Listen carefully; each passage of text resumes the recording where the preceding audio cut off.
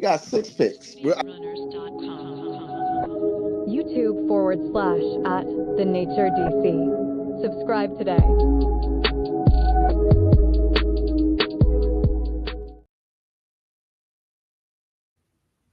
Yes, indeed, man. We are live here on the Nature Sports Podcast with this day 3 of the NFL Draft. Point B in the building, Uptown Vito in the building. ETA Rowe is your host for today, man. We're going to bring y'all all draft news, all draft coverage. Y'all know how we do here on the Nature Sports Podcast, NFL Draft Live. We got people live here. And just for the people that's just getting on, let y'all know we are running a subscription raffle today. You subscribe, comment, $25. We will send it to you via Cash App or however you want to receive it.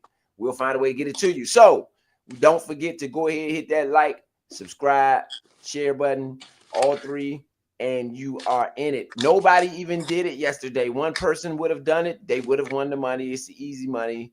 You know, it's just something we want to do to get the subscribers going. Uptown Vito in the building. Yes, in the building. Let them introduce themselves. We're going to get on to this draft, baby. You're going to be, Oh, I go. Yeah, it's Point B. Your man in the building, man. Over a decade doing this analyst business right here. Special day today. We got a live draft event as well as a score to fight at the end of the draft. You know what I mean? So we combining both of these, mega events tonight. We got Connor Benn. Connor Benn is fighting tonight, and he's fighting Chris Eubanks Jr. Their fathers fought. So this is a long-standing rivalry between the two of those fighters. So I'm excited to bring you guys that a little bit later in the program. But we're going to start out with the draft. We're going to start out with, giving you guys the analysts, giving you guys the business. So with no further ado, I'm going to pass it to V. It's Uptown Vito in the building. Can y'all hear me? Yeah, we can. Yeah, man. Uptown Vito in the building, man. Back on the show with the guys, the Nature Network Sports Show. We are here for the 2025 draft, as Leo and Roe pointed out previously. I'm excited to be here, day 3, ready to close this up and get ready to round this roster up, see what we got going. I'm happy with the picks that we have. I'm a little upset right now to start the day because I'm the back that I feel was the most entertaining and surprising to me last year has gone to the Broncos. And now my day 2 back that I really loved and just felt like it was going to be a great fit here is gone to the rival Giants. Oh, man, I'm a little pissed about that one. But congratulations to Cam Scatterbo.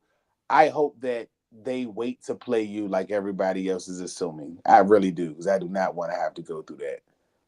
Get your weight up, Redskins. I'm not gonna hold you. Get your weight up. This is gonna be a problem bringing that young fella down. Hopefully they don't use him as much and he fizzles out and goes somewhere else and gets out of our division as fast as possible. Other than that, I am happy and ready to see what we got going on today. I would love to trade back so we can get some more picks, but at the same time, I do love the value that the guys have gotten so far. Let's go Washington. Yes, indeed. Yes, indeed. Big Son in the building. He came What in. What it do? Glad to be here. Day 3, final day of the draft. I'm a little bit more than upset than Vito. I'm fired to I ain't even gonna say it. I'm fired up about it because I said we should have pulled the trigger last night. I said it. Me and Rose said it. We should have pulled the trigger last night. Now he's gone to a rival. I'm pissed off about that. We needed a It's cornerback, day guys, 3. though. It's day 3. So I ain't gonna sweat it. Day 3, let's rock.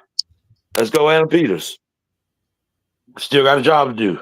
Yes, indeed. You Yes, know, indeed. job Yes, is still here to indeed. be done. So let's get it. Yes, indeed. Yes, indeed. So we still live here on the Nation Sports Podcast. NFL Draft. Let's get y'all caught up on the last picks. Do you have the last picks in front of you, V? Or Point? I'll pull them up then. I guess I'll pull the last few picks up. I'm pulling No them up, problem. man. Okay. Other than Scatterbo, what would you like to see today out of the Redskins? Out of both, we just swing it around the room and figure out where we want to go today and what we want to do. Matter of fact, I'll start it off. For me, I want to see the team get a running back. I've said it the whole time. I want to see them get a quality back because I'm not sure about Brian Robinson, whether it's the way that they use him. Austin Eckler had some injury problems last year. The last 3 years he's played, he has injury. He's had some form of injury where he's missed at least 3 games.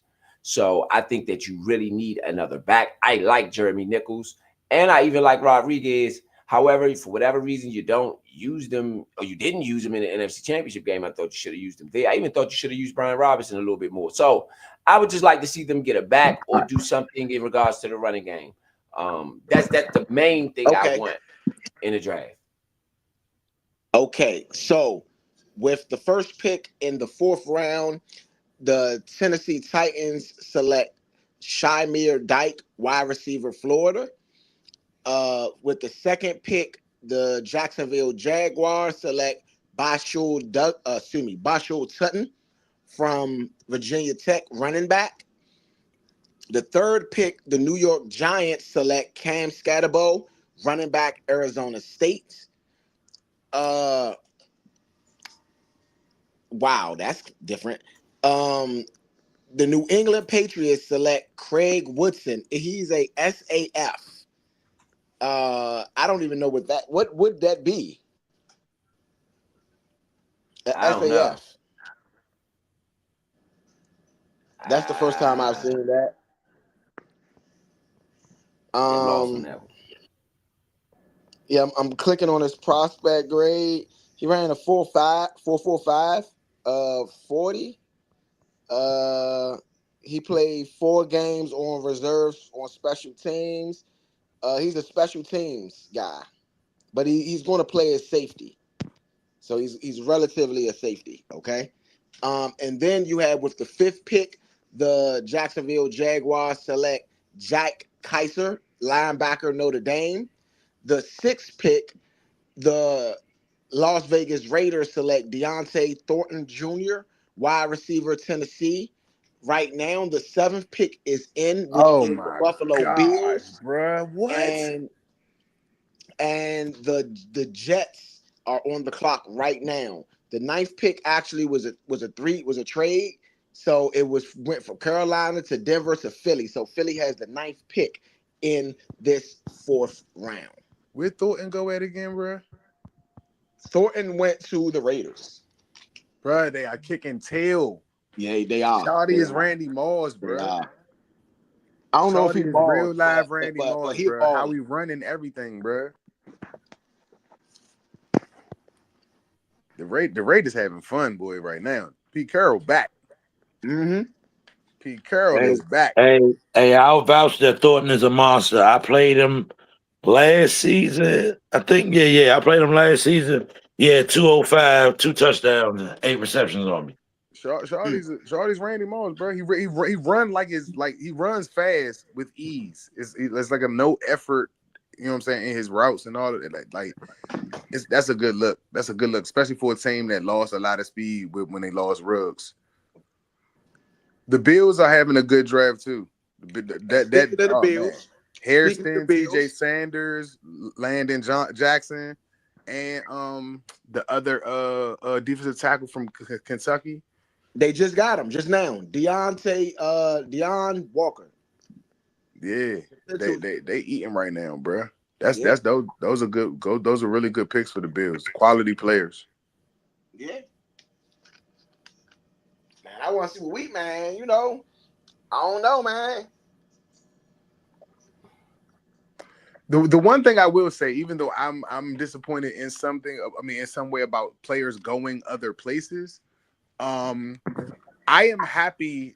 I will say, especially after watching that interview last night, I'm happy that our staff seems to be completely locked in and tied together with these picks. I think everybody's on the same page with them, except for the fans. You know what I'm saying? We might all have our own different of opinions, but because the staff is like genuinely excited about these picks and are on the same page about them. Like you said, bro, they do have to pan out.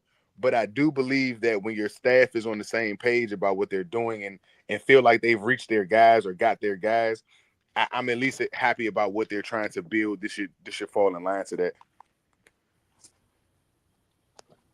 Yeah, definitely a Absolutely. Yeah, great but I observation, mean, my brother. Couldn't agree more with you. yeah, I mean, I can't disagree with you at all on that, bro. Even though I'm still hot about Scatterbo, I couldn't agree more with you.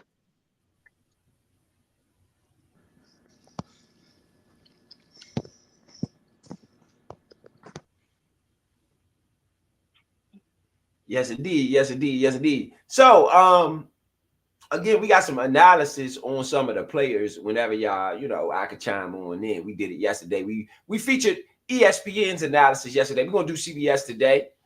In this round, what was this 4 through 7? We'll do what CBS has to say about some of the players that was drafted. They got weaknesses and strengths on there. So we'll try to get into some of that so that we can let the fans know wherever they from. If you let us know where you're from, let us know who your team is. That whatever your team drafted, we'll get you as much in-depth analysis on who these players are as we could possibly get you today. Here on the Nation Sports Podcast. I don't know, man. The Skins gonna have to step up though. The Giants gonna be threat. Giants gonna be a threat this year. Whether people like it or not, know it or I not, told y'all that last Giants definitely season. gonna be a threat. I told y'all that last season. They are going to lose like this. They are going to get their mob together. They already got a defense, and that's what they're doing. They're going to be a threat. They definitely gonna be a threat. Yep, I second that, Big Son. I was one of the people that definitely said that you got to be careful with these guys. Like I said, they only been a player or a game or a few possessions away from having a good record. Their record has been trash the last few seasons, but they haven't been getting blown out. And I always tell people to pay attention to the teams that are losing close games. Yep. They're not that far off from getting themselves together. We were one of those teams. I was about to say we were Yeah, one yeah. for a while. Yeah, but look at how dangerous we've possibly become with being that way. You know what I'm saying? And again, last year we got blown out in the championship game, but during the regular season, you got what the Buccaneers game is pretty much your biggest blowout. Mm-hmm. You know what I'm saying? So you're not we got a lot, all of the games are close, and I guess those could have went the other ways if the other teams want to look at it like that. But by us winning, those are things that you can build on. Those other teams got to get the win first to start building. We got those wins, we got the build. So the Giants have the roster now to try to build wins. They got to learn how to win. That's why you go get a Russell Wilson. You go get a Jameis Winston because Russell might not be able to pull everybody together the way that Jameis can. But Russell can at least manage a game at a professional level. I don't have to like him or not. I don't got to think he's my favorite quarterback or anything like that. But as we all argued last year, you guys have even said numbers wise, he's a good quarterback. It doesn't matter whether I think he's the best or anything like that. He's a good quarterback. He's proven he's won Super Bowls in this league or a Super Bowl in this league. That has to be taken for at least what it is and factor in that he should be able to get the ball to not only neighbors, but other players as well, just for the fact that he should be able to run an offense. Then with a defense like that's that good, what you want to do, Ro, is what you've been saying, which is you want to control the clock. Scatterbo is perfect for that.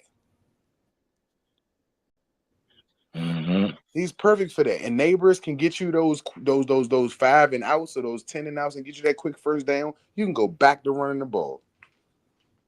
And if you can win some of those close games against some of those teams that you lost That's to, what they're gonna do. That's the mode to go with.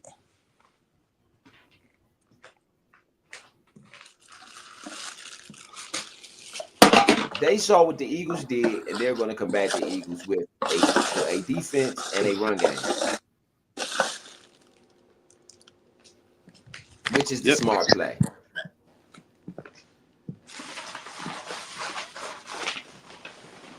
Right now, the Eagles are on the clock. Speaking of the Eagles, they're on the clock with the fourth in the fourth round, 111 pick, the fourth pick in the fourth round. The Eagles' best fit right now, they say, according to CBS, is Jack Sawyer. The pick is in. They are looking for alignment. The pick is in. Who did they get? We don't know. On the clock. It says the Saints are on the clock. No, that is. Oh, what happens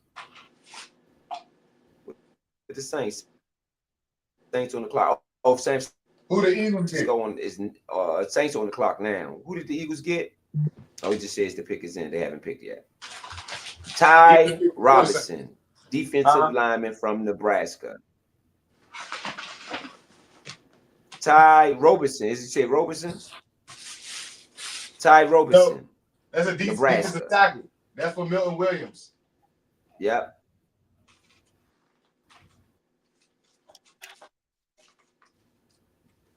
$135th.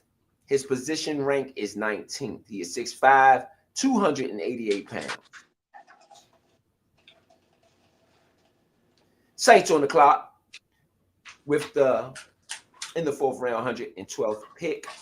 Their team needs right now is wide receiver, cornerback, linebacker, and all inside offensive linemen.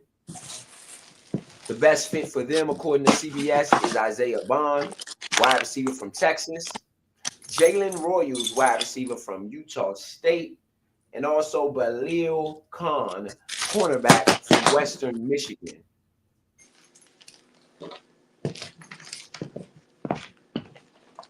What do y'all think about Dylon Sampson? Is he still on the board? Hey, as far as a weapon, Isaiah Bond might not be that bad. I'm not sure. I would love to have Isaiah Bond.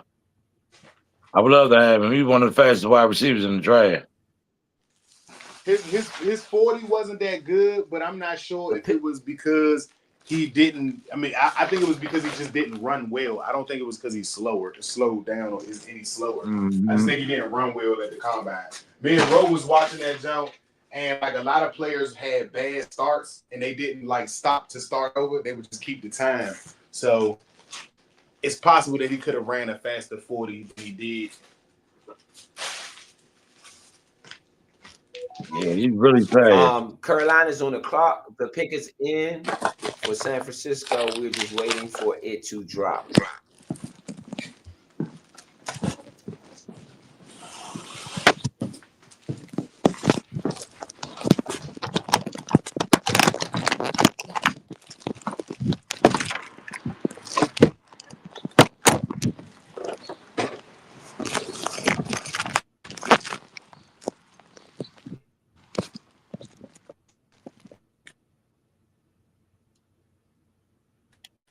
Yes, indeed. Again, shout out to everybody out there listening to the Nation Sports Podcast, bringing you NFL Draft Day 3. Day number 3.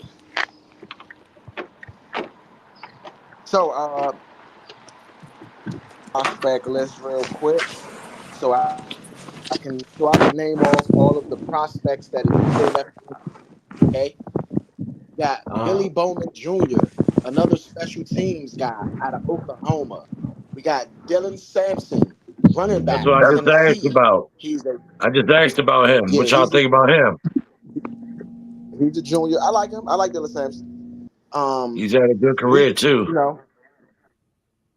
Then you got Jalen Royals, wide receiver. He's a senior from Utah State. And then you got Jack Sawyer, edge rusher, Ohio State. You got Shamil Moden Jr., linebacker, Georgia. You got Braden Swinson, edge rusher, LSU. You got Isaiah Bond, wide receiver, Texas. Then you got Shador Sanders, quarterback, Colorado. You got Joshua Farmer, defensive tackle, Florida State. He's a redshirt junior. We got Barrett Carter, linebacker, Clemson. He is a senior. You got Marcus Mblow, Mblow. I don't know how to pronounce his name exactly, but he's a guard for Purdue. He's a redshirt junior. Then you have Baron Sorrell, edge rusher, Texas. You got Dominique Lovett, wide receiver, senior, Georgia. Then you got Cody Simon, linebacker, Ohio State. You got Cam Jackson, defensive tackle, senior, Florida. You got JJ Pegues. I might be saying it wrong. Pegues is how you spell the name. It's Mississippi's defensive tackle. He is a senior. Then you have Ty Hamilton, Ohio State defensive tackle. He is a senior. You got Nick Nash, wide What is this? receiver. He's a What you read senior. now? And then you got Lathan Ransom, Ohio State special teams guy.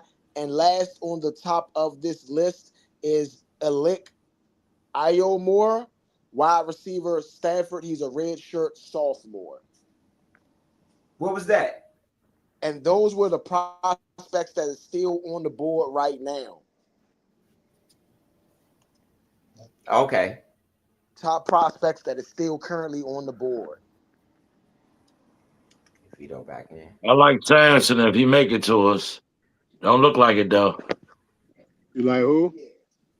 Samson. San Running back out of Tennessee. Francisco. Dylan Sampson from Tennessee. Pick. Yeah. Oh, the pick is in. Who did they pick?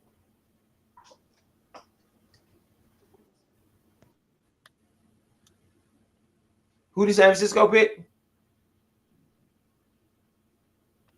Their pick not in yet.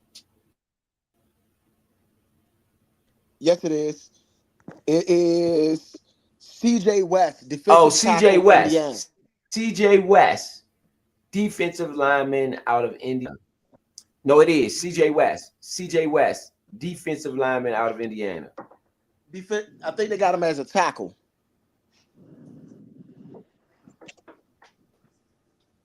6'1", 316. Yes, definitely a defensive tackle. On the clock is the Carolina Panthers.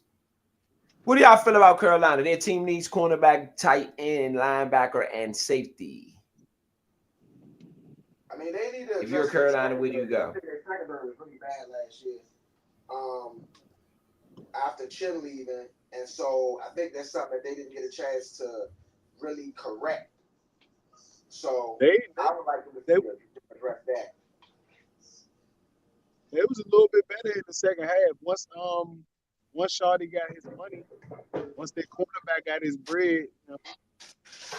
Yeah, I will say once the offense started clicking a little bit better, the defense did get a little bit better later in the season, like V was saying. But still would be a concern of mine. Oh, also, look out for Arian Smith from Georgia. He was one of the guys that was in our 30, not 30, in the Pro Day or whatever like that. Arian Smith is a fast dude as well. Maybe a little inexperienced over the other receiver I was just talking about in comparison, but two really fast guys. DJ Giddens was with Kansas State. His tape from 2023 would have been a first round talent if he had the same tape from 2023. I don't know if his was based on an injury or if there was a change in the offense. I was watching something about that yesterday. He was also one of the backs that was invited as well. Like I said, if we go with Ollie Gordon, it will be because of picks and us needing to address other things first, and we'll just go with a younger back in the option of the off season.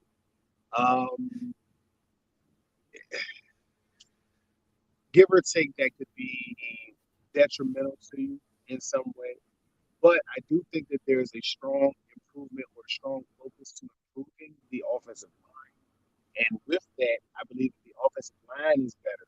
I think we have a better rushing attack, even if we have the same backs that we have in the building. That does not mean that I do not want to add a running back to the room. But when the games that we did run the ball effectively, or the games that Brian Robinson showed burst and showed, you know what I'm saying, showed power in his runs, or the runs that McNichols and Rodriguez got a chance to have on the times when they were given the opportunity. Just like Big Son said, not to take nothing from my panel host. If those guys are given an actual chance behind something instead of having to, because if you look at all of the runs they had last year, a lot of the runs, especially on those short downs, those guys had to go really earn those yards. And if we're talking about Saquon Barkley, who's again a different player, but if we're talking about Saquon Barkley not getting touched until the 3 or 4 yard mark, then we've got to say that we weren't giving our guys enough of a chance if the leading back in our division is starting off at almost almost half of a first down before he's getting touched. Our guys are fighting to get from out of the backfield, fighting to get 1 yard and fall forward to get maybe 2 to get a first down. So if we can get some push up front and get some holes made, maybe the guys that we have already can be weapons. And if Eckler didn't get hurt last year, we're looking at possibly a way better weapon than we had. So if he comes back healthy and we can get a healthy Eckler and a healthy Robinson, I just think that the fresh legs of a younger back would just help out on the days that those guys aren't, fully there.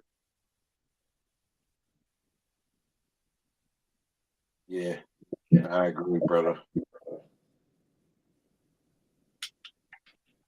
And like I said, did Brashad Smith get picked yet from SMU?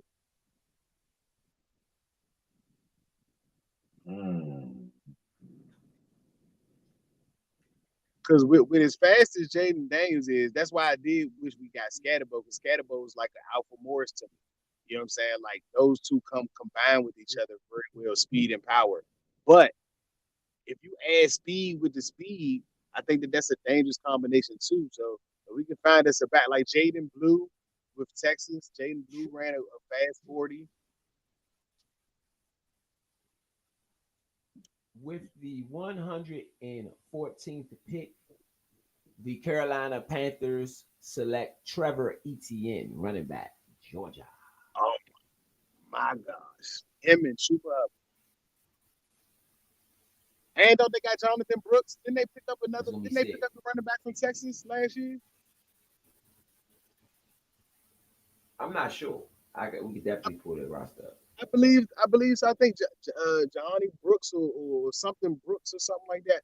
A back that went to Texas, I believe, was the backup after Miles Sanders for the Panthers.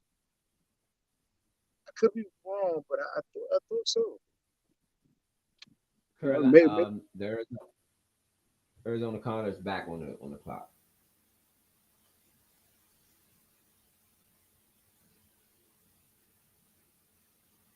Lawrence Taylor declines Abdul Collins asked to wear 56. With the 115th pick in the draft, the Arizona Cardinals select Cody Simon, linebacker, Ohio State. His overall rank 195. They got him at 115. His position rank is 14th though. Height 6'2", 229.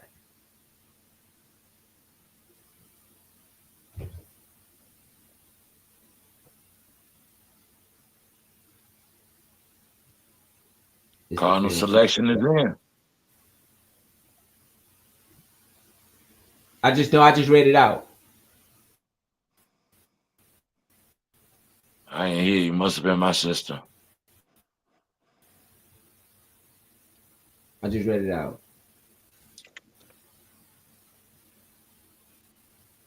Cody Simon. And this is the film they have on Simon. Russell Wilson is super happy about Scatterbo. If it ever plays. Let's see what CBS. Somebody's talking to Cody. Russell Wilson's picking up. I said Russell Wilson's talking big about Scatterbo on Twitter. There you go. Homie, you might not even make the team. You talking. Oh, he gonna make the team. They paid him a lot of money. You talking about Russell Wilson? Because Russell Wilson gonna make the team. You don't let go a Super Bowl quarterback, bro. I don't care how much you might not make the team.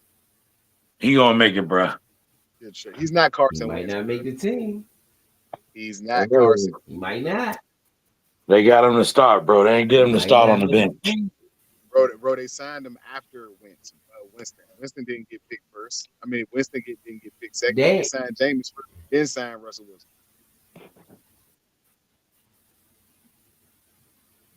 the ball is desperate.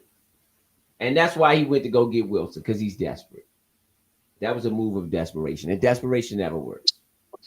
It's I don't think it's desperate over. I don't want to trust a rookie quarterback over a The ball veteran. is trying to save his job. All right. Winning record last Y'all might year, be right. I could be They wrong. just missed the playoffs because I could be their wrong. division had more wins than them. He had a winning record last year. I could be wrong. I just think Jackson Dart is going to surprise some people. Y'all know I said that from the beginning.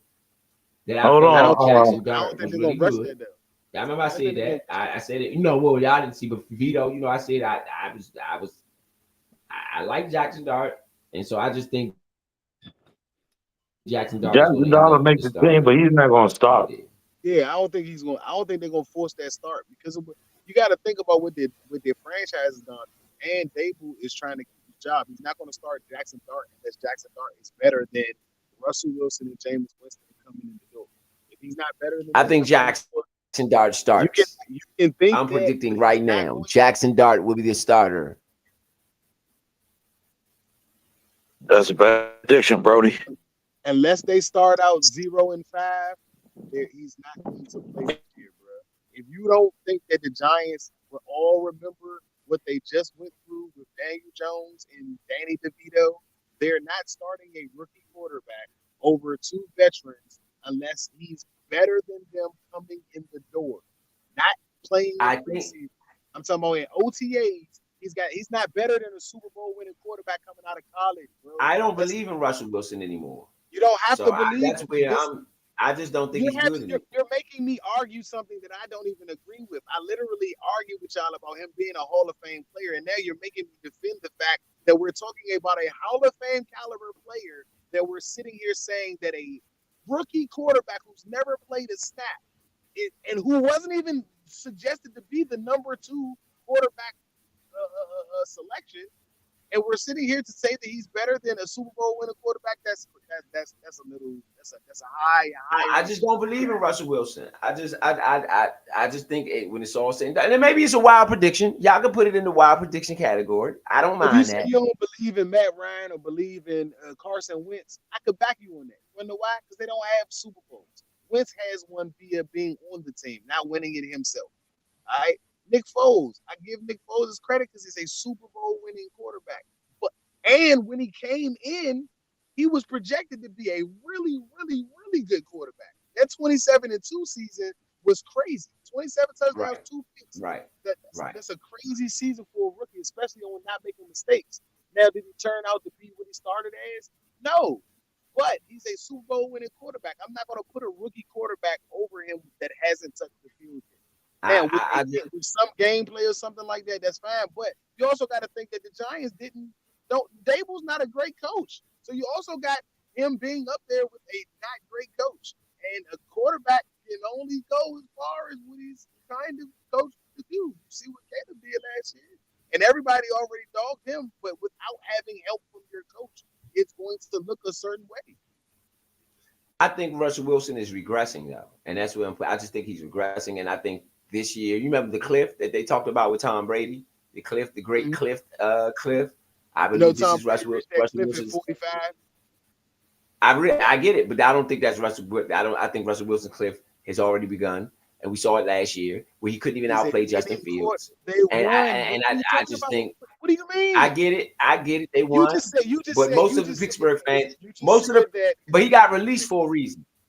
Because it's going to cost me. So obviously they wasn't satisfied. They released both of them, bro. They released both of them. You do know that, right? I agree, but I agree. I agree. So what are we talking about? Russell Wilson's going to cost you $50 to $60 million that you're not trying to pay. That's why they did. I don't think he costs that. I don't think that's what he's going to cost. If you give me a second, if you stay, he can get to $26 million is the max he can get this year. That's because he's He can not get with 1 the to Steelers 26 still. million. Bro, can you Oh, hear me? Am I talking to the deaf ears? Oh, I mean, not. I just want to make sure you can hear me. I ain't want to see how I'm gonna be. right. He would have gotten $40 to $50 million if he stayed with the Steelers because it would have been continued after the contract that he was getting paid from the Broncos. He was released, Okay. and he only didn't start with the Steelers over Justin Fields because it would have called. They basically got Russell Wilson for free. Justin Fields, if he played the whole year, they would have had to give the Bears a fifth-round pick. That's the only reason why Justin Fields stopped playing. They put in Russell Wilson because he's free, and Justin Fields wasn't throwing the ball. He was running the ball. That's all he was doing, was running the ball. He didn't have many passing plays that he was successful in. Russell Wilson allowed them to pass the ball. Like I said, you heard of George Pickens because Russell Wilson, not because of Justin Fields. Well, he wasn't playing with Justin Fields. He was hurt when Justin Fields was the quarterback. Oh He my came God. over. Okay. I That's believe he what I'm saying. was. Let me see You can George go Pickens. look. You can go look. And Justin Fields is a bum. I don't know where y'all keep just running across this stuff about looking at what we can all see. I ain't just talking about stats. I'm talking about seeing him play. He's a running quarterback who has not had an offense built around him yet for him to reach his peak potential. They won 4 games because Mike Tomlin is a good coach. That's why they won those 4 games. I think I would have chose him better because you had a second dynamic when you couldn't really pass the ball. I believe he would have gave you an added dynamic. Yeah, trying to run for your life, and that wasn't working. I don't know why you keep saying that. When I watched those games, the Steelers were bad, bro. He could not complete passes. It was getting off the field on third down unless he was running for it. Your quarterback has to throw the ball. This is not 1936. He's not Sammy Ball.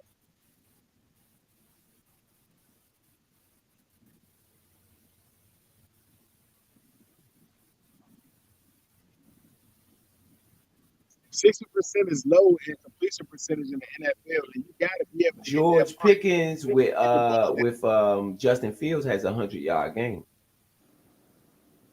Yeah, He has 100 yards, and then he has 85 yards, and he only has 100-yard game with Russell Wilson. Again, that was against the Jets. You heard about him via catch radius catches that he was making. Huh? I said you heard about him via. No, 60%. I wouldn't say it's low. It's average. I wouldn't call it low. It's Yeah, not low. Pickens is a 50s is lazy low. receiver. It's an That's a average. bad receiver. 60s is average. 60% is not right. It's not bad. An average quarterback is bad, bro. An average quarterback in the league is bad. An average quarterback is bad. Quarterback. Will Levis. An average quarterback in the league is bad. Will Levis is a 60%. Will Levis is not average.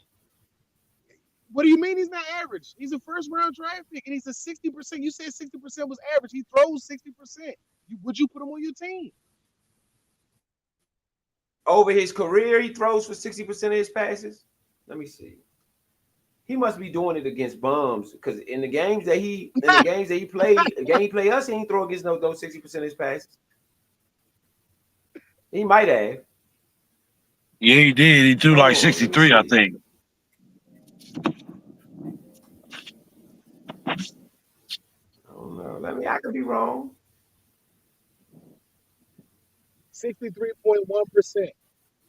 61 for his career. I could be wrong.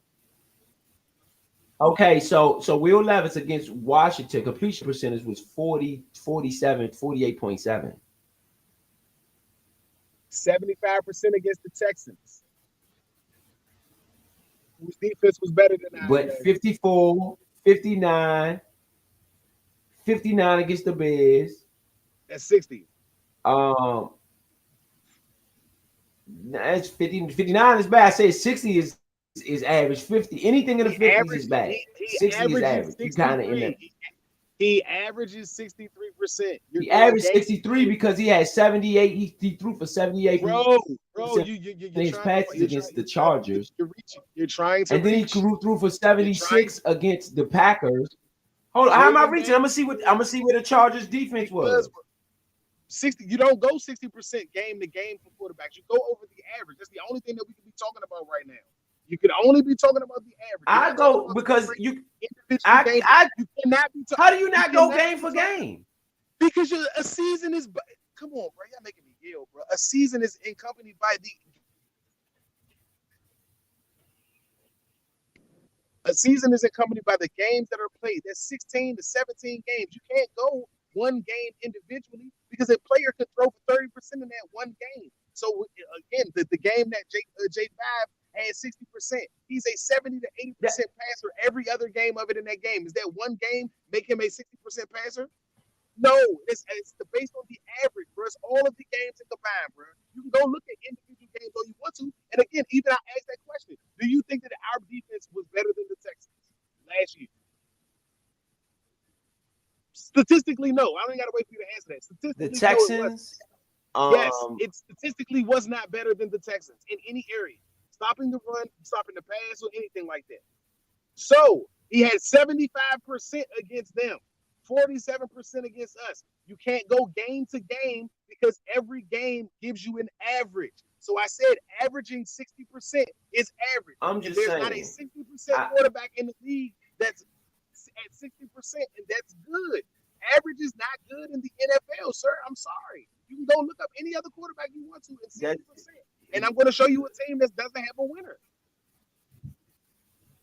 You said a quarterback that's at 60%?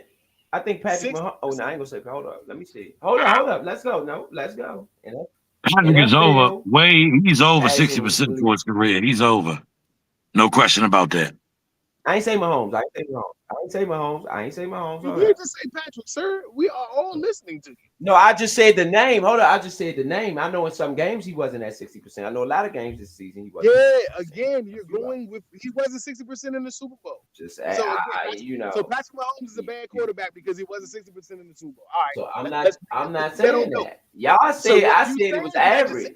I said no. I said you can't go one game when a season is based on the games that are played. Sam Darnold this year was 66.2.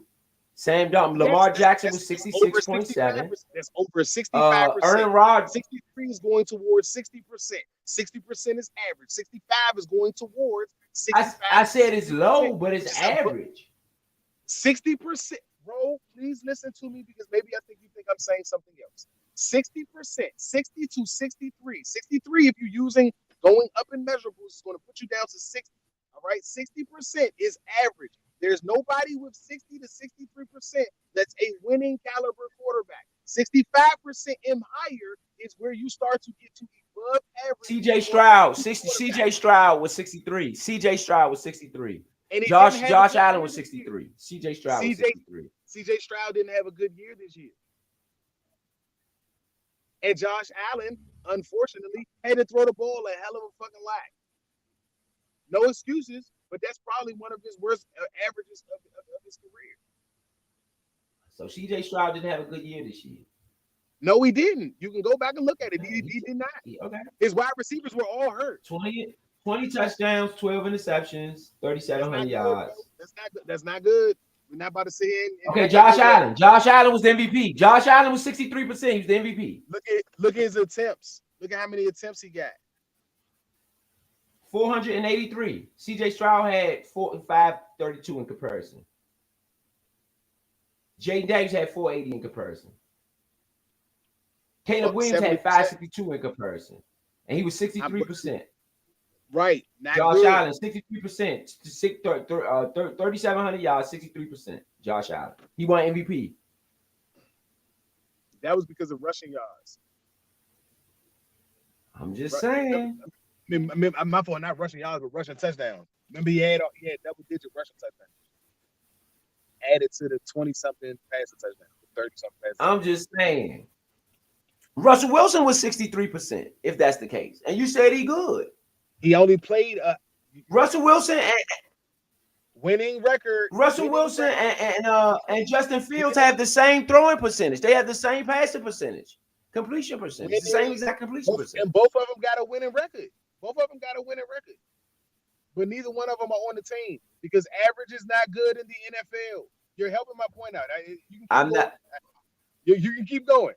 All I'm saying is that they both got fired after being 63%. I'm just saying. I'm just saying that that is a percentage that's not terrible, is what I'm saying. It's not terrible if That's Josh Allen won that an is MVP and he passed for that percentage. It can't be terrible. It can't be terrible if you got a quarterback who passed for that percentage and then won MVP. That's all I'm saying. That's all I'm saying. We are live here on the Nature Sports Podcast, bring you NFL Draft. We missed a couple picks. Let me get y'all caught up on where we are. Hold on. Where are we? Live draft update. My goodness. We we are right now. The Cardinals pick Cody Simon. That's the last one we went over. Share this other screen. Ain't Samson been picked yet? Dylan Sampson, has he been picked yet? I'm not sure.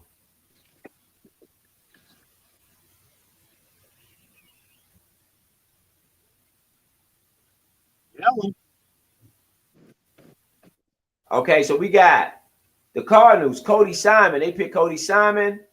The Texans picked Woody Marks, running back from USC. His overall rank was 216. They got him at 116. Sorry. Oh, I missed one. They got him at 116. That's Cody Marks.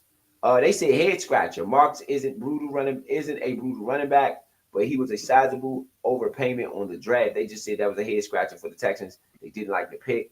The Rams picked Jarquez Hunter, running back from Auburn. His overall rank was 111. They got him at 117. His position rank was 8th. He's 5'9", 204. They liked the pick.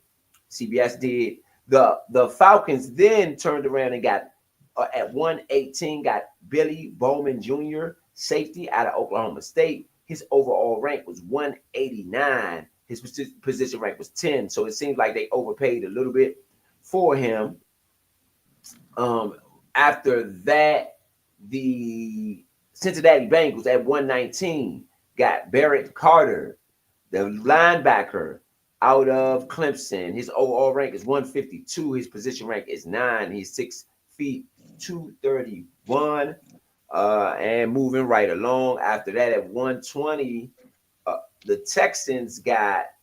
Tennessee Titans got Gunnar Helm, the tight end from Texas. His overall rank was 109. They got him at 120. He is 6'5", 241. Oh man. You said the Titans? Yeah, the Titans. Okay, so he's gonna be a backup right now. They got a starter at the second. Let me move it back up. I lost my screen. Hold on. They actually got a pretty good tight end. Okay, let me move it on up. Move it on up. Lost my screen. Okay, we coming up at 128. We coming up. We got like 4 picks until we come up. Right now, the Chargers are on the clock, but let me go back and get y'all caught up. I think I missed a couple ones. Yeah, I did. Missed a couple picks. After that, Ro, you said my bag, Ro. You said Dylan has not been selected yet, right? I don't know. I'm just going over the picks that I got in front of me. I haven't checked yet. Yeah, Dylan, and Dylan. Yeah, that's what I want. I want Samson. I want to talk to Samson.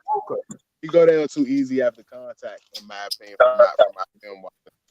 He is fast though. He go down real easy. You got David Walker, edge from the Tampa Bay Bucks. Got him at 121. His overall rank was 87. He's an edge rusher. His position rank was 15. He's 6'1", 263. Moving down, you got Lathan Ransom. The Carolina Panthers selected the safety out of Ohio State. His overall rank was 139. They got him at 122. Seemed to overpay a little bit. His position rank was 7th, though. Height, 6 feet, 206. The Pittsburgh Steelers then turned around on the next pick at 123 and got Jack Sawyer, edge, out of Ohio State. Sawyer was a deep, bro. I like Jack. His overall rank was 50. 3, and they got him at Yeah, told you. 123. They got him at 123, and his overall rank was 53. They came off. No, they Position didn't. rank. We never got a gym. His No, they didn't. position rank was 10th. Height Jack, 6'4". His weight is 260. He is a bit small. Jack gonna be the Um, dog in the league, bro. Yes, he is, bro. He is but a beast. I think And Oh, you he tie gonna that I with think he might be all J.J. right. Watt, Mika Fitzpatrick, Harmon, and Hayward. Oh my goodness, he's that's gonna a nice stick, bro. tandem right there. I don't think Jack gonna get off like that. And I'm now the not. Green Bay Packers are the ones on the clock now. I'm And not their too pick is down in. with that right now. I think he has to develop. I'm not gonna say he can't. All of these guys have a chance to be good players. It depends on what they end up. But I'm not as high on Jack. I think I was a little bit higher on Nick Sporting than I was Jack Sawyer.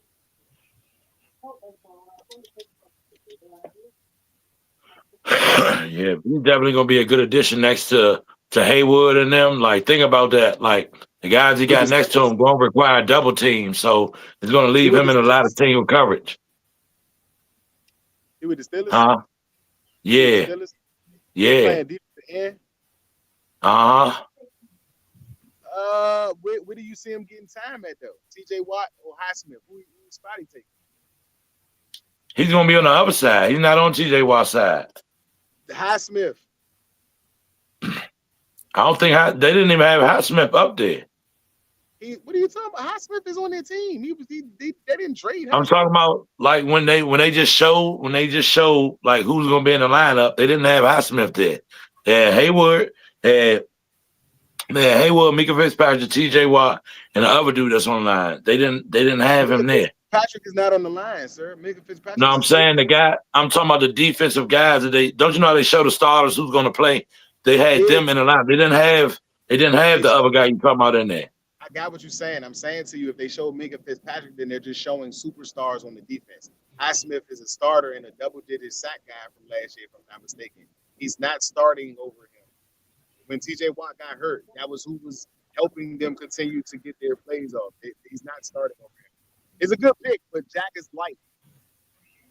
Jack is light, and again, in round 4, you're not picking a potential starter. You're picking a rotational guy, somebody to help you out and come in and work and show his work. So again, I think he has to develop a lot more. That's just from what I've seen. I think he has good hands and good technique, but he's small, and it's a lot of the tackles that got picked up that he got beat, that he didn't dominate this season that just passed. That's another guy that 23 tape is a little bit better than his 24 tape. So again, if this year was, because I get confused the way the new league is. Maybe some of these guys are taking, like James Pierce Jr. He didn't have a lot of on-field plays this year because he didn't play a lot of snaps.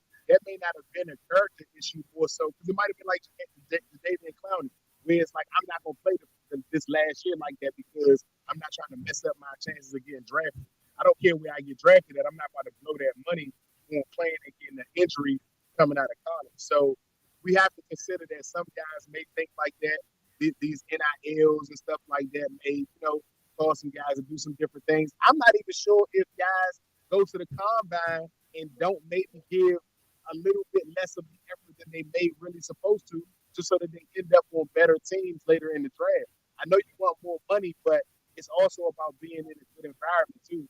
Like how Dion didn't want to go to the Browns or go to the Saints or something like that. Like, it's places that you don't necessarily want to Hmm. go. Yeah. So you got Baron Sorrell. He went to the Packers. Edge out of Texas. His overall rank was 132. They got him at 124. His position rank was 21. He is 6'3", 256. The Chargers are now on the clock, and their pick is in. After that, you got the Colts coming up, and then I believe the Skins. Yep, Colts and then the Skins. So what do y'all got on the Skins? What we got going on? And for the fans out there, make sure y'all hit the subscribe button. We are running a. You say trade back. We don't say trade back. We are running a promotion just to let all the fans know. Like, share, and subscribe promotion. Like, comment, and subscribe promotion. You got a comment? Let us know. that you're in it to win it, and you can get $25. Nobody did it yesterday, so the $25 still up. Get your bread. Now, Vito said he wants to trade back. I mean, what's your logic on the trade back, V? So in the last 5 seasons, outside of number one draft, first round drafted players, the gold of the NFL, majority of the players in free agency over the last 4 or 5 years have been from this round. Guys that have had their super mega contracts, i.e., like a Max Crosby, i.e., a Trey Hendrickson, were picked in day two, day threes, you know what I'm saying, and later rounds and stuff like that. So you can find victory. You can find guys who literally want to play for your franchise. You got to think about all the guys that feel like they're missed over and come in with an edge. The first round is for everybody that did the premier job in college and had that premier season or that All American season. And that's great. But there's expectancy for everybody in the first round. Nobody gets picked in the first round, and you don't have high expectations for them. In the fourth round, though, you're just trying to find football guys for your team. And I just said yesterday that we're still in the developmental process of building our roster to its complete phase. So if you can find quality guys in this round, especially if you can trade back and get multiple picks, you can find maybe 2 or 3 quality guys that can shape out this roster and be here for 3 to 4 years before you may have to think of improving or moving out of that area. We can shape out the roster where we don't have to sign as many free agents in the offseason. And we set ourselves up to be able to get somebody like a Trey Henderson or Justin Simmons because we have money along with depth.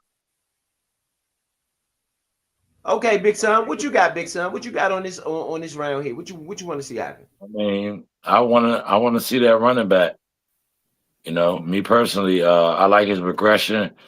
I gotta go watch film on him. Then my brother threw a wrench in the game, so I got to go see what's going on now. So but I definitely like his production this first year. He had about 300 yards, 380 something yards. So that's close to about 400 with 6 touchdowns. The second year, and I'm talking about Sampson, Dylan Sampson. That's what I'm talking about. The second year, he had 608 yards, about 7 TDs to go with that. I think it was. I was just looking at it. I think it was 130 or 180 something rushes with that. But then his last year, I think he had more of a starter role. He had 284 carries, 1,400 yards, 22 touchdowns. So seeing him in the starting role, you got to see him in a different light.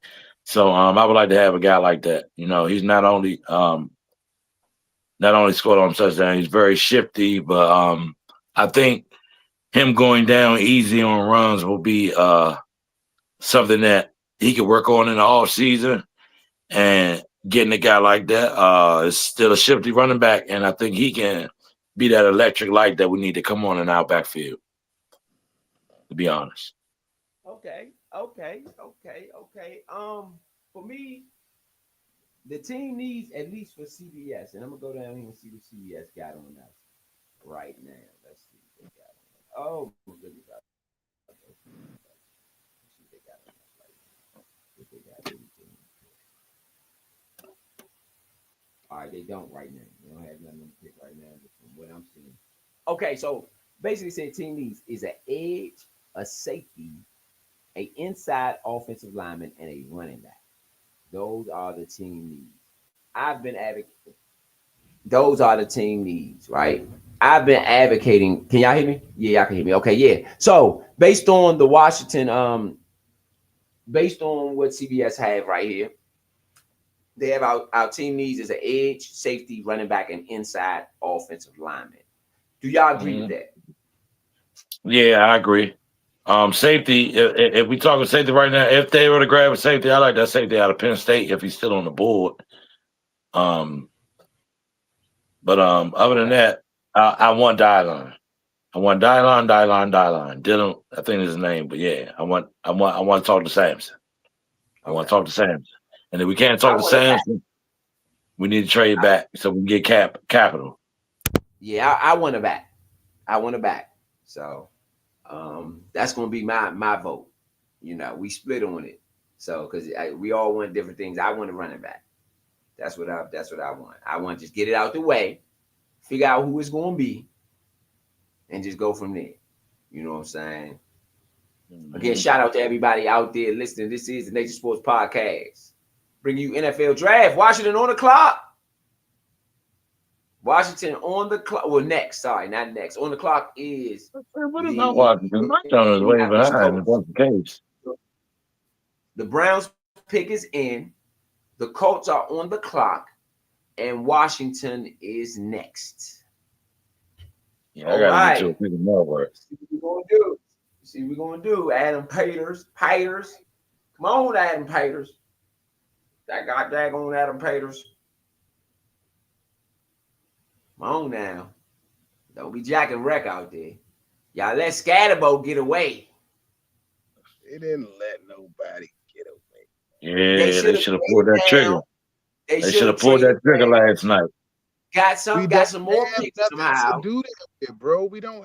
Y'all gotta say stuff that's realistic. We don't have Traded people away. You should have had more. You should have been more traded prepared. people away. Who do you want to trade away, bro? Let's be honest. Let's give me some interest. Who you want? You could have signed and traded Brown if you was going to let him go. De'Ami Brown.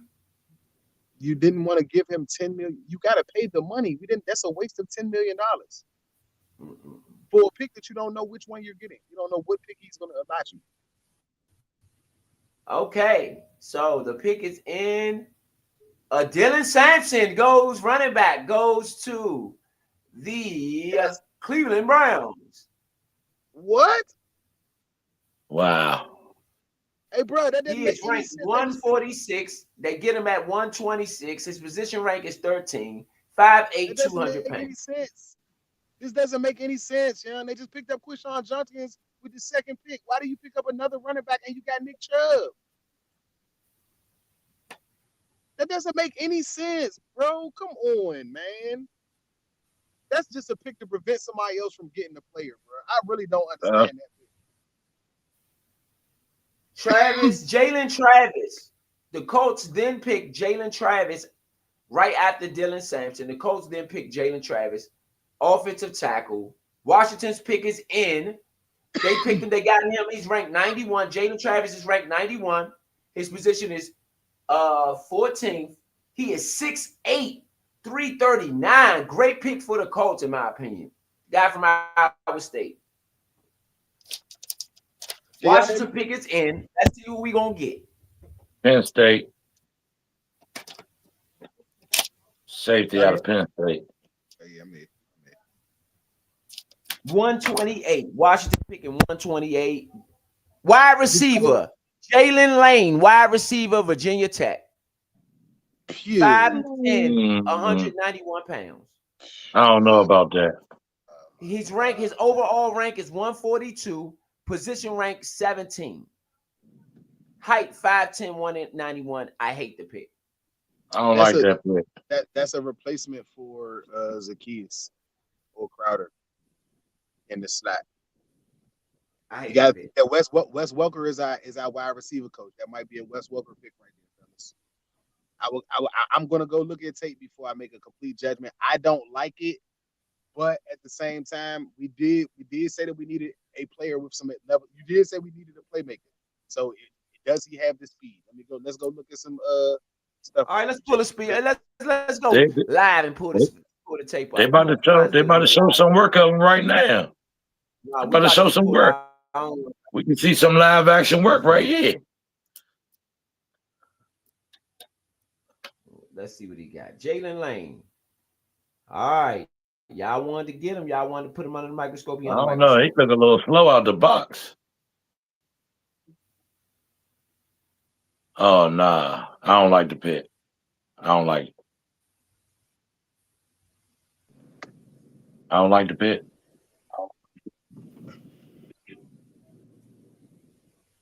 Hey, guys. Can y'all hear me?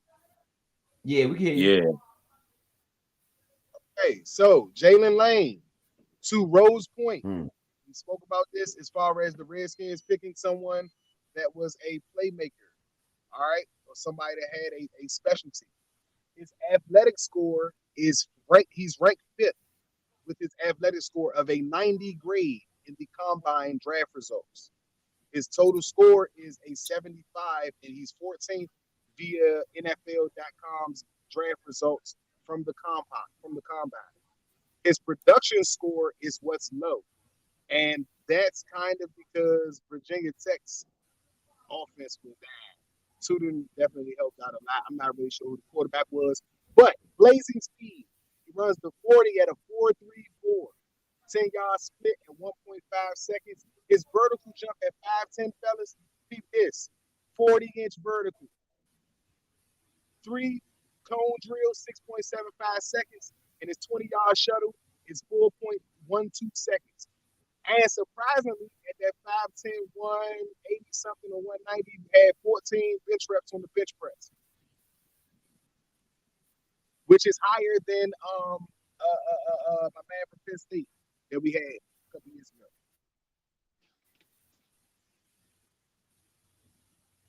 So in lieu of the pick, we do have a weapon as far as I don't like the pick so far. I'm about to look at it again. I'm gonna pull up a good game for him and see because he don't have that much work. His stats are terrible, and he Vito, don't have that much work. That's his career stats, bro. That's career stats. Terrible. His stats are terrible. So how they terrible? How the stats terrible? How they terrible? He had a 3-year career. He a senior. Right. Senior. Listen to what I'm saying. Okay, listen to his stats. I'm about to read them. He didn't play that much his first year, though. Last year, he had 38 receptions for 466 yards and 2 touchdowns. Played all 16 games. 41 receptions for 500 yards, 6 touchdowns. That's a little bit better. In 2020, he's a 5-year. He played 5 years, not 3 years. Played 5. In 2022, those were decent stats. 2022 is best year. 69 catches for 940 and 5 touchdowns.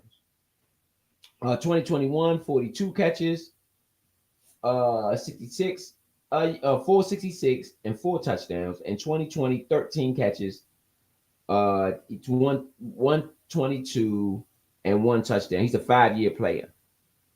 His last year's stats that I was talking about. Primarily the 2 touchdowns. Huh? Bro. So do me a favor.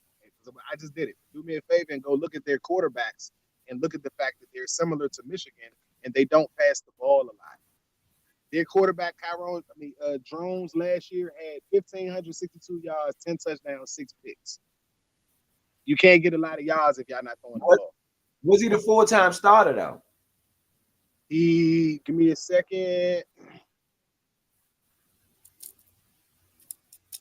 See, 1 second. All right, so I'm going to share this game where he did get a lot of work. 4, 5, 6, 7, 8. He played 9 games, bro. He had 322 his first game. He had 130 the next game, 176, 137, 189, 201, 164, 128, 115. They don't pass the ball a lot. Well, they passed the ball a lot, but he was dinking and dunking for the most part. His percentage is really bad. It's like 45% the last game, 59%, 270% games, 57, 40, 57, 66, and 66. In that first game, we had 322. But Sean was the running back on the team who had like almost 12, 13, 1,400 yards. They ran the ball a lot, and they didn't pass the ball a lot. So, again, you're picking the player off of what the player can bring to you. That's why I'm about to pull up. That's why I'm pulling up some film. No, I got you. While you're doing that, I was just getting ready to mention that if anybody remembers that. Explorer. First, last year, start a quote. Luke McCaffrey was 6th in the league in separation. Who runs a 4.5? So at a 4.38, you could imagine that separation could probably get to a second or first place for that player if he's put in similar situations. Okay, this is the game Virginia Tech and Virginia. This is probably his best game last year. That's Tootin right there. The guy you was talking about. He just scored on the 6-yard run. see both sides, what's going on in the game. You know what I'm saying? So I just figured I'd pull the whole game up. Hold on, what we got? Okay. All right, so they got the ball.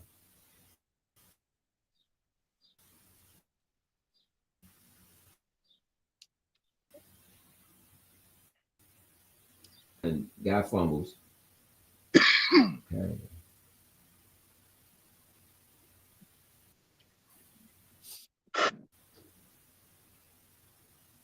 G Tech back to pass. He's scrambling around. This quarterback running. Man, that guy can run. Running the ball. Seemed like. Drones is killing. He's a mobile quarterback. You know, that's the ghost of Michael Vick there at Virginia Tech. It's always going to be a speedy quarterback. Got to get one every now and then. So the legend live on. All right, so they.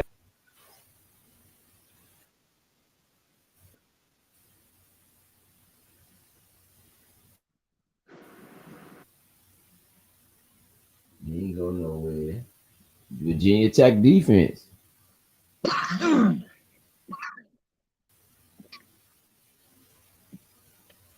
All right. Back to pass. Virginia Tech swing out. So again, we just reviewing just a general game to see if if the young man is going to shoot off the film or not. And this was his best game based statistically. This was his best game last year. Oh, good run from the Virginia Tech quarterback. To be fair to him, I would have probably went to the 900-yard season because that would probably have been the season ahead of the quarterback.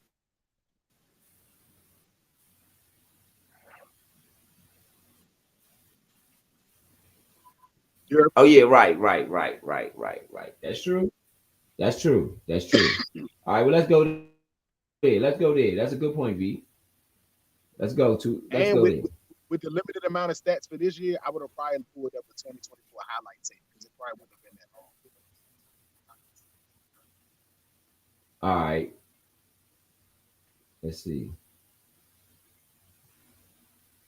And y'all gotta let's not forget that this is a 4th round pick.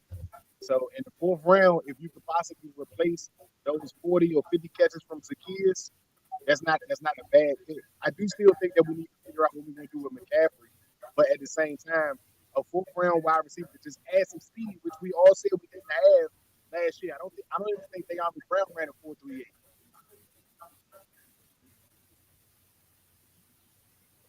Yeah, I don't think we had nobody with a 4.38 speed on that team. On the offensive side. All right, so here we go. We got Jalen Rain. This is a highlight reel from Jalen Lane. This is what he can do here live on the Nate Sports Podcast. All right. I'll do a little commentary as much as I can. Let's see. Ooh, let's swap it out.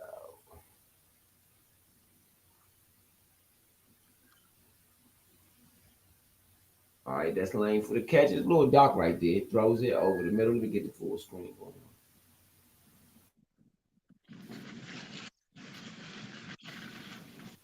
Lane, he got some speed. That go V said he got some speed. Some athleticism. I see a little athleticism right there.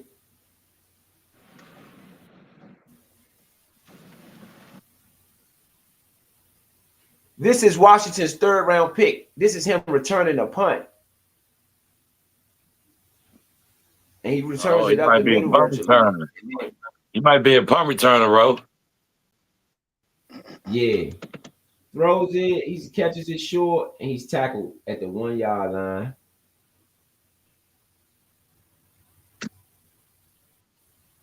Back to pass. Over the middle is he makes a man miss. Gets about 20 yards on the play.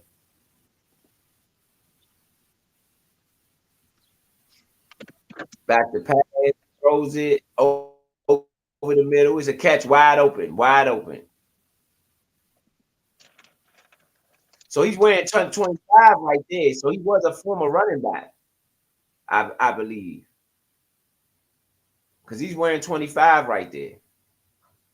I mean, college numbers. Which since, huh? Oh, he dropped the ball, throws it, he catches it out in the open. He makes a man miss. Oh, yeah, good play. Oh, yeah, he out to the races. Okay. Okay. Oh, my goodness. That was a great run. That was a great run.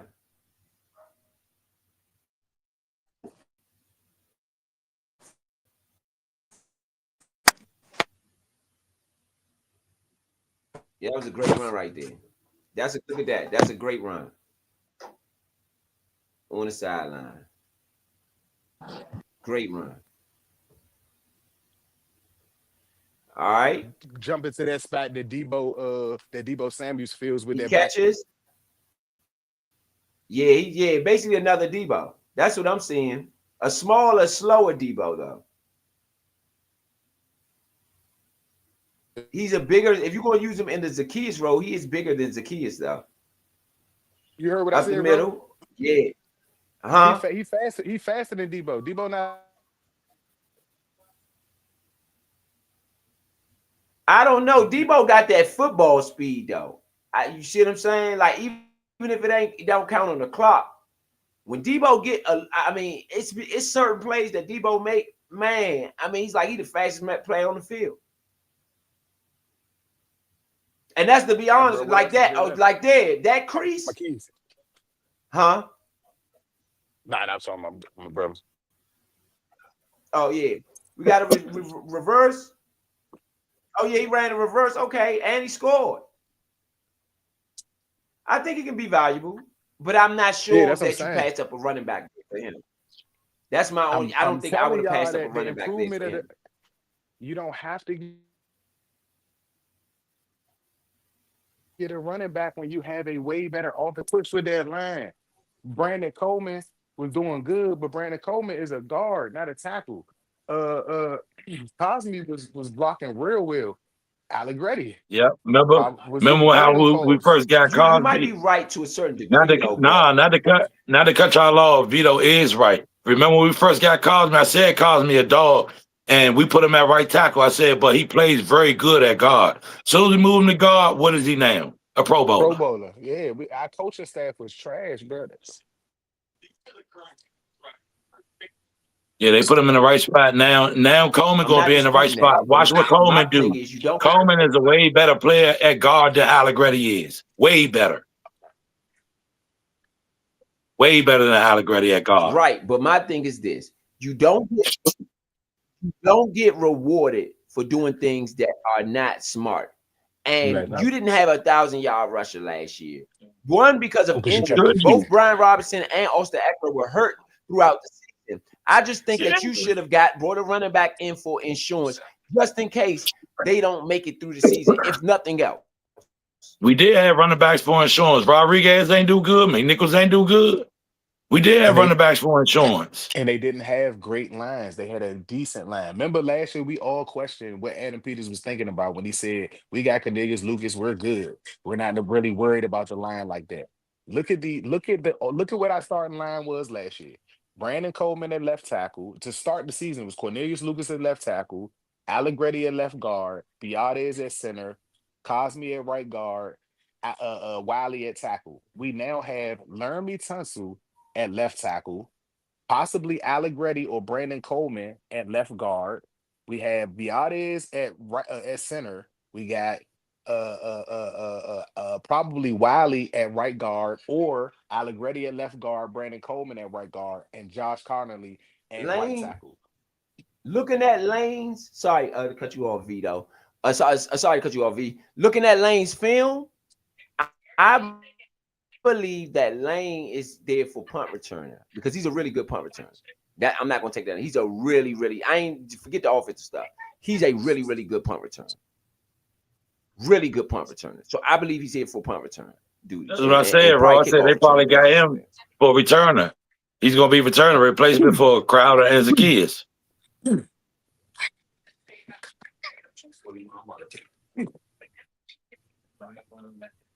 That's exactly what Vito was just saying. Like he's gonna replace Crowder and Zacchaeus. That makes sense. Yeah. That definitely. And think about money wise. Money That wise, definitely you makes save it. sense. Money wise, you just picked a rookie who's a little bit bigger than the kids, faster than the kids. You don't know what his catching his hands is like yet, but at least as far as returning kicks and punts.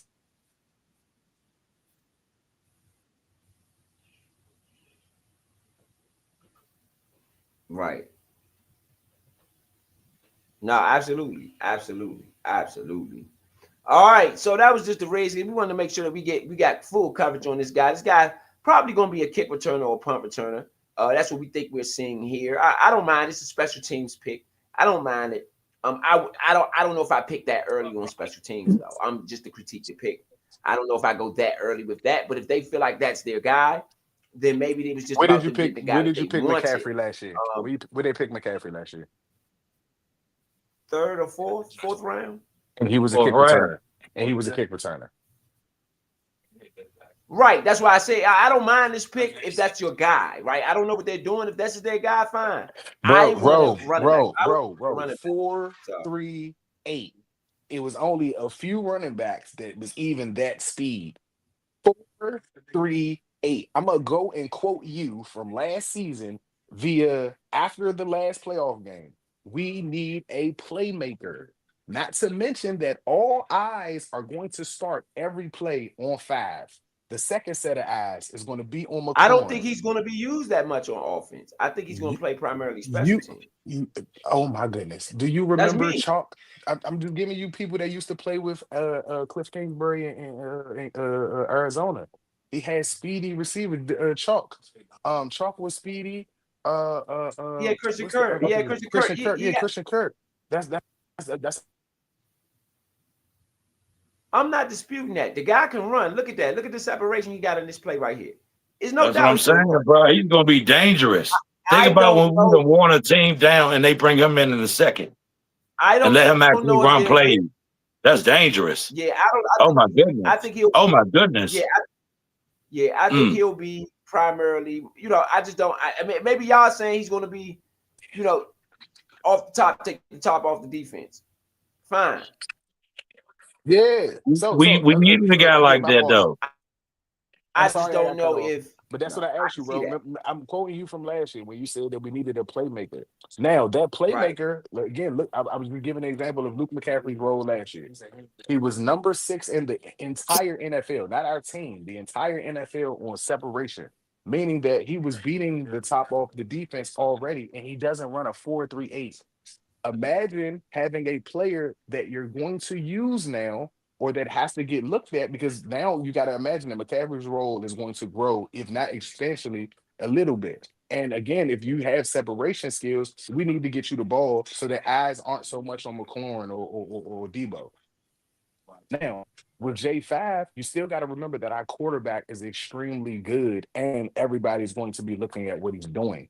So, with that benefit, Shawty can slip past the creases. Like I said, a reverse. You're not expecting a reverse to him. You're expecting a reverse to Debo, or you know what I'm saying, or maybe to one of the running backs or something like that. You know what I'm saying? So again, imagine using him in the De'Ami Brown role, maybe not on the outside, but even if you're looking at a seam route. I don't even remember us running a seam route for a bomb last year at all. Like throughout the whole year, I don't even remember us running a seam route up the middle for a long pass. Like that one that was wide open that you showed of Lane, one of those replays from the Virginia Tech game and stuff. So, it's a possibility that we're using him to move the safeties back for a player. Like imagine we trying to run screens or we're trying to run those intermediate short passing plays. You need the safeties to be back for Debo to get that room to be able to, you You know what I'm could put him saying, at take running advantage of that back. spacing. Put him at You running very back. you very well could. You know what I'm saying? And again, like I said, on certain plays, based on the way Jayden goes in the offense, you can put him at running back for like read option shit. Yeah, You already got put it. him at I running back. appreciate That's why I say if you do that, it. I ain't mad at the pick. I just wanted again. We did need a playmaker. He does run a 4-3. If that's why they're going to use him, fine. I just need to see it first before I can really judge the pick. Yeah. By them not trading back, I'll say the same thing I said the first two picks. Because they didn't trade back.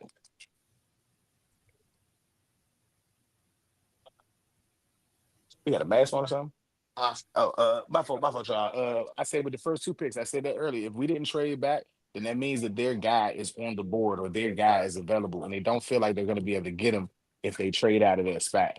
You have to imagine that maybe some of the guys that have already been picked a few picks prior to were guys that maybe they did want more than Jalen Lane at the same time. Because I do think that Deion Thornton Jr. was going to be the guy for me, because we've had that same speed, but he's 6'4" or 6'2" and a half, 6'2" and a half, 6'3", but he looks like he's 6'4".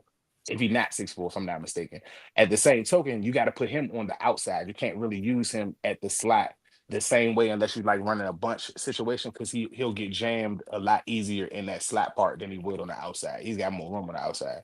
This guy here being on the slot, which if we look at Zacchaeus and Crowder, not saying that this guy plays this role, but I also added a few minutes ago that we added Wes Welker as our wide receiver coordinator.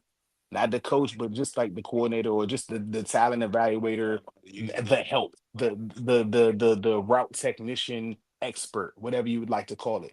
And you have to imagine that him in this system with a talented quarterback like Jaden Daniels, all we need is somebody to be able to take advantage of eyes being on the key players that we have. If this guy can get like he may have an opportunity to only get 25 to 30 catches this season. A fourth round pick to get 25, 30 catches, maybe 2 or 3 touchdowns isn't bad if you're not even a main guy that we're even, you know what I'm saying, using in the offense. Like this is a game to game situation where we need to use more speed against a certain defense or something like that. If it's an every down thing or something where you want to have this type of explosion on the every down play, that means he's got to go out and prove that, or these guys have to believe that he's a starting caliber wide receiver. I'm with you on saying that the limited amount of stats or the numbers on the field and production would scare me a little bit. But when I went back and did what we do, because we go back and look at the film and stuff, their quarterback is a mobile quarterback. Tudum, Brayshaw Tudum got it was a high running back for them as far as yardage gain, and they weren't a high volume passing team as far as yardage. So where does the wide receiver get receiving yards if the quarterback's not really throwing the ball? That's like Michigan when JJ McCarthy was there. If you look at JJ McCarthy's numbers, they aren't off the wall. They're not blowing they're not blowing those stats out the water or making you feel like he's about to be at the next 5,000 yard Drew Brees. What he was a crazy, crazy good game manager, and he did not turn the ball over. Roman Wilson was the only receiver there that pretty much got receiving yards. The tight end and Roman Wilson, their second and third receiver were almost obsolete, but you can't say that they aren't good athletes or good wide receivers. They just weren't getting the production because of how the offense was run. So that would be the thing with me to agree with you as far as the stats with V Tech. But I know that they're a running team. Like I said, my nephew used to go there. We used to go to the games, the football games and the basketball games. They've been a running team for a good little while. Like I don't even remember the last wide receiver that's been drafted from Virginia Tech in the first round. Yeah.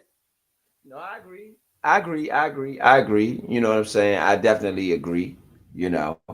So let's get everybody caught back up on where we are. We definitely wanted to highlight the Redskins pick. Big Son, you still there? You still with us? Yeah, I'm still in. Yeah, all right. I'm gonna need you to hold me down in a second. Not right now though. And the one thing I'm gonna do, I'm not gonna not trust these guys right now. Like, you know what I'm saying? When I have doubts, somehow or another it shapes out to look promising. So, the first two picks I really like. I'm not gonna hold you. Even though like I said, I would have liked other players on our roster, but we only can pick where we got picks at. You know what I'm saying? And like I said, unless you do something where you trade back or something like that. And these rounds, like I said, you find value guys. The likes of a Max Crosby. I will forever say that I am a fan of a Max Crosby who's picked late, who with what he's done on the field should have been the number one pick in the draft if you ask me. What he brings to the game and his effort and his play style, playing hurt and still being effective. You know what I'm saying? So being in the fourth round doesn't mean that you can't be used or be effective for your team. Cool. I know, bro. I told you. Dante Thornton Jr. went to the They Raiders. said The that was an A Raiders. plus pick for us. A I'm plus bro. pick for us. That's what they gave us. Let Vito shine, y'all. Let Vito shine, I'm just gonna y'all. let it. Oh, do I got to read? I don't have to read on this. So, you know. Okay. So Weakness: lacks ideal size, can hinder him at a more with more physical defenders. Can be inconsistent in his route running, occasionally leading to timing issues on the route.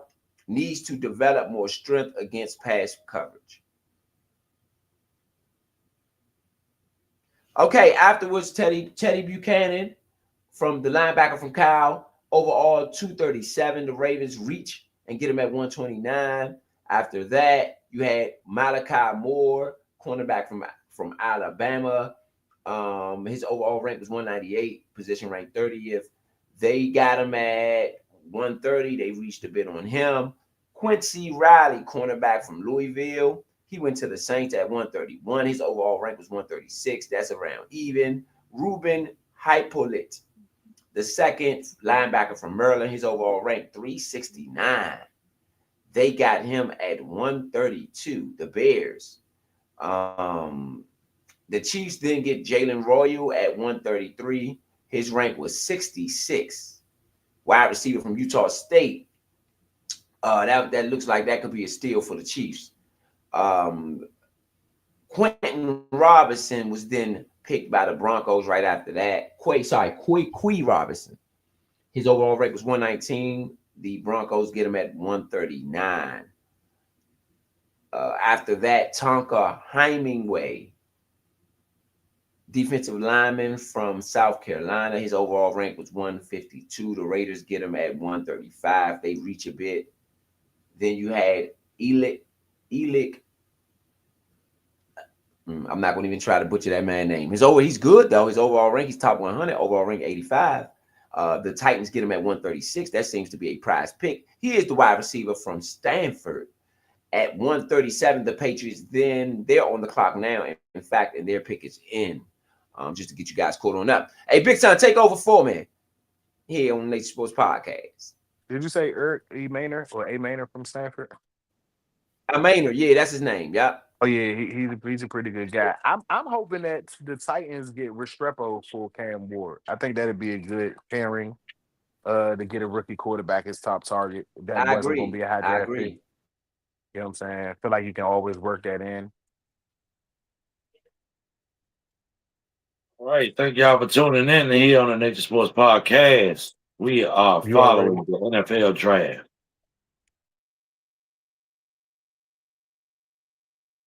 All right. Look like the pick is in for the Patriots. Let's see what the Patriots do here.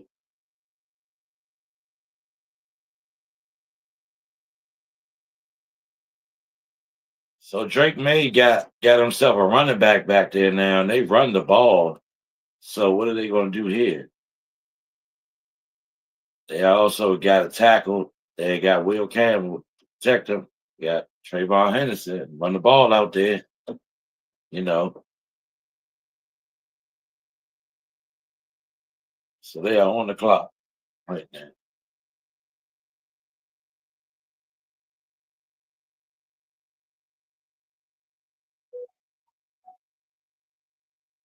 They just traded up for this. Is that what they're saying?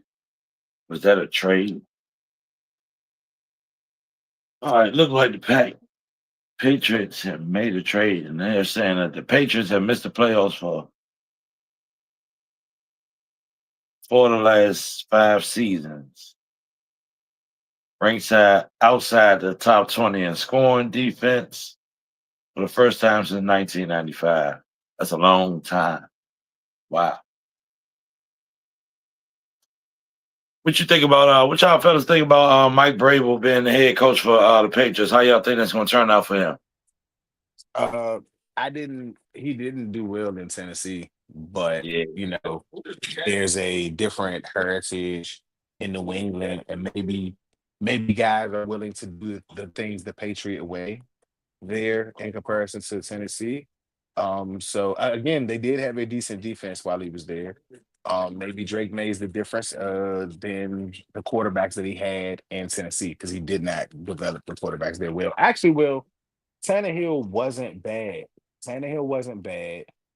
I think they have a problem with wide receivers really staying there. I think after AJ Brown left, you really didn't have anything in Tennessee. Like Calvin Ridley was really good this year, but he's the only receiver on their team that had over 500 yards this year. So they definitely got to improve in quarterback play and receiver play. I think Vrabel's going to do pretty good. Being the Patriots head coach, he has a good backing out there. They usually draft pretty good. They haven't been on the top of things like they see as we can see as the record stated. They haven't really been on top of things as they were lately, but I think they're going to start to get back on top of business with a coach like Vrabel. I think Vrabel is very smart. He's very defensive minded, you know. So and he has a lot of knowledge about the offense as well. So I think that's going to be a good fit for the Patriots. Right.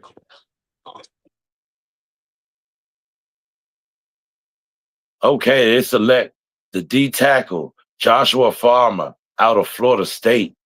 6'3", 305, 5'11" on the 40-yard dash. 8 tackles for loss, career high in 2024. He was invited to the Senior Bowl. And he had six tackles for loss plus in each of his last 3 seasons. 11 sacks, 21 tackles for loss in his career. That's 11 sacks on the career. Not bad, not bad. 80 tackles in the career. Shows some consistency. Yeah. Now the Go ahead, question other is, guy like can you dig deep and excel at what you've already done well and fix some of those inconsistencies that got you picked this far down? definitely gonna have to do that. To me, it's only a few teams that's kind of like and doing Oh, so in the draft. I think everybody's doing pretty. There's like I think they're all getting who players that could help. who picks your door? He's off the board. That's what I'm looking at. Last 10, top 10 pick. Draft. No, he's not off the board. Somebody saying draft Shador, draft Shador. He's not off the board. Why would them picks up there like he off the board? Wow. Okay. Oh, they showing the last 20 top picks.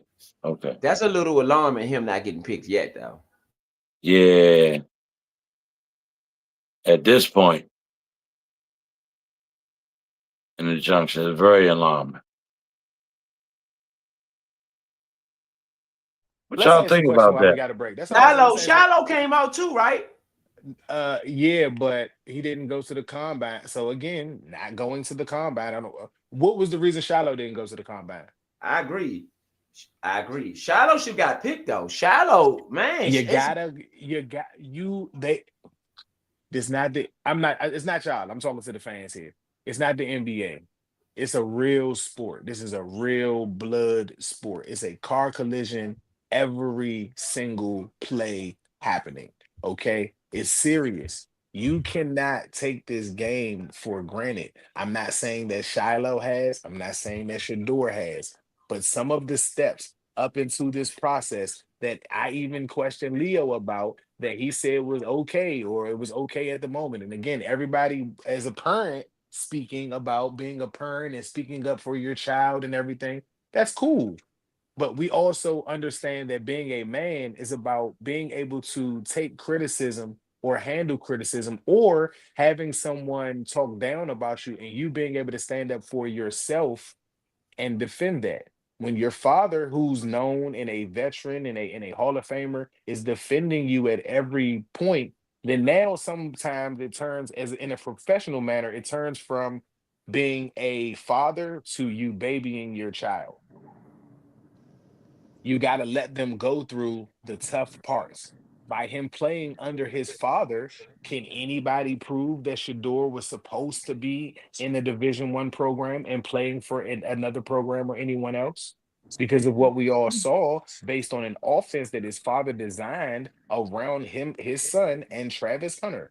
That is what the prime offense was designed around. Jimmy Horn Jr. definitely was included in that, but it was basically designed around them three as soon as he went in. It has been that way for 2 years. So No other basically, the NFL is saying that they rode the coattails of Travis Hunter. They rode the storyline. They rode the coattails of either Travis Hunter or they rode the coattails of what Dion can bring. And again, let's say it's not about his play at all. Let's say it's about the circus that comes with him. You and I know, Big Son as well knows how our media is. That's why I was in here laughing at my man Real yesterday and telling him he was crazy about we should pick Shador. Even as a backup quarterback, it's going to be a circus. We don't need that. Imagine what of the other 32 teams don't need that type of circus, whether he's a starter or not. And if he's good, great. You can ride that circus all the way to Hollywood. But if he's bad and struggles at all, then now are you going to hear from Dion, who's a college coach, who now wouldn't be talking as a coach or a football player? He'd be talking as a father from the college ranks about a player in the NFL where he used to play. It's going to be a circus if he's bad at all. I'm talking. You think Caleb Williams had it bad? Shador Sanders, they again, every look at what LeBron goes through this season with his son playing, and his son is on his team. I told everybody when when Dallas was quote unquote throwing out the noise of Dion possibly coming there, that's where I said Shador would go. If Dion is in the league, Shador would have been got picked. That's true. Yeah. In my opinion, there's a couple of teams that I feel would be great fits for Shador Sanders. I think the Jacksonville Jaguars wouldn't be out of their minds to pick Shador Sanders as a backup quarterback. Yeah. I think that'd be great. You know what I'm saying? Like, if you want to let me sit this long, I don't see why I don't take the risk. I'm in my last year with Trevor Lawrence. I don't lose anything by bringing in Shador Sanders. If Trevor Lawrence gets injured at all, not to wish that on him, I definitely have a rookie that my fans would all be excited about seeing come to play. And I Would it also, cause a controversy? No, because I'm losing. One's going to just leave at the end of the year rather than me worried about bringing them back. nah, not even that. Even if Trevor Lawrence to say he works out, say he's going to work out, right? You still have a person to trade for a person to trade next year, like they did. For a first round pick, right? And just like you did this year to get Travis Hunter, you can now move back up and get some of that value back by making a trade like that. Exactly, just Yep. like how they did with Joe Milton with the Yep. Cowboys. That's what I was saying. Joe Milton is exact prime example of that. Again, because just in case the media noise gets too loud and it doesn't work for you, you got value in the player. You just don't want to deal with the media stuff. You ship them out. You bring in a player that you're not gonna have that media noise about. Let your door go be great, especially if Trevor Lawrence works out. You can't really judge whether you're missing anything if your quarterback is good and you lose another quarterback that's good because both of them can't play for you at the same time. You know what I'm saying? So that would be a win in that way, in that regard. And again, Mike Tomlin. I don't see anything wrong with the Steelers picking them, but if everybody gonna let them sit, then I ain't in a rush to get them. Nope. I'm not gonna use a draft pick on him. Why would I I? hope. I don't think he falls out of getting drafted at all. Both of them. Why would I?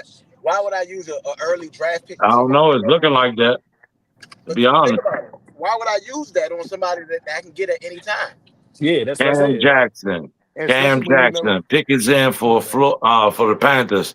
Cam Jackson out of Florida, D tackle, You know goes what? to This the might be Panthers. the worst quarterback class in the history of football. It's only been you're three right. quarterbacks drafted the whole Four, draft. four. Four. What y'all think about Dylan Gabriel going to the Browns? They should have Oh, drafted Shador. oh, also, my fault. I apologize, y'all. Let me bring up the fact that what was all put out in the media by Dion himself. So, what I said about the media circus. Have you ever heard of a father tale? So now the father thought so or not by saying that we not gonna play for this team. Oh yeah, you did say that. Again, You the did. You players did say already that. have rights. And they always should have had and have had rights. I'm not saying that they didn't or should not have. What I'm saying is that players now have openly come out, even if it's retired players or former players. And those former players got relationship with current players. So let's not think that it's not in the air. But those guys have all talked about playing. Like, look at Gilbert Arenas. And no, you know what? I'm not gonna go past that. I'll say that these guys have played the game and earned money. And some of these guys have said, you know what? I'm gonna go get the money instead of chasing the ring or playing the game for the game. You know what I mean? And we've all seen that with certain players, the Albert Hainsworths, and a number of players we can keep going on down the line. You don't come out as a father and a former player of this league. Remember, you're not supposed to make the league look bad. You used to work for them. You signed a contract. Your image is under the likeness of this league. You don't come out and say we not gonna play for a certain team where I go back to college. Because that's what it would right now, that's what I would do for Dion. I would say, you know what? I'm taking my son's name out. We're gonna go back to school. Just as much as a shock as I'm not getting Yeah. drafted, I'll do the same thing. I'll flip it. Yeah, he I'll will go be back number to one next school year. and I'll be He will number one definitely be next number year. one. He will be And number one next because year. now my father's going to have to put games on the schedule that matter because he's going to see that this is why I got shut out. And we're gonna go take the money from the NIL and we can go back to Colorado. And they about to give us a bunch of money to come back to Colorado. My father will Yeah. make sure of it. I continue to be rich as a young guy. I might not do all of the antics that I did last year, but I'm gonna still be myself, but maybe not as flashy as I was at first. But I'm gonna go out here John and Elway I'm gonna did absolutely it. tear it up. John Elway got drafted by the Colts and said he didn't want to play for the Colts, and he went to the USFL to play for Donald Trump's football league for 3 years. He did it. Herschel Walker also did it. Herschel Walker did it. They went to another league and they got drafted by teams they didn't want to go to. Look at Warren Moon. I mean, not saying that Yeah, they that's didn't you, want to go Warren to the Moon. Yeah, NBA, they but didn't draft you know Warren what I'm Moon though. They saying? didn't draft Warren Moon. They didn't want to draft a black quarterback, but Warren Moon lit it up in that other league. So he went it another way. And as I said, Yeah, that's where I was telling JR last night about being humble. Shador is not humble. The humble would be okay with going back to college or saying, you know what, I'm gonna step away from my father, not because my father's done anything wrong, but I'm gonna say that this is why you guys don't think I can do it. I'm gonna separate myself from the Sanders name, not the name, but just from the team. And I'm gonna first of all, Nico, I am a leaver, left Tennessee. Shador right now could come back to school and go get that money that Nico left at Tennessee. I guarantee it. They would be a top 5 team, so you would be playing a nationally ranked fucking schedule. if Excuse I me, was pardon my language. You'd be paying a nationally ranked schedule, and you'd be on TV every single weekend. right, You but would be I the would number one if I quarterback. would go back though, I think he should go back with his father. They got something to play. Obviously, got something to prove, and they gotta have a 2007 Patriots cheating scandal type of year. When the Patriots But that came through and ran through everybody, they would have to have that type of year. So the problem is that they can't compete with the NILs. That's why and I don't think it's Dion. I don't think it's players not wanting to play for Dion. I don't think it's players not thinking that the money's good because I will take a little less money to play for Dion, me personally. But what I am saying is that if you look at what Colorado's recruitment class has been the last 2 years, look at when Jim Harbaugh went to Michigan. His first 4 classes, he was top 5 every single season. You know what I'm saying? That's what you expect from a former NFL coach. Belichick may not have had a top 5 class this year, but I guarantee you, in the next 2 seasons, North Carolina is going to have a few 5-star players on their roster.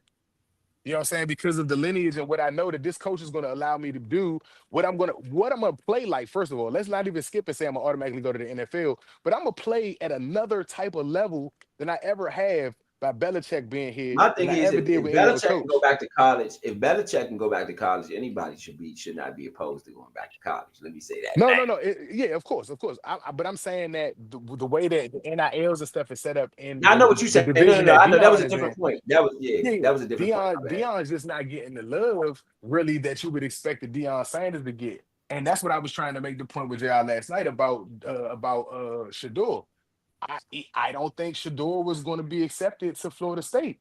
That's why I think that Dion didn't take that job. There's no way in the world Dion don't take that Florida State job. And Travis Hunter is the player that got recruited by Florida State. And he was up for the job that season. There's no way he don't take that job, I except for don't the think they fact that hired him. They hired that black guy that they got, Freeman. I think. What's his name? because No, Dion Freeman's in rejected the Notre job. Dame. No, no, no, no, no. Dion was given the job. Dion rejected the job. That's why Travis Hunter left.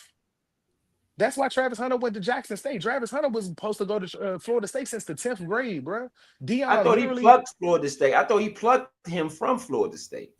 no, yes, because Dion was going to be the coach. Dion decided to not take the job, and I think it's because Shador wasn't going to be accepted there. All right. In my opinion, like I could be wrong, but I'm more than confident and sure that I'm right about that.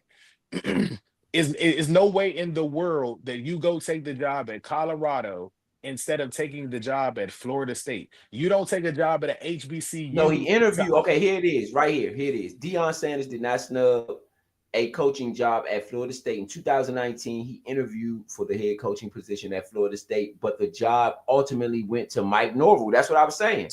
you not hearing me, There have bro. been rumors about You Sanders not hearing possibly me, bro. returning to. You not Huh? hearing me, bro. You not hearing me, bro. Media. Think about how media is. And if we all set before coming on live, whether we want to be honest with the fans or not, will we think it's a good idea to snub Dion publicly for our program? We gonna say that Dion, you know what I'm saying, just reconsider. It would be better to say that than to say that we turned Dion down. It would be more classy for us not to go into the reason why we snubbed him because we didn't want to bring his son on. We didn't want the media circus that was going to come with what Dion was trying to bring to Florida State. You don't got to bring rappers to perform at Florida State at the halftime or in the locker room to bring people to Florida State. Florida State is sold out. Even when we've been sucking, we sell out. It's Florida State. You know what I'm saying? It's the Seminoles, bro. Like, and don't get me wrong, it's just one of those prominent programs. Like, even with Alabama losing a lot of players because Saban's gone, it's still Alabama. You know what I'm saying? And with Florida State, with Dion there, it's you don't take the job because we're not taking your son. That's the problem. That's how we was able to pluck Travis Hunter from there because Travis was like, I'm going wherever you're going. How do you even get that close to a player for that player to leave and say, I'm going? Travis Hunter didn't grow up in Texas. He didn't play with Deion Sanders in Texas. So how No, do you get this I connection agree. with this player? You get this connection with this player because I'm going here. You know I'm going here. I play the same position as you. I am now ecstatic that you're even in the building to come work for this team or come coach this team. I'm already telling you, look, when you hear it, I'm doing whatever you tell me. I know you're gonna get me there. I know I'm about to play.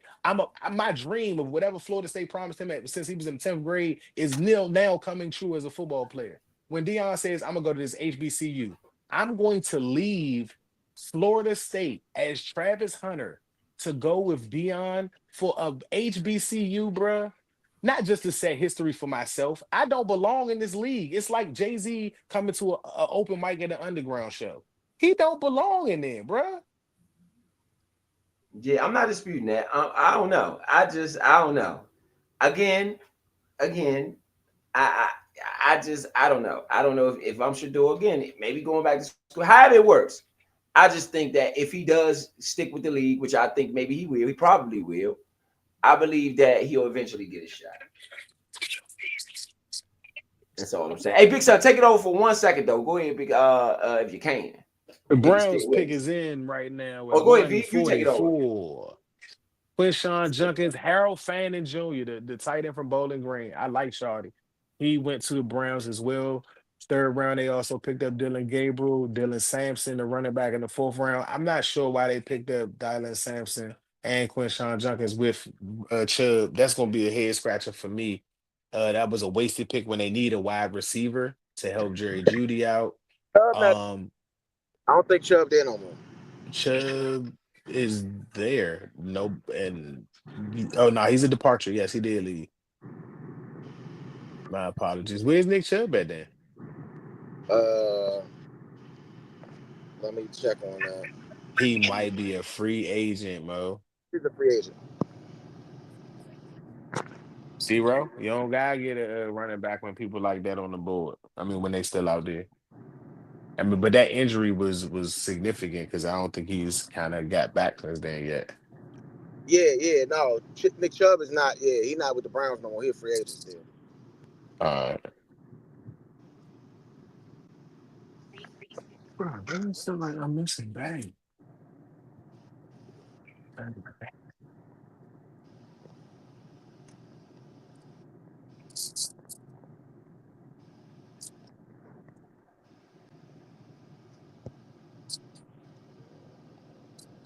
What are you doing?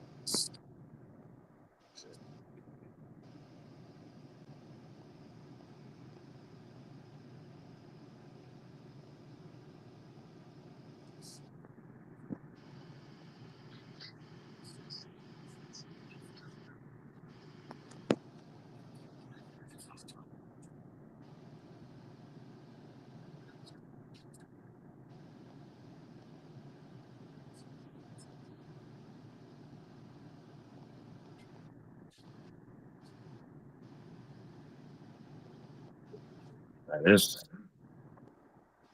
it is who did they pick? Did the pick come in, Vito? Who you said they picked Not again? yet. It's not in yet. It's on commercial break, Okay. so they're not back Yeah, yet. his name. Okay. They were 29th in rushing yards per game. 94.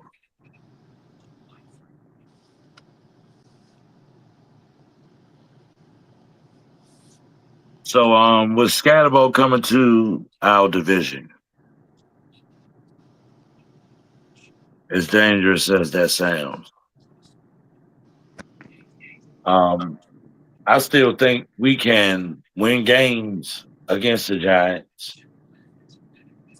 We're gonna have to be very visual on what's my guy? What's my guy name? Neighbors, because Neighbors tore us up last year. He tore us up. He tore everybody up. But he's in our division, so we gotta be very vigilant of him.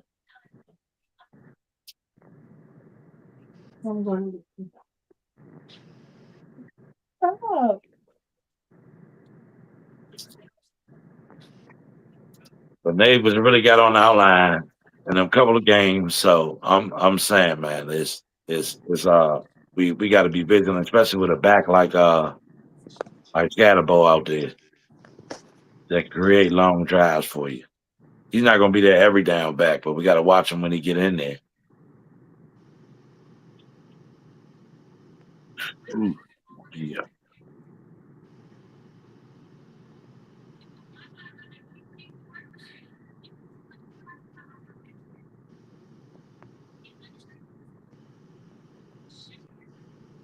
Cleveland Brown just picked Shador Sanders. Uh oh. Okay. Uh oh. Uh How, oh. how does this make any sense? This is just the RG3 and Kirk Cousins all over again. The Browns are retarded. I'm sorry. And I don't mean to use the hard R word in a negative way. That's just my way of saying it. They're very, very special. Very, very special people. I mean, bro, to be honest, it might be some insurance for them. You know, they have not been really good with quarterbacks here lately. Their quarterbacks get hurt a lot. So you pick the better quarterback, possibly the better quarterback second. You know they drafted a quarterback already? Yeah, I see. They drafted him in the third round. Yeah, so you said let's go get Shador just in case so how does the first quarterback feel? Like when you go get Dylan your hat, Gabriel. yeah, like how does I Dylan better, Gabriel I, feel? That's what I'm saying. I, Like I better go put I better go put my hard hat on and have my lunch pail because it's construction now. Bruh, You this know what I'm is saying? this That's how he better feel. Cleveland don't know how to not have an S show. They just know how to create an S show, bro. I tell you. Yeah, it sucks to They be. know it sucks to be a Wasted. Cleveland Brown fan, bro. I'm telling you. Yeah, it they wasted a pick. They wasted two, You, bro. They you got to got think about Quinshawn the. Junkins, and then they picked Dylan Sampson. They still have what you call like Ford. They still got Ford, who started pretty much last year since Chubb was coming back from injury. So they already had a starting running back or a slightly starting running back. They got Quinshawn Junkins, and then you got Dylan Sampson, two picks after that. And then you got Dylan Gabriel, a pick before that, and then you got Shador, a pick after that. Like y'all just did somebody's confused there. Somebody's not sure what somebody's job is on the line, and somebody was like, "This is who I want." This is like this is who I want. It's like he's still there though. I still want him. Yeah. Yeah. If I'm Shador, I'm going back to college. Yep. Too And late Dion to apologize. Dion said he ain't want to go to Cleveland, and guess where he at? Nah, Cleveland. nah. Shador wanted to go to Cleveland, but Dion, go ahead. no, because Shador. He said he only played with Cleveland on Madden. He wanted to Th- go to Cleveland, I feel you. I feel you. I feel you. but That's a selling point. I feel you. But but that's not what his father said. but listen to what I'm saying. With that, And he wanted to play with the Raiders. If you go look at his Instagram, he was yeah. pro Raider for 90% of the college season. Yeah, because Tom Brady, Tom Brady, one of the owners out there, so he was trying to link up with Tom. Mm-hmm. The But Browns need viewership. That's all that is right there. That's cool. Eagles pick is in. Mac McWilliams, UFC cornerback, transferred to UCF from UAB in 2024. He played at UAB 2020 to 2023, 42 games, 2 interceptions, 28 pass breakups. Mac McWilliams ran a 4.41 at the NFL Combine, ninth amongst cornerbacks.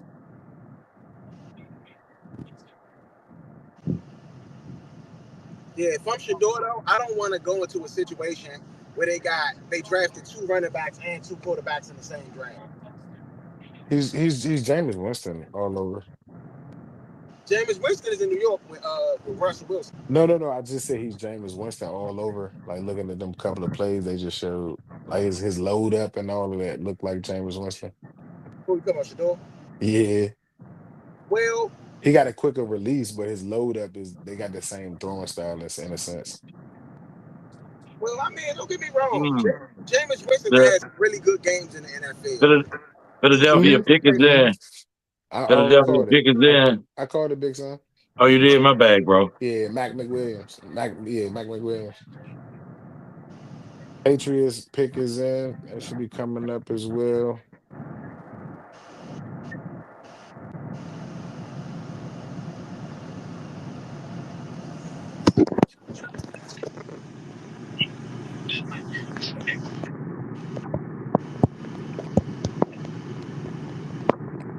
First time since 1976 have the Browns selected multiple quarterbacks in a single draft.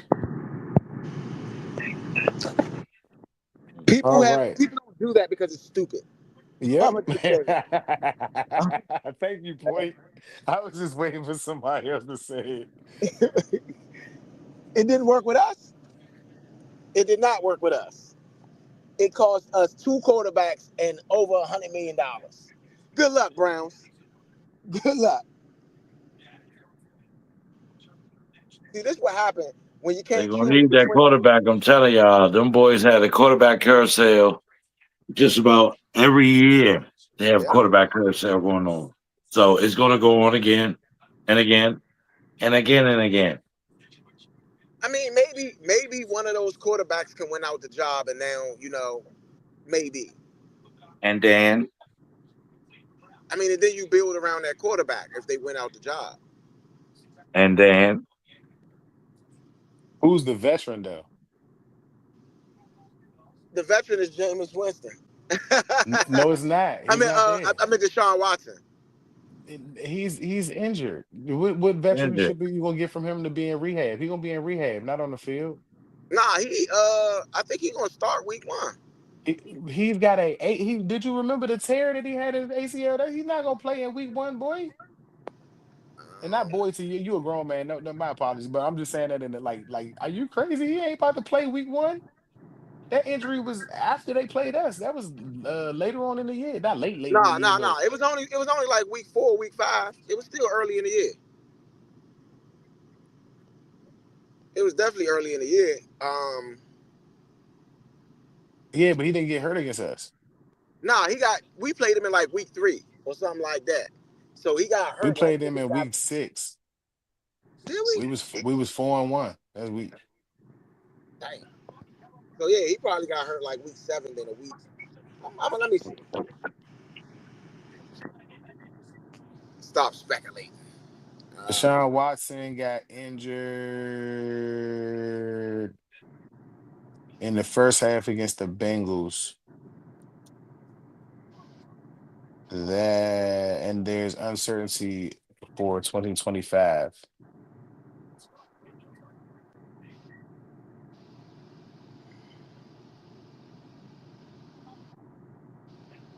Well, I guess they maybe do need 2 quarterbacks, but they They like you did said. get 44 million back for insurance from his injury though. Yeah.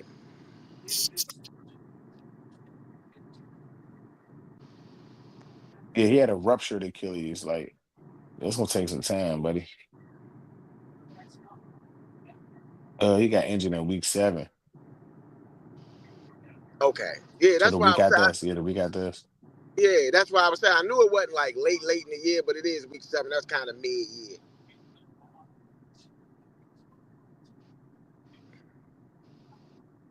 Did we get the Patriots pick? Let's see. Yeah, they don't even got a timeline yet on that, bro. Jordan James, running back to the 49ers from Oregon. Ooh, Jordan James. I played them. I don't think I. No, I didn't play them because he got. This is a different season I'm in. I played. Yeah, I know. I don't think I played them.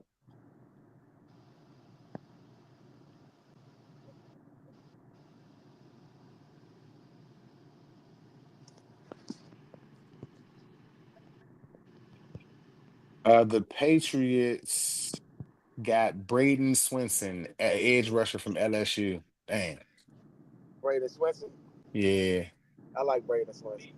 he was on our board too. Yeah.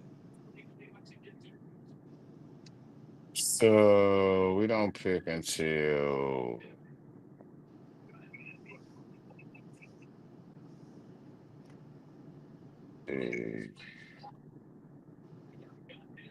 29 next round.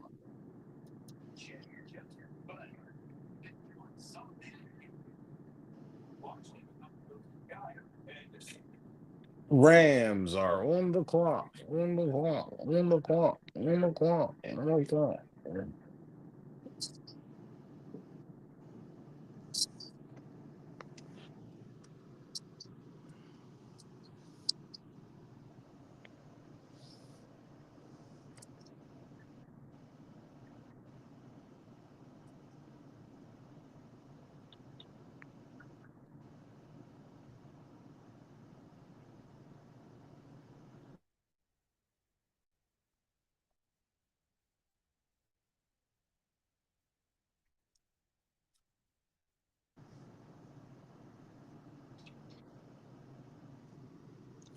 What do you think about? What do you think the Rams need now?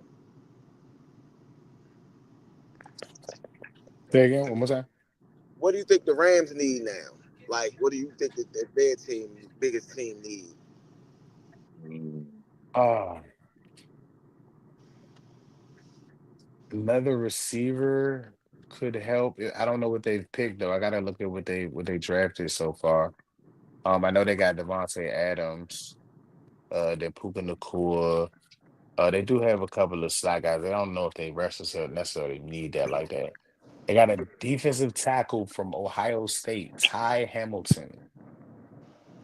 Okay. Now, I mean, maybe he's a rotational guy because Fisk was their guy last year, and Fisk was a dog. I think he might have been rookie of the year or close to like a He should finalist have for been. rookie of the year. Nah, verse one, rookie of the year. As But I say, he I was a think, finalist, I believe. yeah, but no, I think Fish should have won it. I think Fish Uh, really had a better year. Fish had more sacks, had just as many pressures. Fish had a hell of a year last year. Yeah, Fish balled out.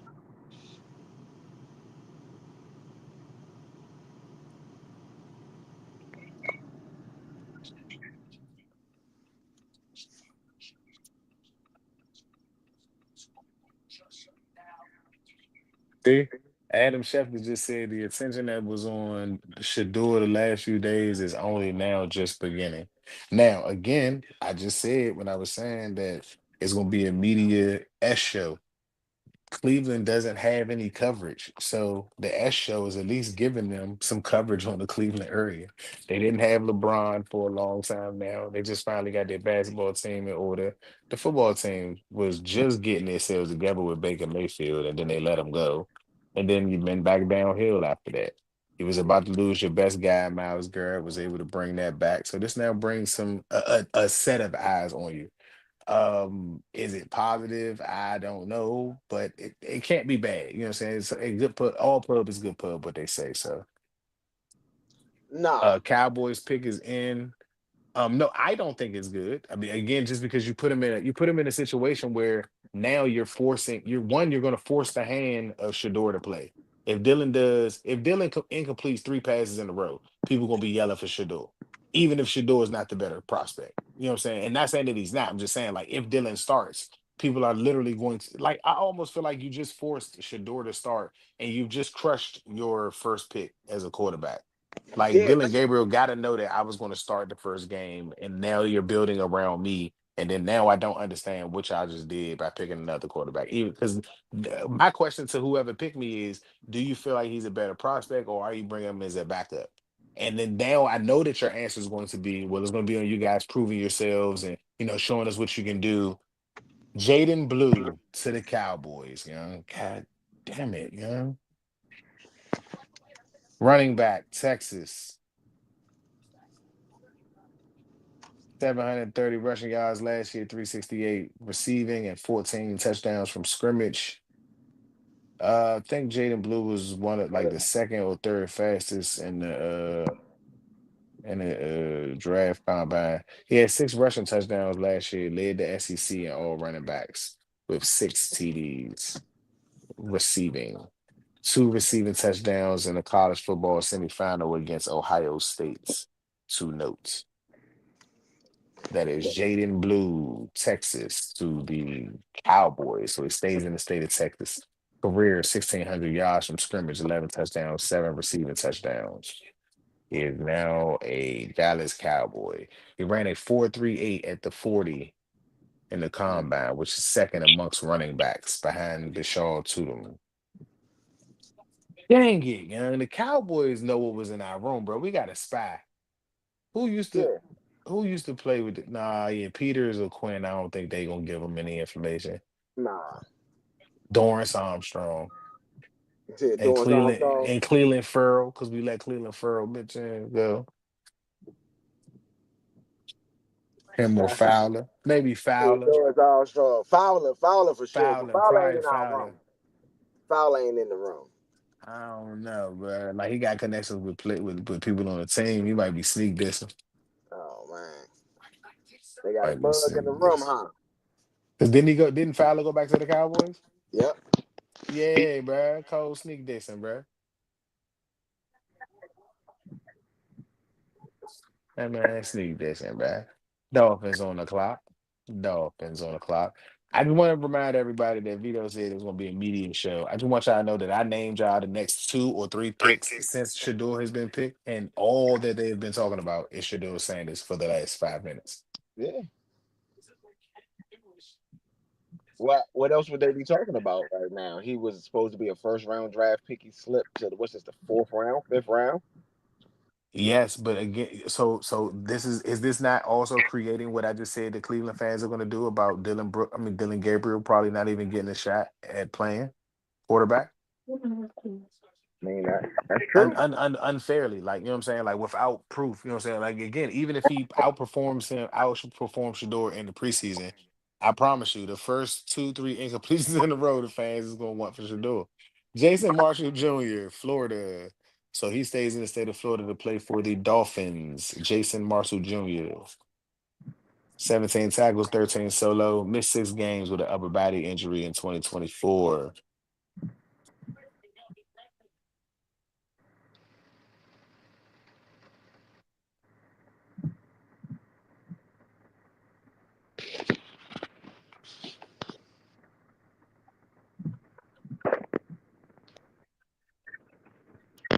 I mean, I don't know, man.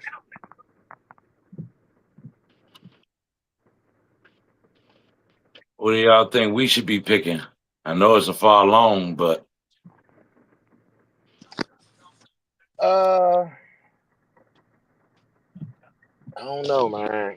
I'm a little stumped right now. There's a lot of those players that we could have gotten, flew off the board. I mean, well, we couldn't have gotten them because we didn't trade up. So we only picking what's available where we at. Yeah, but now that's what I'm saying. Like we could, we didn't make the moves to go up and get some of the guys. We We wasn't that. did, guys. See, I mean, I'm not I'm saying talking that as about a in the disagreement draft. here. No, but that's what I'm saying. I don't, I'm looking at it from a different aspect. So, number 1 pick, you get Josh Connerly. Second pick, you get Tre'Davion Amos. Third pick would essentially be Marshawn Lattimore. Fourth pick is who do we just get? The wide receiver.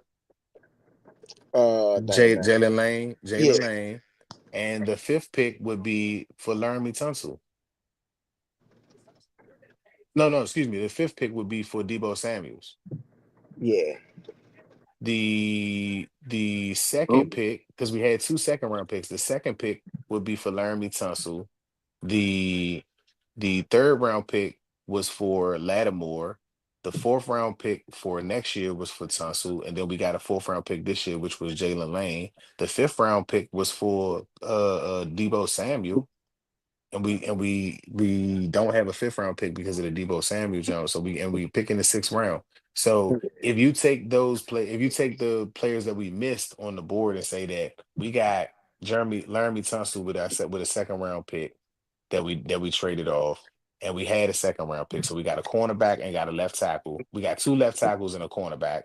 And then in the third round, you got Marshawn Lattimore, which is a starting cornerback on the outside, which we all can say we needed if you take him away from the beginning of the season last year, which we didn't start the season with. Fourth round, we pick up a wide receiver. And then in the fifth round, you say, you know what? We don't know if that wide receiver is going to be it. We're going to go get Debo Samuel just to, make that just in case. DJ Giddens to the Indianapolis Colts. Why is everybody I want going, bruh? 205 rushes, 1,343 yards, and 7 touchdowns with Kansas State. Y'all can see this kid's tape. Look at him, man. 6 feet, 212 pounds, and can move. Who did Isaiah Bond go to? He hasn't been drafted yet, I believe. Oh man, Or if he has, I haven't seen him. yeah, I haven't seen it neither. Neither. 2,569 yards, the eighth most in That's FBS that's history. who I want, Vito. If y'all asking, that's who I want right now. Well, we already got a receiver. I'm not sure if we load up the room like that. He a I mean, it can't returner. it can't hurt. Well, we just got to return it though. That's what I'm saying. Like, No, I I'm talking mean, about he's the returner. Laner is the returner. He's the top hat. Isaiah Bond is definitely a top hat. He's faster than Lane. no, he's not. Sam He Howell barely. got the Vikings. Sam Howell got traded to the Vikings. Yes. Wow. Rose said he ain't like JJ McCarthy, and he a Sam Howell fan. Just to give him a shot, and he'll be with Kevin O'Connor, so he'll get a true shot. Ooh. The Colts Mhm. didn't Colts may have had an and draft. I'm not sure about picking a running back when you got Jonathan Taylor. But at a fifth round pick, you can't be mad at that. But they got another I gotta see what they lost. Nah, you Cowboys need. have another pick back there. I mean, they have another pick, but that's what I'm saying. They got another running back. They got Pierce. Eh, I mean, not Pierce. I think they got Zach Moss. I think Zach Moss went to them.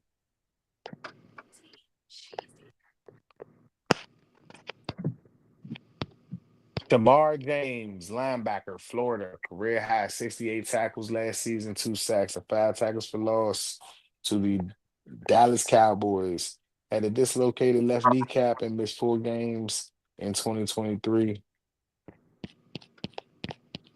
Shamar James, Florida University, 159 career tackles, 5 sacks, 10 and a half tackles for loss, and 1 interception. Ran the 4.69 40 at the 2025 combine.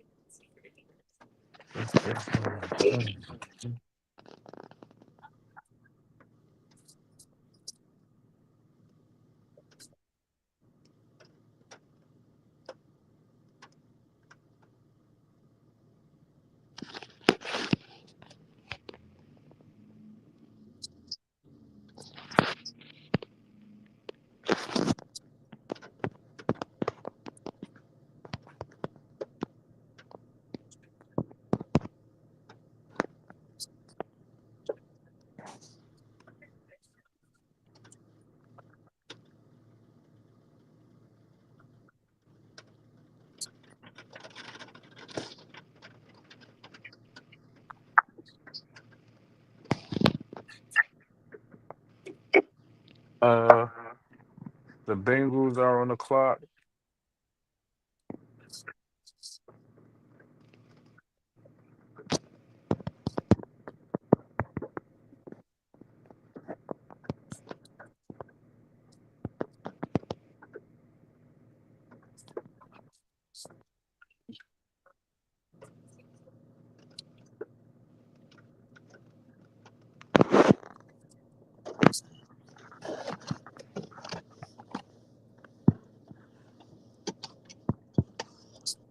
All right, so we've got some action in day three, man. Some action in day three. The Browns settled on Shador Sanders in the fourth round with their selection in the 2025 draft. A little bit of a shocker for day three, just to add some juice to it.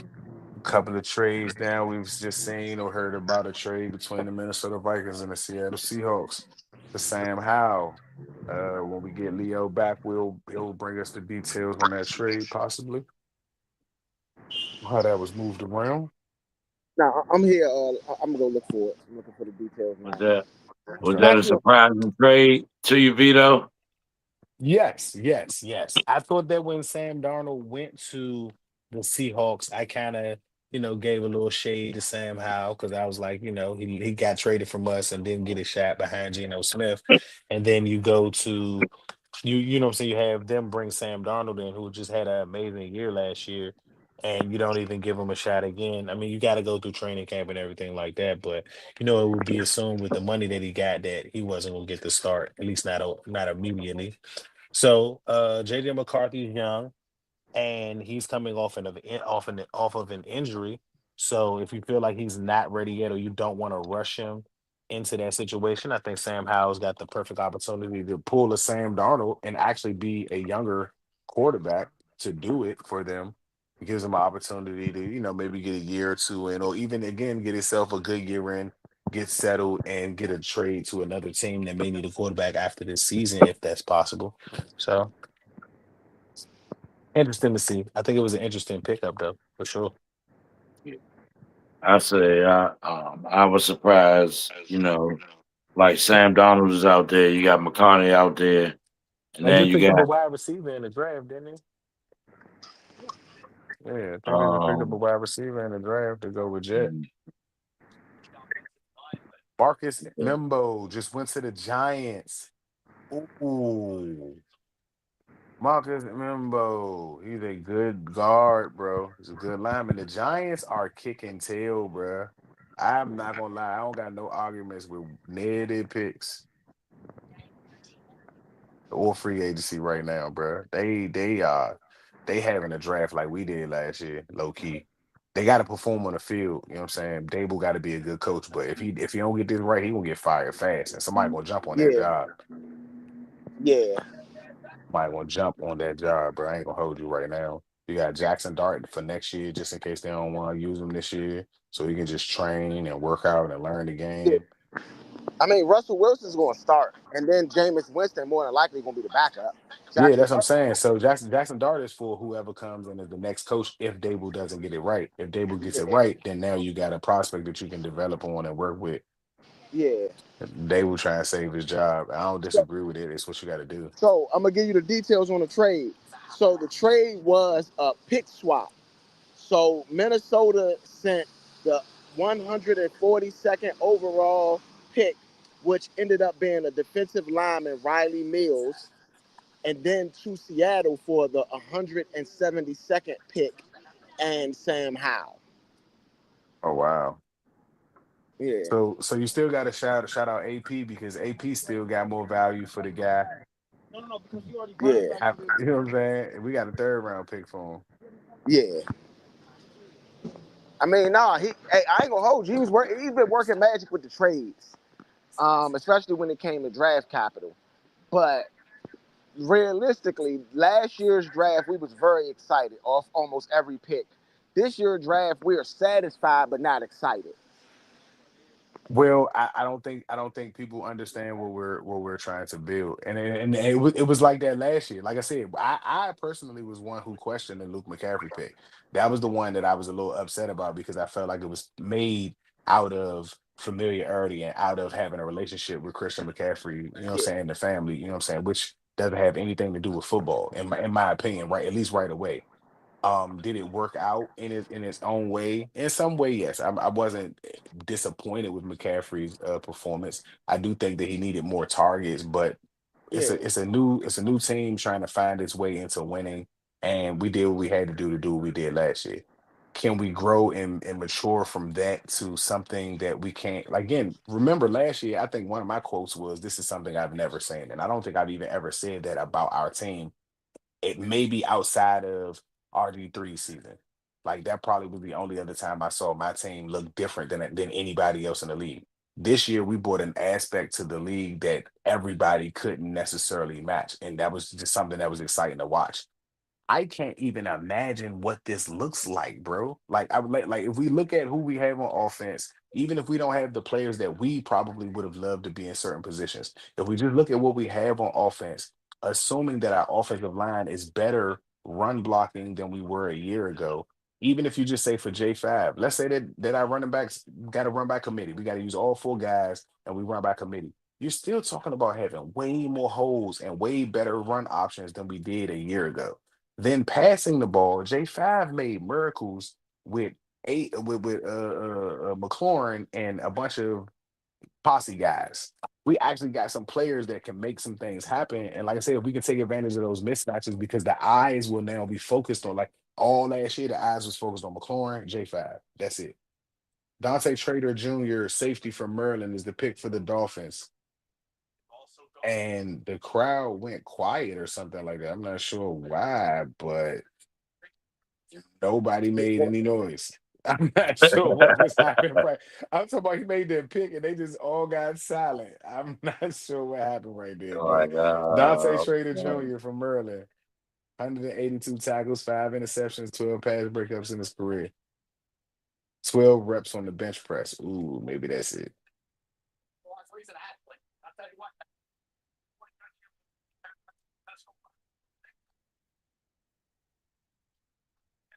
Okay, homegrown talent. Mm-hmm. Pittsburgh Steelers trade the pick. Pittsburgh Steelers trades the pick to Kansas City.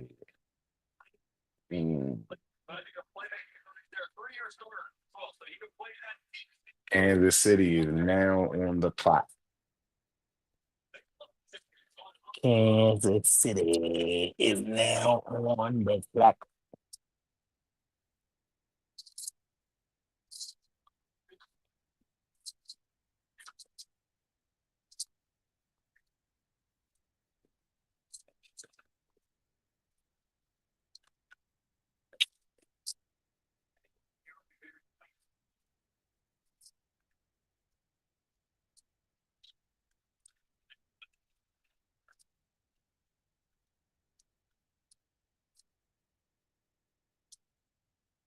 All right, the Chiefs pick is in.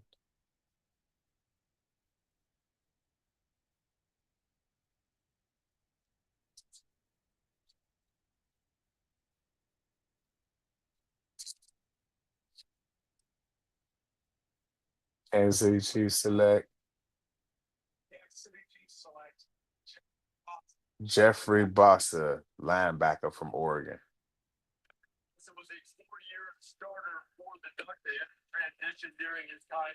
I heard that. You said who you Kansas City pick? Jeffrey Bossa, or linebacker Oregon. Oh, okay.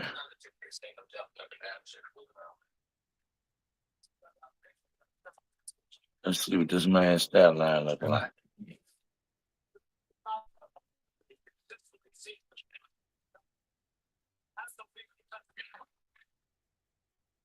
Yes, sir. Yes, sir. Thank y'all once again for tuning in to Nature Sports Podcast. Here we are tuned into the NFL draft here today. We have been on close to 2.5 hours right now. We got a couple more to go. So y'all hang on in there with us. We're going to hang in there with y'all. Jeffrey Bossa. Bossa. 4'6", on the dash, 232, 6'1". You're around my height. I need to drop down to that weight, my man. I ain't near that weight, bro. Overall, 70. Athleticism, 71, 65 on production. Hey, Big Cuz, you can do it, 2024. man. You can do it. All Big 10 honorable mention. I've been working on it, bro. I dropped a lot of weight trying to get there. When y'all see me, you're gonna be like, dang, son, you have dropped a lot of weight. I've dropped a lot of weight. So you're just gonna be son. You ain't gonna be big son, no, you just be son. That's why I gotta cut it up. Put the big back on. B Son. You got to change his name to B Son B instead of. sign, B sign, B sign. Yeah, man. Been a little journey. It's all part of the game, though, right? Couple journeys. Yes, it is. Cutting the sweets out for me has been a big part of it. You know what I'm saying? I don't eat as much sweets as I used to eat. I still get down, but I'm not the guy I used to be when it comes to sweets. Yeah, I So my feel you. man You know. Real said that it's like the league was sending Shador a message to let him know that he got to come correct or is behind his grass. Still super petty, but it should give him a chip that should spark that dog in him. We should expect big things. Hey, he wanted to see Brady so bad. Uh, what? He don't get to see Brady. He I don't get say to he see wanted to Brady. be him. Yeah, Oh, he wanted to be Brady so bad. That's the Brady treatment for your Yeah. butt. You know, you want that Brady treatment? That's what the Brady treatment was. You know, that's what create. I think that's what created the super dog and Brady. I think he was already a dog, but it's so like, Uh-oh. an NFL Buccaneers insider pick is there. claims. Elijah Roberts, edge rusher, SMU, 10 sacks, 12 and a half tackles for loss in 2023, career high. 7.5 That was a sacks, good 11 play. tackles for loss in 2024. So he That was was a good not as play. productive as he was in 2023, but still productive nonetheless. Seven and a half Inside. plus sacks in each of his last two seasons. Edge rusher, Elijah Roberts, SMU. Good call. Good call. An NFL insider claims teams reportedly believe Shador Sanders was trying to dictate what team he was going to without properly presenting himself. Some of his formal interviews did not go well. He made them feel small. ah,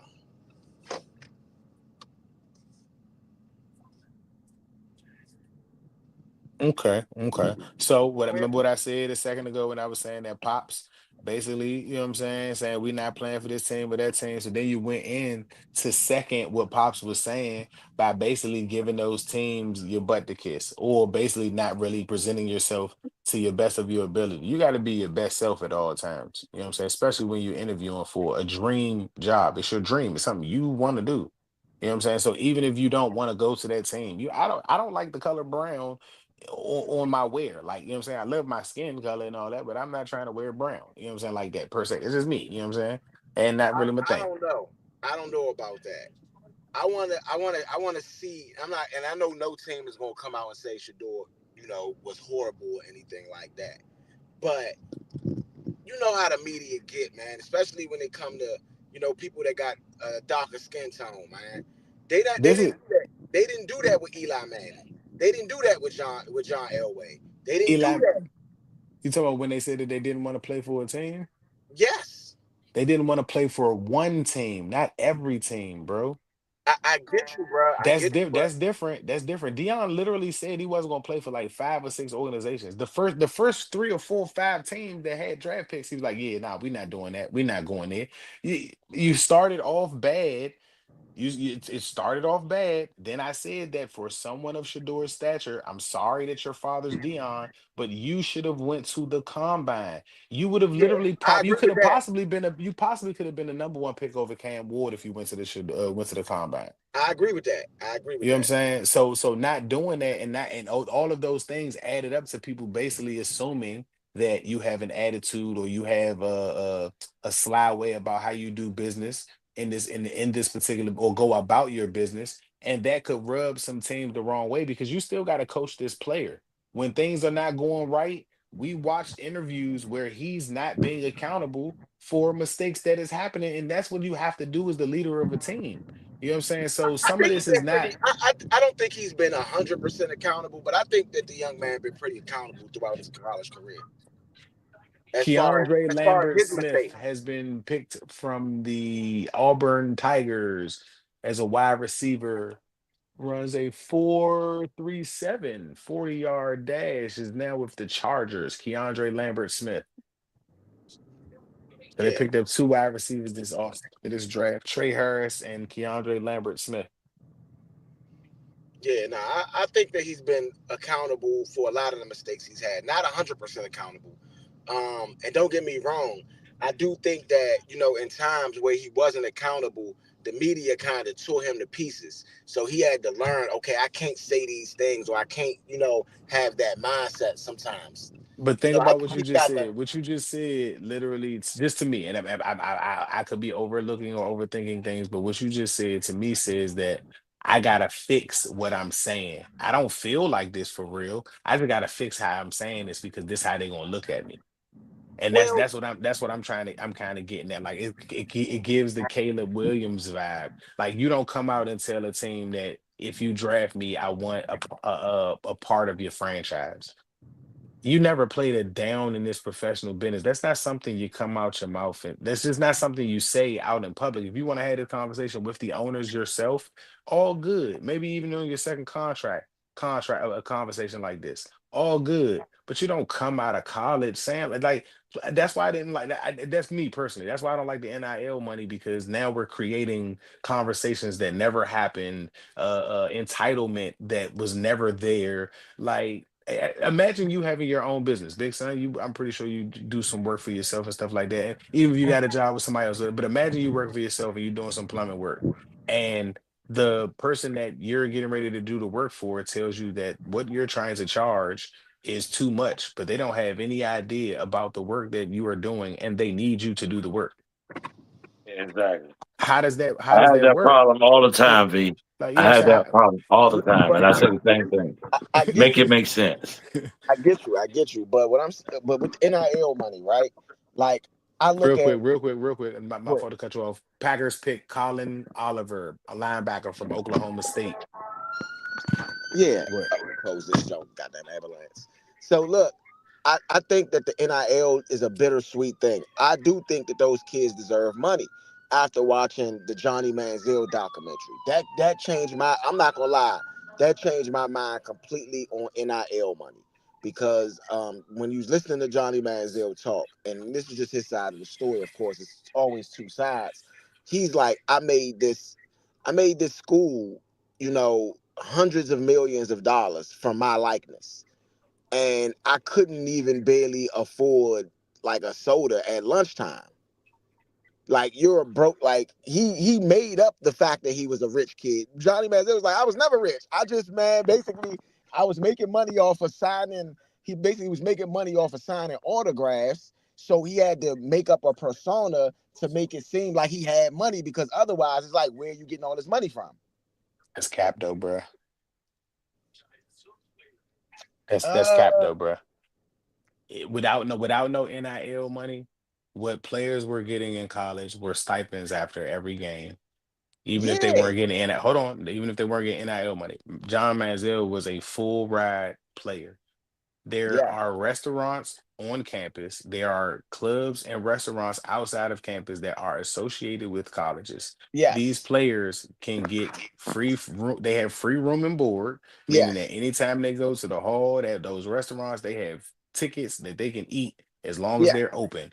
Now, what Yeah. happens is that you got to go buy your own soda at 3 o'clock in the morning when the hall closed. Yes. You, that's not our fault. You shouldn't even It's be it's up trying to it's go not. buy nothing. The bar is open. You can go to but y'all all go there and drink after the game. That joint is open. You can go there. But Yeah, you don't it's want to do not. that. You want to do something Listen, else that costs you money. listen And though. Hold on though. What other industry can you generate $300 million for a company and they don't pay you nothing? I mean, not nothing, but they don't pay you a portion of what you made, basically. you ready for the answer? Don't say school, because America. he could have went to any I was school. about to say no, America, America. He could have went to any America. school. He didn't have to go to your America. school. He didn't have to go to your America. school. Being born makes the country billions of dollars. What are Bruh, you talking about? Your bruh, source, bruh, we can go down bruh, this rabbit hole bruh, if you bruh. want We to, but know, bruh. I I'm know, being bruh. technically right. I'm technically, Look, I'm not. look. That's the, I you get where asked you're the going question. with that. I get where It's you're just like going with I that. asked you But to I'm name talking one about. Alabama cornerback. You did name Patrick Surtain. I named the industry. That's all I'm saying. I can respect that. I can respect that. All I'm gonna say though, all I'm gonna say is that there are not many industries. I'm gonna say Oh, that. I didn't know Will Howard went to the Eagles. Yeah, from Ohio State. Guess he gonna back up Hurts because they did get rid of Kenny Pickett. change. So, there you go. Eagles pick is in Smael Mondon Jr., Georgia. Linebacker to the Eagles. Smael Mondon Jr., Georgia. They got a lot of Georgia Bulldogs over there. They starting to look like how we used to when we were trying to get all them Alabama Man, San, players. San Fran trying to get back to business. That safety they just got from Kansas State, he all right. Nah, their defensive dog. That dude, Alfred Collins, is a man, is a freak of nature, bro. This boy got 10.5 sacks, tackles for loss, 10.5 tackles for loss in his career. He go with 174 tackles. Got his eyes in that backfield for sure. He's a run stuffer.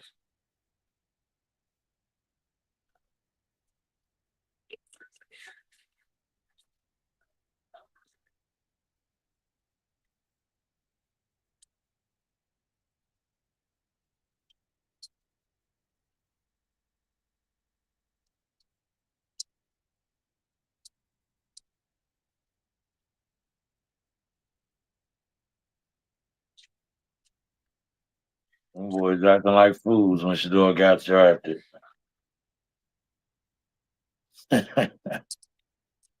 Wow. So that makes it what? Arian Smith went to the Jet. Five quarterbacks total drafted in this Yeah. draft. Mm-hmm. Six.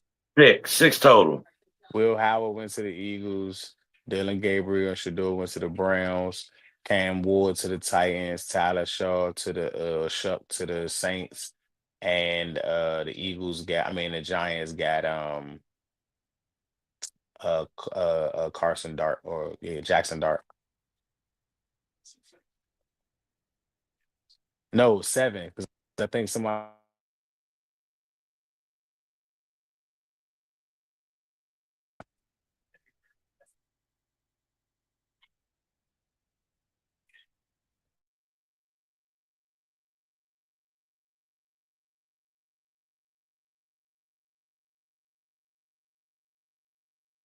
That's still the lowest, right? I mean, I would say I can't remember. I think more than seven. no, I think Jalen Miro got drafted too. Okay. Yeah, Jalen Miro got drafted to the, I want to say Seahawks. I want to say Seahawks. They got rid of Sam Howell after they picked up another quarterback. That would be hurtful.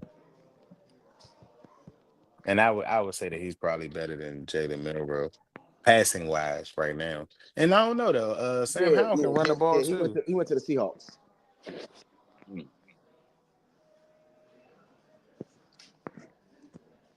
I mean, nah, but if you change your system a little bit to a little bit more of a run friendly system, then you want a person like Jalen Milrow. You might be trying. They might be trying to do a Lamar Jackson where they're gonna switch the whole system.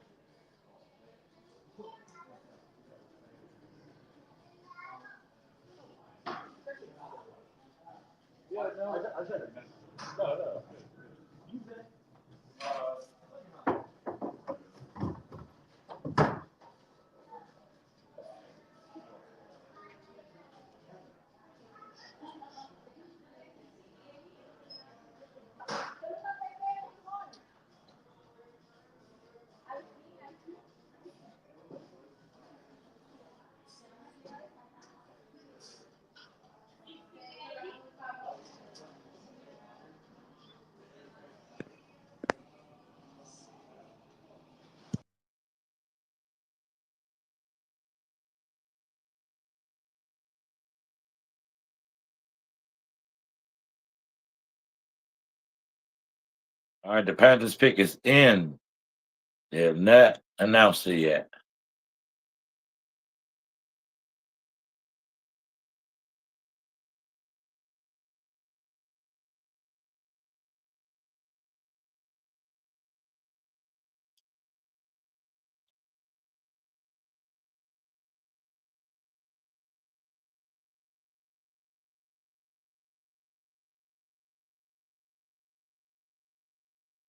Panthers drafted a wide receiver, McMillan, first round.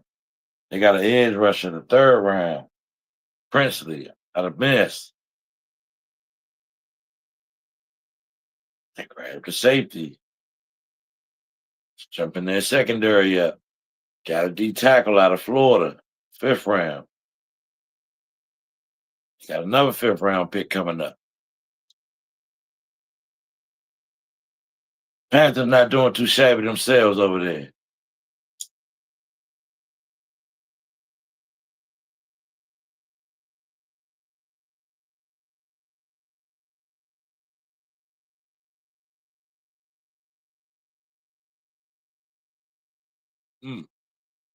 Notre Dame.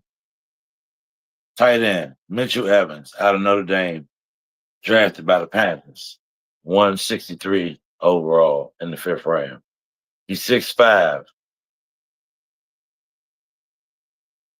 Overall, they say is a 73, athleticism 73, production 70. Okay, it's not bad. Tight end coming in. 73 overall. Led the team in receptions in each of the last two seasons. In Notre Dame, 43 receptions, 421 yards, 3 TDs, and I like Shaw. 224. 77 receptions, 903 yards, 5 TDs in career. Yeah.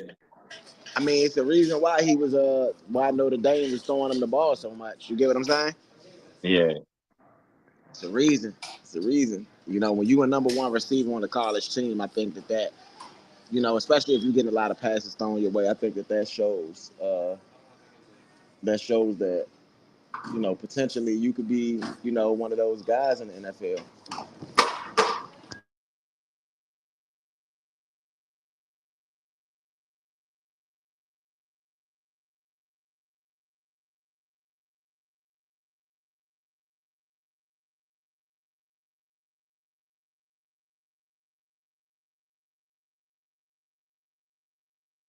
Got the Steelers pick. They say the Steelers pick is in. I mean, these guys are coming off the clock pretty quick. They know what they want pretty much.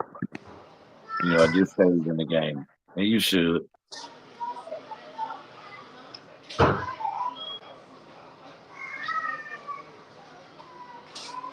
Leo, are you stationary? Who me? Yeah. Nah, not really. I'm stationary enough, but nah, I'm in McDonald's getting something to eat. I ain't gonna lie. Okay. Anything else? Nah, that'll be all. All right. 7:25. Yeah, I don't know if y'all can hear in the background. Yeah. Solid. Yeah, but I'm about to be pretty soon. I'm just grabbing something to eat because I'm about to do score the fight pretty soon too. Yeah. Oh, we got to score the fight tonight? You said what? Say we got to score the fight tonight? Yeah. Connor Benn fight Chris Eubank Jr. Okay, y'all don't forget to tune into that. Score the Yeah, fight. it's Going down. this an old school rivalry, like their father's fought. You know what I'm saying? I think their father's fought twice. It should be a So good brawl then. yeah, oh yeah, nah. You know, hey, remember I don't know if y'all seen it in the group chat. It was about a month or two, probably about 2 months ago now. The dude slapped the other dude with the egg on the stare down. Yeah. Slapped him with an egg. Yes, bruh. He slapped your man with an egg We at the stare grown down. now, bro. What are we doing now, bro? What are we doing, bro? We grown. Yeah, bruh. Like bruh, I was like, there's no way I'm missing this. There's no way I could sleep with myself if I didn't let the people see this fight. You know what I mean? Steelers pick is in. This next level. This next level B. I'm gonna put it in the group. As a matter of fact, Ro probably could put it up. I'm gonna put it in the group chat again. I'm gonna try to find it on Twitter or something like that, so we don't get flagged. So, do you think, V? Do you think Cleveland is Yeah. a good spot for Shador? I think the NFL is a good spot. Yaya Black, Iowa is the new Steeler 6'5", 336 defensive tackle. Yaya Black. Yaya Black is a giant. Jeez. Honorable mention all Big Ten 2023 and 24. Crazy. Dang. You just crushed. Whoa, whoa, whoa, whoa, whoa. This dude is a monster. He a little slow, but he put his hands on you, man. He got you. Yaya Black, defensive tackle. Jack Sawyer. Caleb Johnson, your man, Leo, went to the Steelers. And Derek Harmon are the new Pittsburgh Steelers. Yep. Oh man, god damn. See, I was Yeah, hoping. Harmon. I like Harmon. I got him on. Yeah. I drafted on one of my mobs. I like him. That boy cool. Yeah, I was trying. Mike I've been Tomlin, trying to man, he keep a my bunch of man. raps, man. But hey, Nah, everybody getting snatched up, bro. nah, he Everybody. Caleb Johnson was gone in the third round. I think he went a little bit after RJ Harvey in the second Yeah, round. yeah. But I mean, they locked in though. It looked like the Steelers. He went to the Steelers, right? Mm-hmm. Mm-hmm. It looked like the Steelers locked in. It looked like the Steelers locked in. The Chargers got another pick, and the Chargers are selecting Rondé Gadsden, the second tight end from Syracuse. Shawty good too. Shawty good too. I played with him recently. 6'4", 243. It looked like the player that the fake Jaden Daniels on the new Madden stared down and then looked off like he was mad. Oh man, you see the fake Jerry Daniels on the man. Yeah, yeah, yeah. He looked like an extra receiver though. Like he's skinny, but he's 243. But I guess because of the height, but he a good receiver as a tight end. It's the blocking that's gonna be a little bit difficult, and he not fast, but he a big body for to be like lined up on the outside. And they used to line him up at wide receiver and everything. I mean, if he could play wide receiver, if he could run the routes, that might be dangerous. His whole career, 143 catches, 1,900 yards, and 14 touchdowns, or 17 touchdowns. Oh, so he like a red zone threat. Nah, 1,900 yards is a receiver. He's a threat period with them. Like I said, he was lined up in the slot and on the outside as a tight end with Syracuse. Yeah, I think they used his height as what I'm saying, also as a thing. I feel you on that. But I don't know. Hey, bro. Seahawks select the shifty Torrey Horton, Colorado State. Okay. Hey, bro, I got a question. Who do you Seahawks think is got a having good the worst draft. draft? The worst draft? The worst draft. We talking about best. Who having the worst?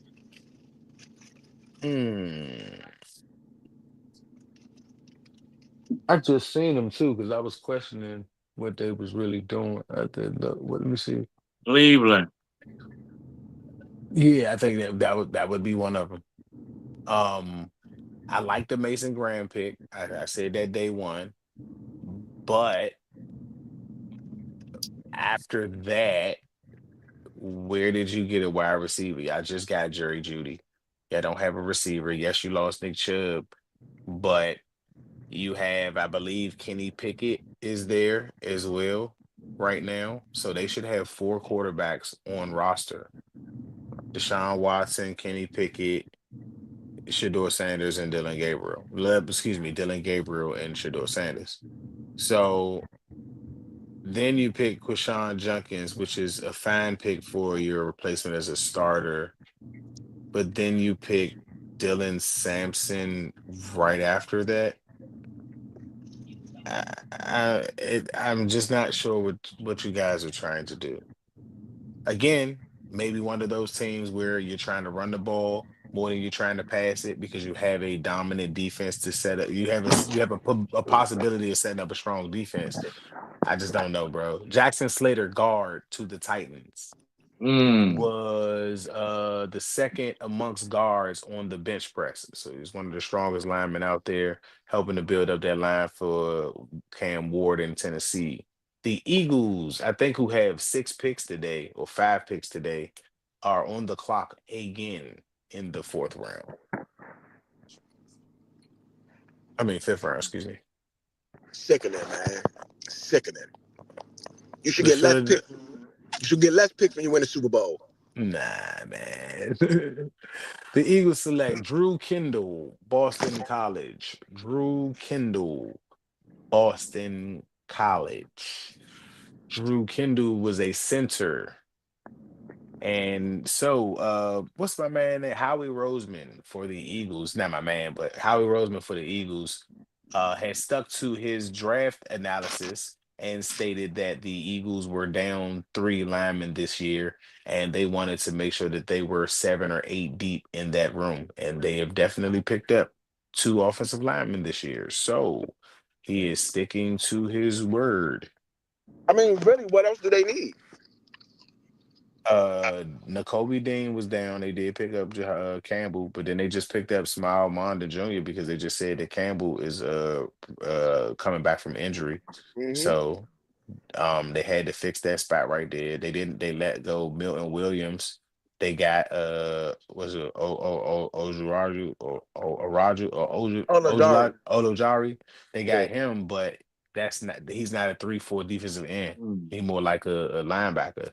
He like But a Nolan Smith. yeah, but so they didn't necessarily fill that spot in. I think they got another defensive tackle just recently. So maybe they move him out to the end to cover that space. I don't know. I like what the Bears did day 1. Day 2, Ozzy Trapilio, Shamar Turner, now Ruben the Hyperlight. I'm not sure if I love the day 2 board as much as day 1. Um, but I still think because if you win on day 1, the other guys can help. They don't Yeah. necessarily have to be impact. They don't have to be without injuries happen to Well, be impact guys. So with a team like them, they don't really need. They're coming off a Super Bowl run, right? So they don't Mhm. necessarily need a whole lot of pieces. They need to replace what they lost. Did they pick up a cornerback or a safety? Because they lost Bradbury and they lost what's my man name? Garner Johnson? No, they lost Slay. Slay left too. No, that's what I'm saying. They lost all 3. Yeah. Bradbury, Garner Johnson, and Slay. So I mean, they do have Dean, who they picked up last year. Those two, the safety and the cornerback from last year. But you still gotta, put people in those places. I think they did pick up a free agent at cornerback, but Well, again, I mean, as far as corner though, you gonna probably get that to Cooper DeJean and Quinyon Mitchell. Scott Frazier, UTSA, has been picked by the Bears, led the division with 6 interceptions. JUCO All-American at Coffeyville CC, so he took the hard way up. Yeah. I mean, to have your name called in draft day, period, whether it's day 1, day 2, or day 3, is a big accomplishment. Yeah.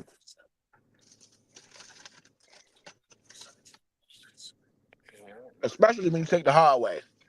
Mm-hmm. Gotta respect that. Yeah. Got the Bears pick in. Yeah. Okay. Yep. Cornerback from UTSA. 436. 2024 first team all ACC. 6 interceptions in 2024. Tied for second in FBS. Okay, Babs. Get some defense to go with that offense y'all putting together, How do huh? you feel? How do y'all feel about the Adam Peters hype? So, like, look, I'm a big supporter of AP, man. I think AP been doing a hell of a job since he's been here as our GM. But how do you feel about the AP hype? It seems like no matter what he does, everybody praises it. I'm talking about the because it's fans. really good Uh, at is the it really moment. good? Yeah, at the moment, it's been really good. So do you agree with everything that he has done?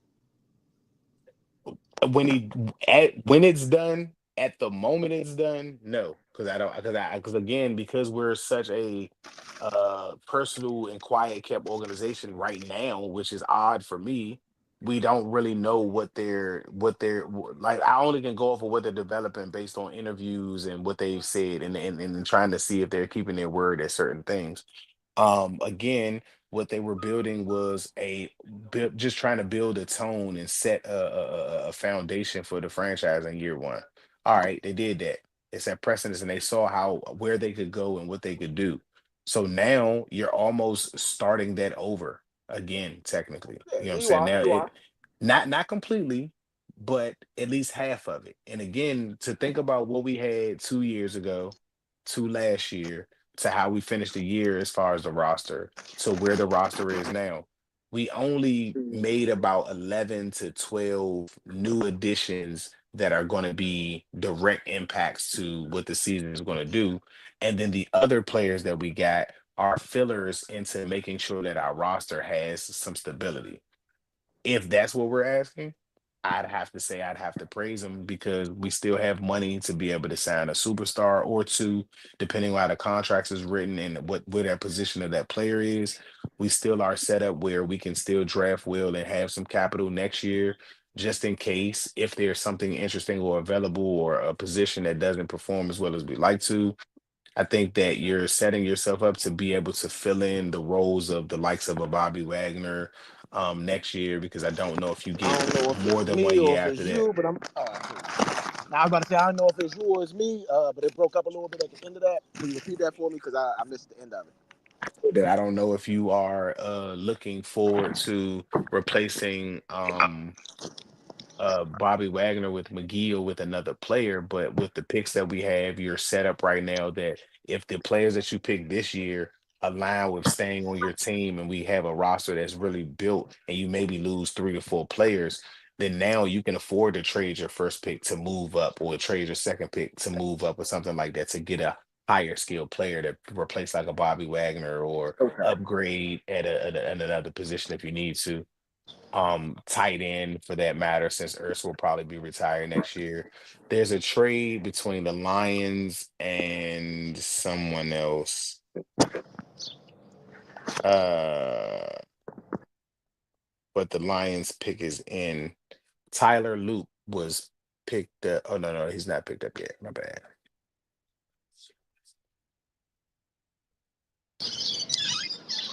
The Lions got Tyleek Williams, Tate Ratledge, Isaac Tesla at wide receiver.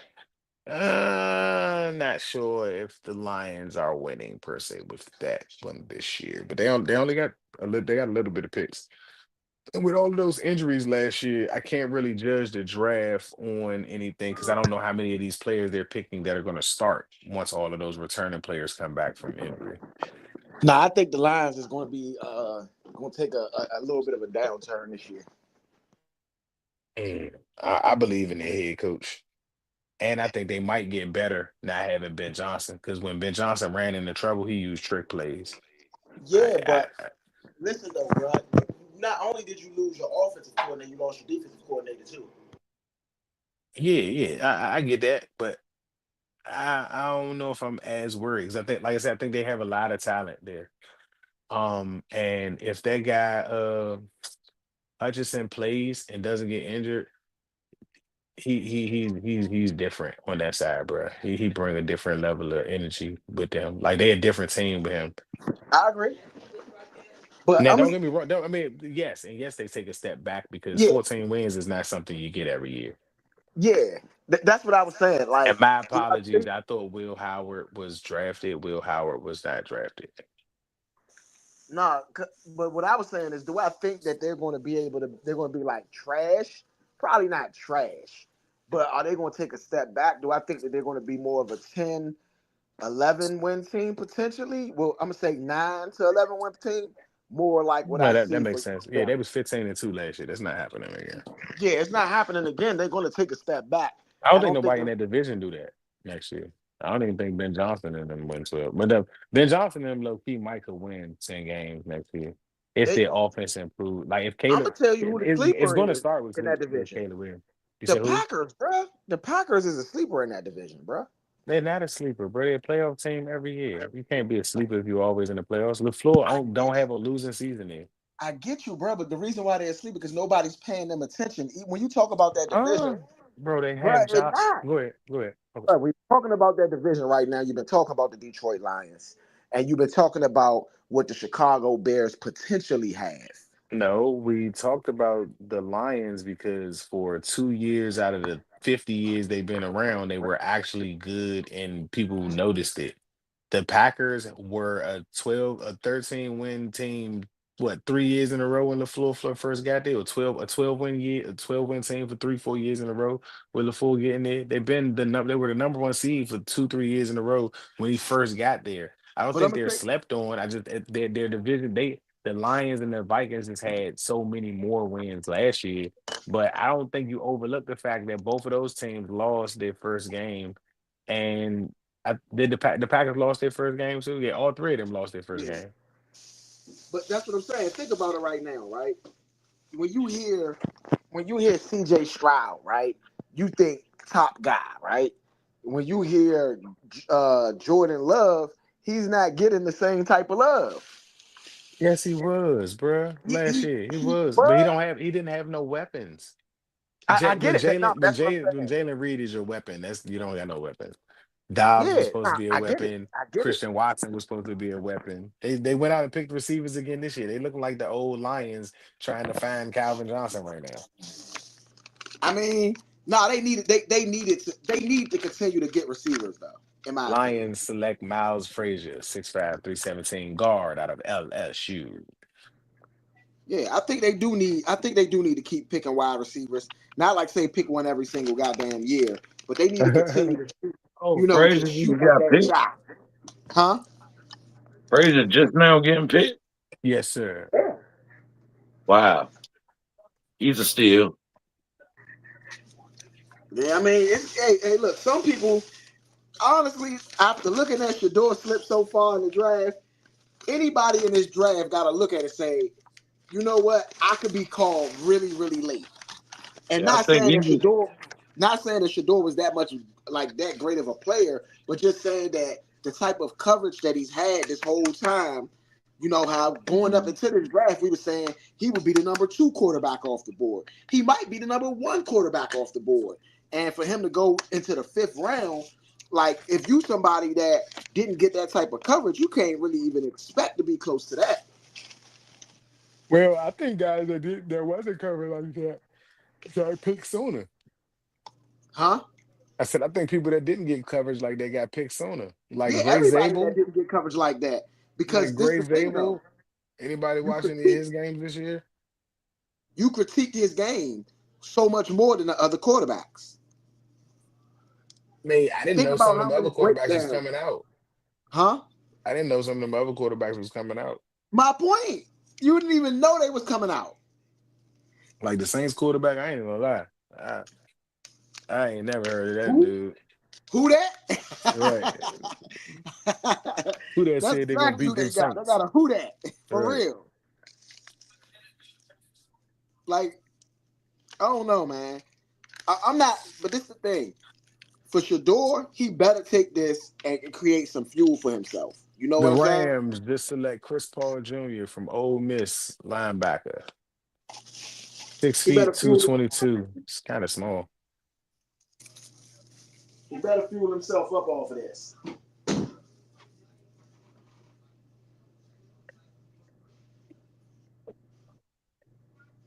Welcome to the NFL, Chris Paul Jr.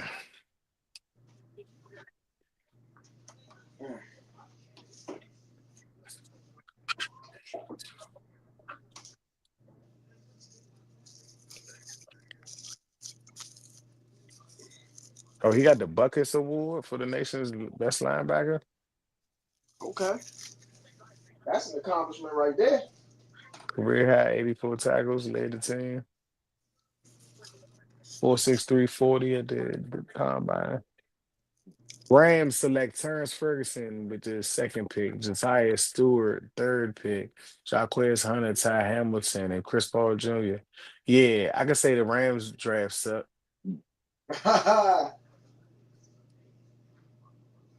Jaquez Hunter, running back. Out of all the people that did, yeah, their draft suck. You can say what you want, McVay. I know you be getting football guys and stuff like that. Y'all drafted really good last year, so I'm not gonna sleep and say y'all room don't know what they talking about. But these are all guys that I promise nobody was valuing high. Shit, they still got Forbes, don't they, over there? Forbes, I Yeah, believe so. yeah. Oh, or did Forbes go to the Bills? Nah, I thought Forbes got traded to the Rams. I mean, Oh, not okay. traded. He went to the Rams. All right. I'm not sure if he stayed with the Rams. Bills, Jackson Halls, Georgia Tech.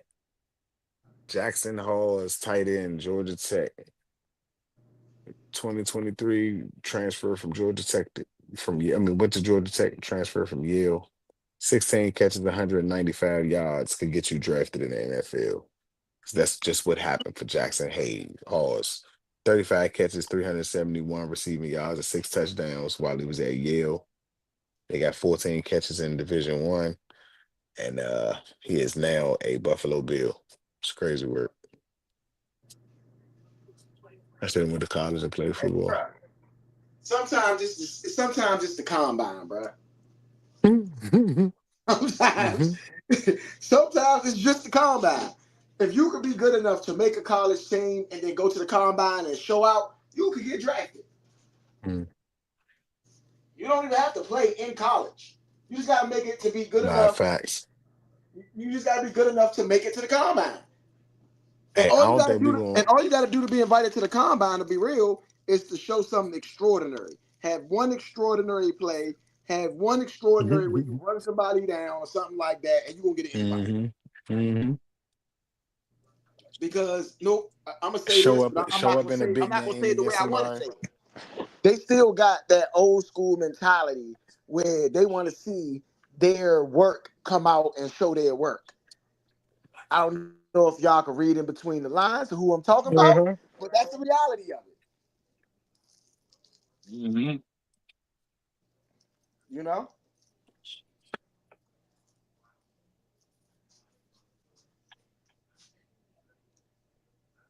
it makes me think about my life choices. I didn't even have to be good at football. Exactly. Exactly. You know, when I was Had to young, go I to used to college think and I make a actually had play. to be good. No, That's no. all. Had to go to college and make a play. Yep, make one play. Uh,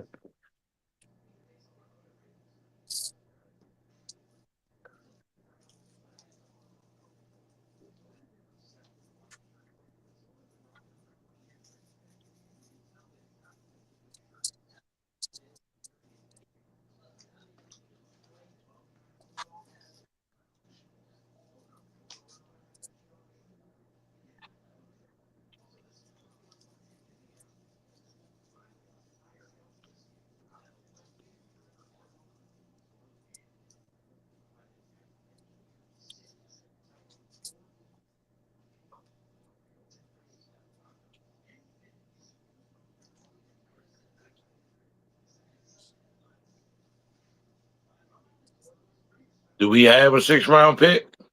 mm-hmm. Okay. We should be getting ready to come up. Let me see. Draft order. We are. Let me see. I'll tell you exactly. We still Yeah, in round I'm five going right now. We still in round five. round five. Uh-huh. Denzel Burke, cornerback, Ohio State, was just selected to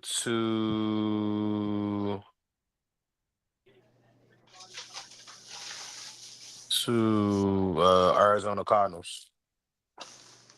Ohio State cornerback Denzel Burke.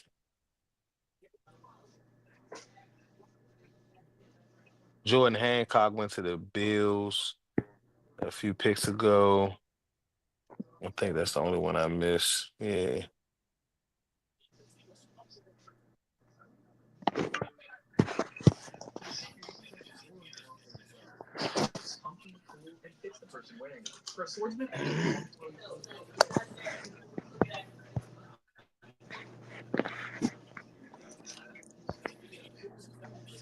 Seahawks pick is in.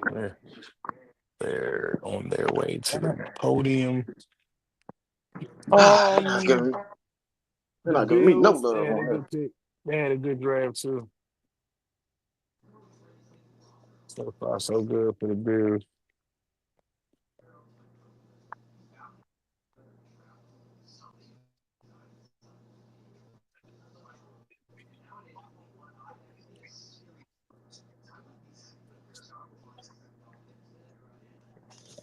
Oh, man.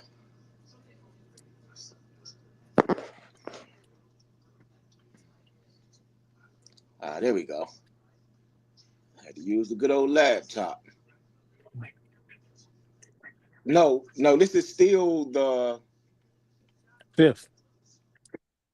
My bad. Yeah, it's It's still the the fifth round. We're not in the sixth it's round one yet. it's one more Yeah, pick. It's one more pick left. yeah, After the Seahawks is the Ravens, then that's it. yeah. And the Seahawks pick is in.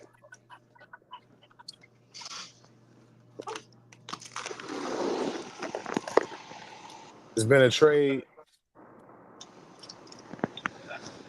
Ravens traded back, or the Jets moved up. One or the other. That's what I expected us to do at least one time in this draft. Uh, you need to protect as much draft capital as you can, but I think that would have helped, but I don't know, man. Now I'm not. Look, honestly, I'm not mad at this draft. I don't know about other people. You know what I'm saying? But I'm not mad at this draft at all, for real. I'm just wishing health. I'm pretty excited. I'm more mad about the players that went to teams like Scatterbo. Hmm. I'm more mad about that than our picks. You know what I'm But the saying? But the Giants do such a good job at mismanaging. I'm hoping that Devin Singletary is still there and not released. That way, Scatterbo can just be looked at for being slow, and maybe they don't use him, bro. Wishful thinking. Maybe he don't even make the team. Yeah, yeah. Let's think like that. Let's think just like that. I don't know about that, but maybe he don't. Hey, no, hey, look, we can always wish and hope. You know what I'm saying? Yeah. Nothing wrong. Nothing That's wrong with good being wishful hopeful. thinking. You know, Yeah, somebody else stand out on accident. You know what I'm saying? Not Undrafted guy not coming in, really. surprise him. Look, not really, because think about it. You got, like you said, Devin Singletary, right? He's like the X factor. If he go to camp and he show out, and then you got Tracy already there, he's already there. You get what I'm saying? So, like you said, Hmm. all it take is one other guy to do something that Scatterbo can't do, and that might be Hmm. speed. That Yep. might be speed.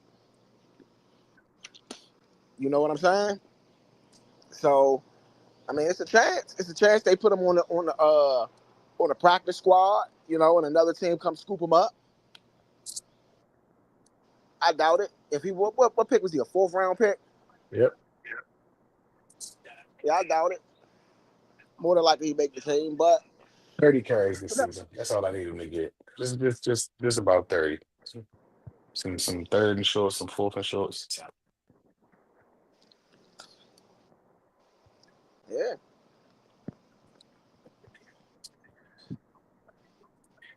I mean, I can't be Hey, mad with the bro. three Hey, picks. bro. What? Hey, bro. Hey. All right, fool. Oh man, I need to finish cleaning up. So tired. Yeah, man.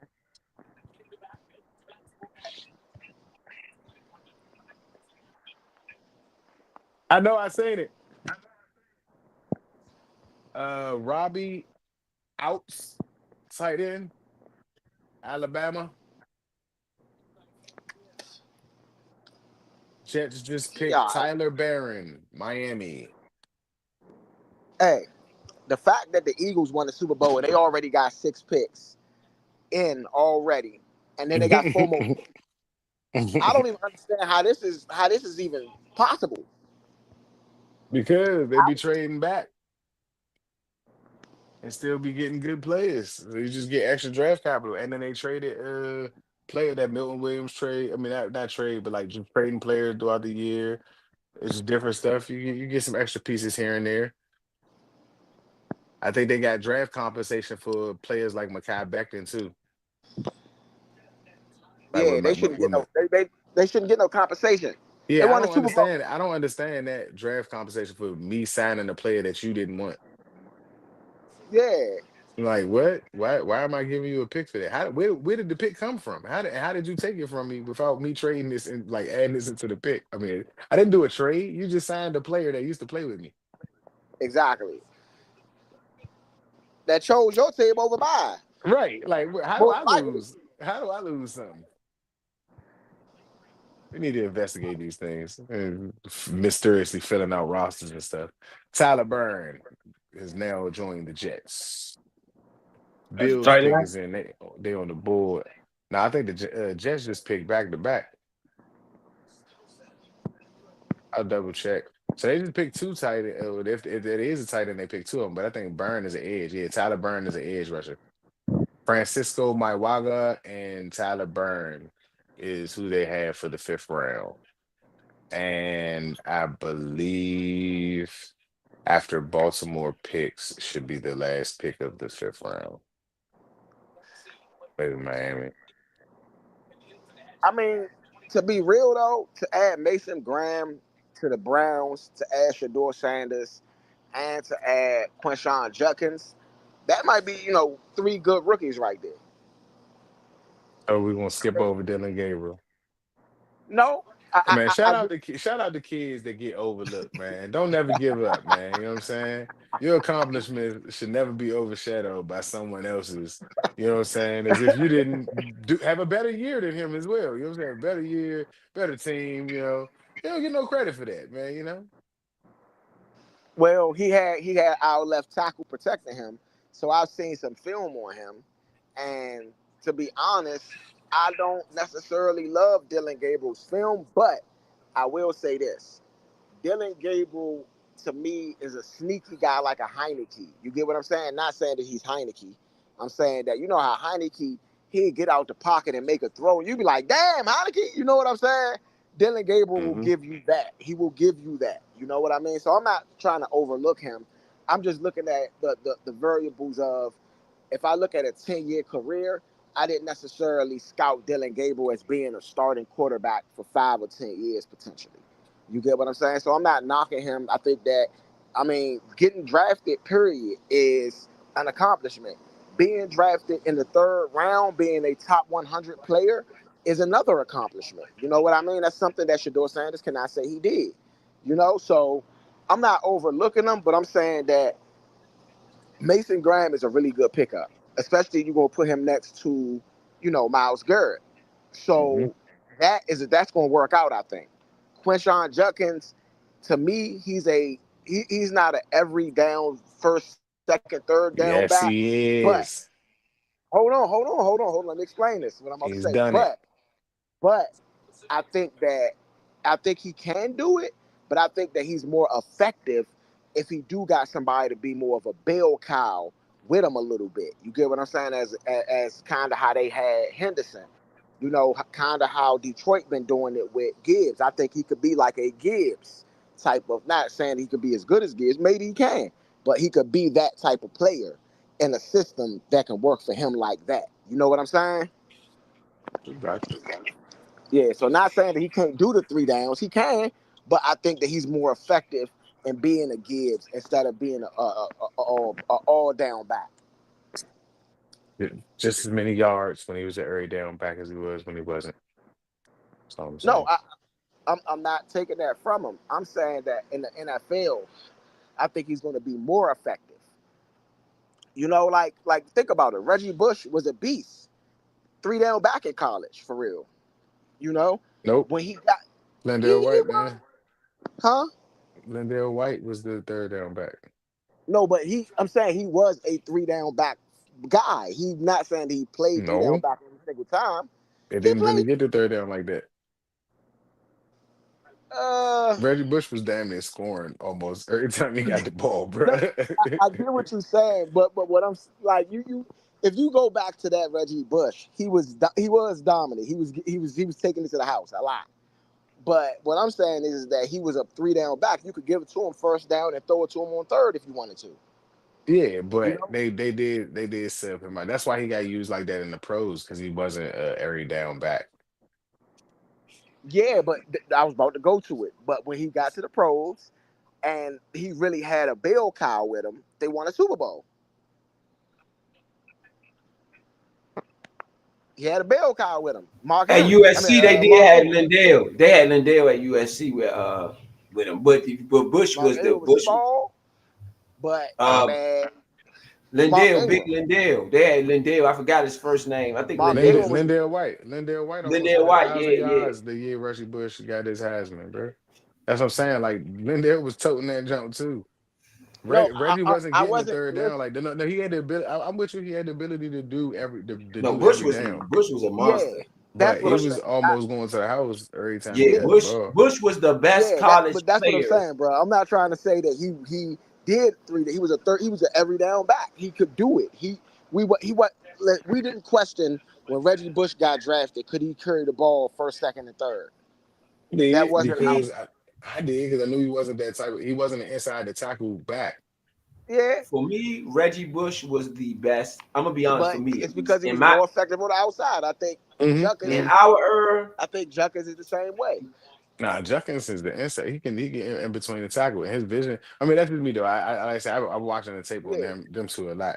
I think Travion Henderson was basically Dylan Sampson's going to be his Travion Henderson as far as the overall speed. But yeah, Junkins got really good vision and his cuts is good too as far as like in yeah, between the tackles and stuff. yeah. for No, me, I'm not saying that he's only an outside back. That's not what I'm saying. I'm just saying that he's more effective as a splash back to me. The That's how I Steelers look just at it. selected Dorian Strong, cornerback from Virginia Tech. I just wanted to You say say who? this. Me, Dorian Strong. not to Dorian get on Strong. Reggie Bush, Mhm. but Okay. Reggie Bush is the best college I player mean, for this me been shaping out to that be a I've pretty seen. decent draft so far. You said Reggie You know. Bush? Yeah, yeah, Reggie Nah, Bush. I said this been shaping out to be a pretty good draft so far. Nah, I was talking about what Rose said, Leo. Yes, Oh, and you are correct. The draft is I definitely can't. shaping out. You can't hear, I bro? can't even hear, bro. I'm about to log out and come back in. No, no, All no, right, no, bet. no, no, no. You good? My mic wasn't even Yeah, turned he up. said he can hear you. He said his mic wasn't turned up, Leo. Yeah, but no. What I was saying was that for me, Reggie Bush is the best uh college player I've ever seen. That's just me, just where the hype was what it was. Mm-hmm. Mm-hmm. And every week, even in that Texas game, every week, my man Man, showed up. That I was never. that I that was mean, that was a crazy, crazy season. AP was everything he was hyped up to be too. yes, he was. He was. He was. AP is right there though. But the thing is about Reggie Bush, to be honest, he's the reason the Saints won the Super Bowl because he was unstoppable in Mm-hmm. that Mm-hmm. playoff Mm-hmm. run. He had 100 catches, bro. I Yo, I want to say he had 1,000 yards, but I know he had over 100 catches if he didn't have 1,000 yards receiving. right. No, he wasn't as dominant in the NFL as he was in college, but that playoff run, Reggie Bush was Was the unstoppable. dude? Yeah, he was the dude. He was the dude that game. I mean, that year, bro. I ain't gonna hold you. I mean, Drew Brees, and again, like so. That's what I was saying about that wide receiver that we got, bro. Where I was saying that the eyes was on Drew Brees, Mark Ingram, because we know he getting the ball every down. Yes, when Reggie get in the game, it's a possibility I could throw to him, but there's other play like because Drew Brees is such a good quarterback and he can hit anybody. We got to protect these deep passes and these wide receivers But first, they had and Jimmy then Graham too. yeah, I know that. That's what I'm saying. They just had people that was in. Once you put him in, Jimmy Graham could be a tight end that you could put out in the wide receiver spot. So that was already a mismatch. But then Reggie Bush, you did all of that to push everything upfield so Reggie Bush could catch the ball underneath in space. And Yeah, if he can yeah. They catch the had ball in Marcus space, Colston. he can make Marcus it happen. Yeah, Colston. Marcus Colston was good too at that time. Deuce McAllister was the backup running back. I thought Mark Ingram was the running back then. Ingram was there too, but McAllister was that third that splash back.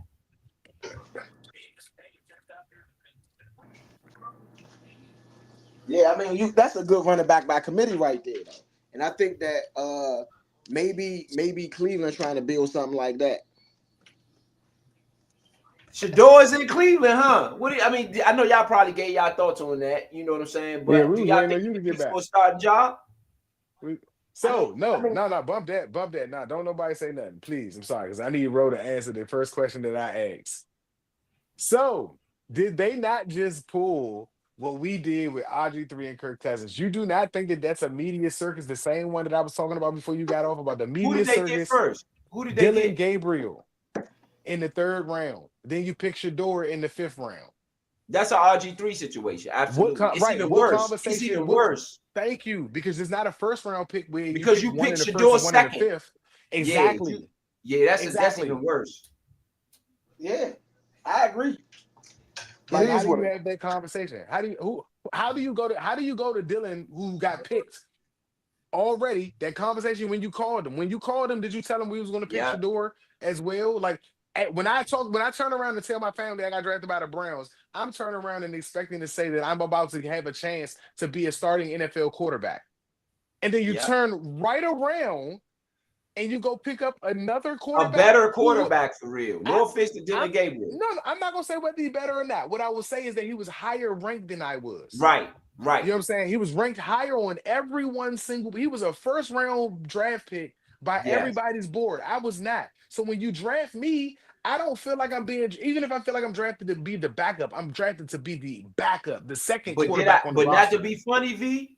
Did I say Cleveland need to still go get Shador? Didn't I say that early in the show? But I just don't like how they did it, bro. I don't like how they did it either. That was a mess. That's Cleveland doing Cleveland stuff. Look, the reason why I said I'm okay with it, because if we have watched Cleveland for the last 3 or 4 years, what has happened in Cleveland? Quarterback carousel. And guess what? He's along for the ride. It's just he's along for the ride. But this is why it's worse. That you don't give Dylan Brooks a fair chance though, because those fans. He's not going to get a chance at all. I don't see why you give him a chance at all. Even in preseason, let's say that Dylan Gabriel, mind you, he's going to be playing again if he doesn't start, and if he comes in after Shador, he's not even going to be playing against the quality that Shador might be facing. And honestly, I'm gonna tell you now, I got Shador playing in the second half of the games, because then he'll be playing against less of the quality, or they'll set him up and try to put him against the better quality and put Dylan against the sorrier people. Right, but I'm gonna say this. I'm gonna be honest. I think Dion Ollie Gordon just selected by the Miami Dolphins. Who? Ollie Gordon. Okay, so I think Dion is going to break the bank to get Shador all the support he needs to get that starting job. I think it's going to be competition. I mean, Dylan Gabriel, you better go in there. You better understand this competition, bro. Don't all that friendly, yeah, I might be teammates, but bro, that man is going for the starting job. He has something to prove. Dylan Gabriel, you better understand that. Dion is going to break the bank and give Shador all types of support. Shador, when game time comes, when the season comes, Shador going to be ready. So when do you think that Dion is going to have a chance to do this when he has a job? Well, he does. Right now, they're in the off season. The draft just happened. So he's going to set up a spring games is getting ready to come up, bro. That's true, but he's going to say, I know Dion is going to set up an infrastructure that's going to. Hey, hold on, though. Hold on, V. I'm with you there. But at the same time, you got to think about it. His job is also football. So you tell me when Shador is going to have a chance to be with his father and work on football when he's about to move to a state his father does not live in. One is in Colorado, the other one is in Cleveland. No. What I'm saying is that what Ro was saying is that breaking the bank about putting Shador around the right people. He's going to send some people out there for Shador.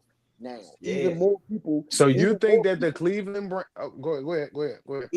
But before he gets into camp and all that, even more people are going to be on the Shador I want to help you bandwagon. There's some people hating on him, but I So guarantee what there's some does people that's that going to step say up. about the circus that I told y'all is going to be I knew it entered was going to be a with the circus. We knew that. media? The Yeah. media circus. So the media. So okay. So now this means that the Browns intentionally punish Shador, and they'll have to openly come out and share this information with everyone. They're not going to do that. Y'all know daggone well that that's not going to happen. But in order for this to happen, what you guys just said, Cleveland Browns would have to be okay with Dion adding something that the media circus is going to catch up with. This is not going to be done in private. I just want y'all I to know think this. Nike gonna get involved too, though. Not to cut you off. That would be between Shador and Nike. It's not going to have anything to do with Dion. Even if Dion he can't send a rep for Nike. Dion don't work for Nike. No. But he does have a relationship with him. We know that. He had a good What? He relationship has a with pair Nike. of shoes? No, he has a relationship with Phil Knight and them. He's been signed to them for like 30 years. He's still signed with them. Yeah, he Shoes, just man. They re-signed the said they have contract recently. shoes. Yeah, he Oh got a my relate. god. We know he got a relationship with Nike. So Nike so got so good so people so around so them. what is this relationship done for Dion? Outside of selling Huh? shoes, outside of paying him for selling shoes, what is this Well, I don't relationship know. done?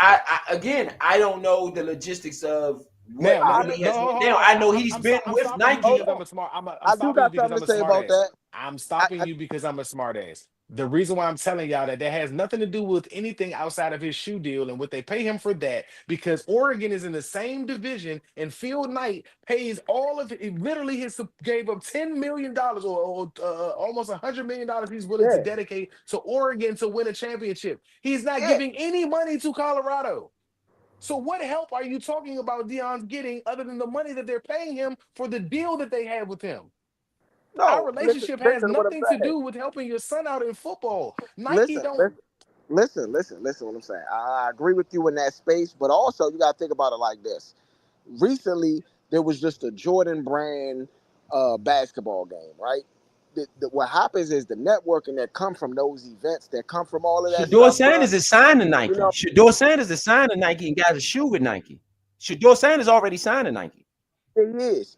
But you know Where do that you that's what I'm think saying. Bronny James is gonna be signed to, bro? Why y'all okay, y'all got it. I got it. Let's move on. Let's move on. I mean, The whole already, legacy thing, that Shador yeah, do, that that's whole Nike legacy shit. thing, that's a That's Nike Nike shit. thing. They sponsored this whole party. They sponsored this whole draft party.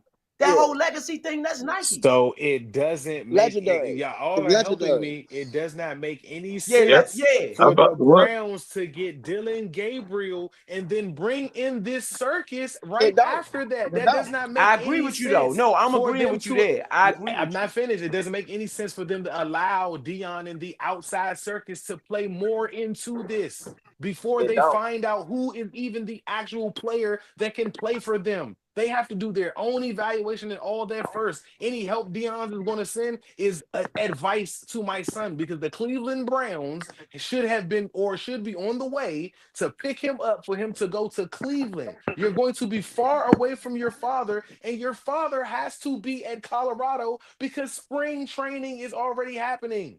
Tennessee just played their game last week, and my cousin just played. I know that Colorado's game is getting ready to come up as well. You're in the full swing of They stuff, about and to they're mess around still and get Shallow recruiting. too. If I'm Cleveland, I drive Shallow too. Why? Oh my! Hey, I'm that's finished well. with y'all, man. I'm about to do all You that don't think he should Why? drive Shallow? Why? Do because they need? you're Do they trying need a to. safety? Yeah, Don't they waste need a a safety. I don't would. wait. I Don't would waste get a them draft pick where you don't need it. circus, They need a Hey, safety. circus, hey, give me y'all. circus. Hey, No. let me get. Hey, Ro, let me give him this boxing update. So the main event is about to start after this fight. Right now, the first fight, Yardy versus Arthur 3, just came on. Right now, it looks like Yardy is just moving forward and Arthur is on the back foot. Just wanted to get him a good boxing update because I will be bringing them the main event fight tonight. Yes, indeed. Okay, Yes, okay. indeed. Did y'all get Yeah, the yeah. Patriots pick in? Did we get No, the Patriots pick in? no. Look like the Patriots got a edge rusher. They And got another honestly, edge I rusher. like They just Shallow's picked up game. an That's edge what I said rusher. that too, though. I like They just Shallow's game. I like his game. I think he's gritty, man. I like safeties like that. Patriots going back to beef up with their defense again. They about to get their defense live wired again. They just went edge rusher back to back.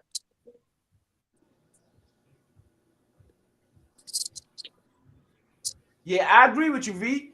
It is a circus. It's already a circus. So you might as well go ahead and call your circus managers and get everybody together. It's already by what y'all did, y'all chose the circus. So if you choose the circus, you might as well ride and play in the And when circus. he That's what go it out is. there and look like Jameis Winston with all of that help, your entire fan base is going to be lost. You're going to have to fire your coach. You're going to have to make changes that you weren't prepared to make because you let the circus take over your franchise. The reason why I'm saying what I'm saying, on top of why I'm telling y'all, I don't know how y'all You literally don't. just jumped into thinking that Dion's going to have anything to do with that when Dion came out and said that I don't want my son to play with y'all. And we're talking about billionaires. You think that they He give a did say rat's that. tail about somebody who look like our color? I don't know what world we live in that all of a sudden now y'all giving Dion some type of pass that we don't get ourselves because he Dion. I get he played football. That's cool. I He ain't I think nobody in that world. And I don't know I where think y'all that forgot not. that part at.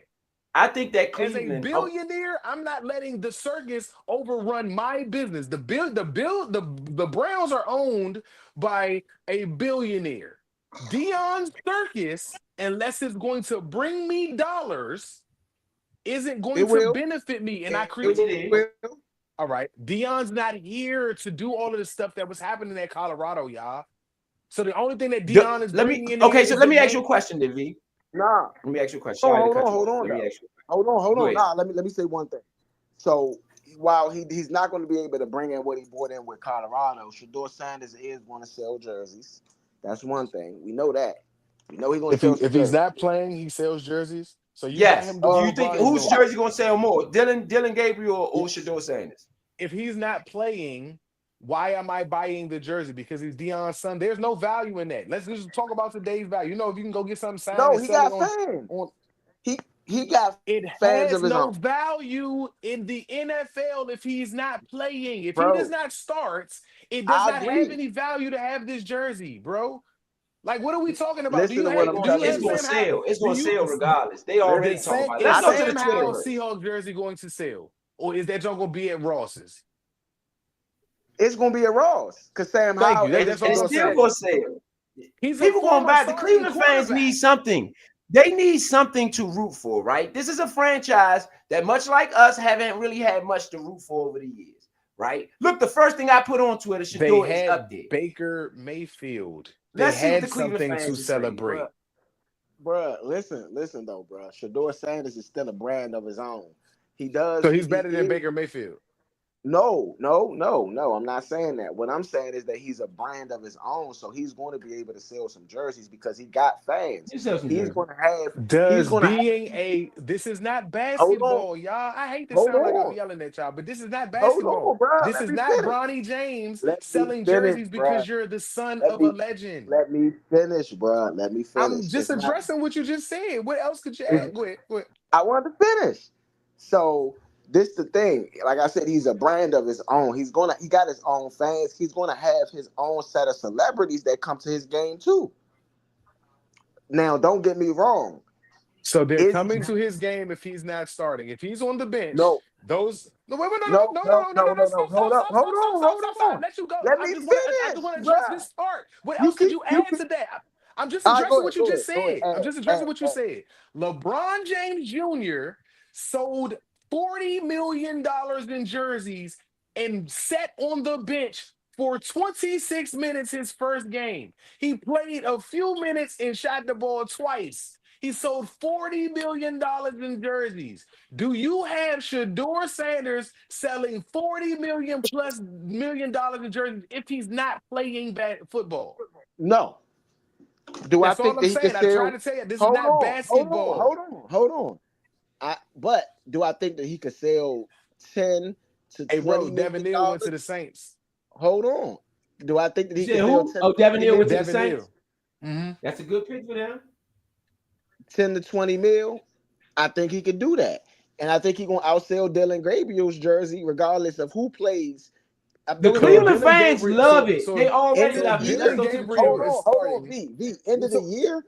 Hold on, let me finish. The end of Mhm. the year, whoever plays is going to sell more jerseys. So if Dylan Gabriel plays, he's going to sell more jerseys than Shador. I But don't think so. starting out the gate, when them jerseys go on sale, them first week sales is going to be Shador Sanders. Them second week sales is going to be Shador Sanders. Them third week sales is going to be Shador Sanders.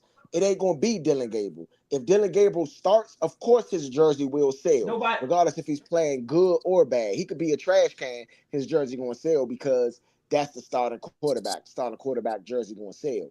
What I'm saying They is that already you talk have to. about him starting. Nobody is mentioning Dylan Gabriel right now. I'm on the Cleveland And this thing. is why I'm Nobody's trying even to mentioning tell him. y'all Could he that the possibly circus start is for the about to Browns? start. Nobody fears Pickett, Watson, or Flacco. Nobody even talking about Dylan Gabriel at all.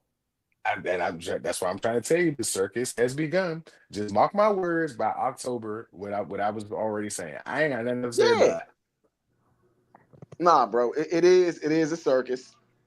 It's definitely It's a gonna be it's gonna circus. be more than that. I'm telling you, by picking the way that they pick, it doesn't matter whether unless they had it, and the only way that this works is if they had the conversation with Dylan Gabriel when they picked him and Everybody told him loves the that. pick for the Browns. They giving the Browns big ups. They saying everybody else was racist except for the Browns. That's what that's what the word is. They say they thanking everybody like that's a good pick for the Browns. So I mean, this could. I mean, this. I mean, I don't know. I don't know. This could be. This is gonna be a story. Let's just say that this is gonna be a story. This is gonna be a story. It's right here. Shador Sanders gets picked by the Browns. The comments are right there. Um, we read through some of them. You know what I'm saying? I got a feeling he's gonna ball. Plenty of motivation for him to put his head down and get to work. Unfortunately, that will be in Cleveland. Track record of a QB graveyard, so I guess we will see. But you notice ain't nobody gonna mention Dylan Gabriel, classic Cleveland, laughing. This guy says classic Cleveland. Joe's pick said probably the only team Dion didn't want him to go to. They laughing. They got the big bills, little joint on the little thing. They said new QB1 in Cleveland. Joe says new QB1 in Cleveland. Congrats, Browns fans.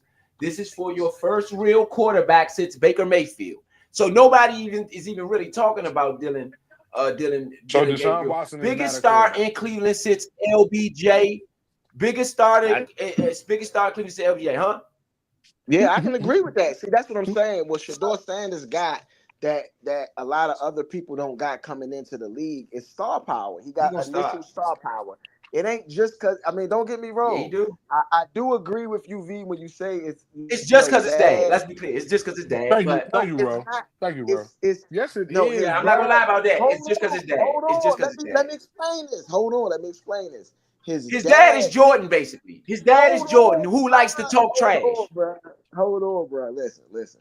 His dad definitely created the brand that he is, right? But at this point, Will Howard he has selected by the taken Steelers. he has taken on his own form. Jordan Kids I was not disagree. good. Jordan I Kids disagree. wasn't good. So I you can't, disagree. so you couldn't, so you could not listen. He is an addition to the Sanders brand. Yes. That's Did what you I'm look up saying. Michael Jordan's kids But before you just said that? huh? Did you look up Mike's kids before you just said that? No, what I'm saying was they You must NBA don't know level why Michael basketball Jordan's son players. didn't go. No. Michael Jordan's son didn't go Huh? to the league. Michael Jordan's the one that got caught recently in The the one that media. it was one that was good. He was good. He But didn't go because he said he couldn't live up to the pressure. yeah. Like live Yeah, up, he wasn't gonna be able to live up to what his father did. yeah, he was good, but at the same time, was he Steph Curry? No, I don't that's what I'm think so. saying. It's Steph Curry. And What he would what have height? had to be Steph Curry. That's the thing. He would have had No. to be Steph And Curry. and and, and Imagine Steph Shador, Curry kid trying to play basketball and believe Right. he could be better than his father. Right. yeah, That's the attitude you gotta have. But think about what he also is going up against, unless he's like Bronny James, where it's like, I just want to play in the NBA. Have y'all heard any interviews from Bronny James at all? No. If you heard him when he was in college, I which he's get had a it. few of them, he just wants Listen to though, play in the NBA. He's not worried about being his dad. He's not trying to be like he don't get the same, like nobody's expecting him to be his father. Now, the Bryce Jr., because of the height and because of the possible intangibles and stuff like that, people are going to put that pressure on him. It's Yeah. unfair. It shouldn't be put on at all because you only can be what you are supposed to be.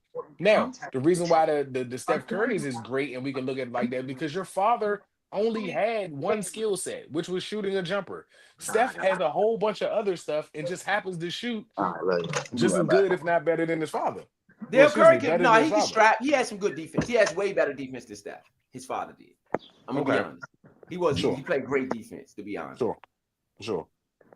But what I'm saying about Steph Curry is that his dad was an NBA player. He went into the league, and don't get me wrong. Sometimes I get what you're saying about the legends. Kids are not as good as the predecessor, right? But at the same time, fool, you got to think about the positions that they in. They in a position where they got more than what their pops had. All of these kids got more than what their fathers had. You Just want to give, know what they don't have? Hard times. huh? They don't have No, hard not times. true. See, Oh, we got to look. Hold up. Let's the be clear about this. We Legends got to kids hold. don't have You say, hard hold up. times. You say all the kids have more than what the father had. That is not always true. Look at Tim A Hardaway former Jr. player.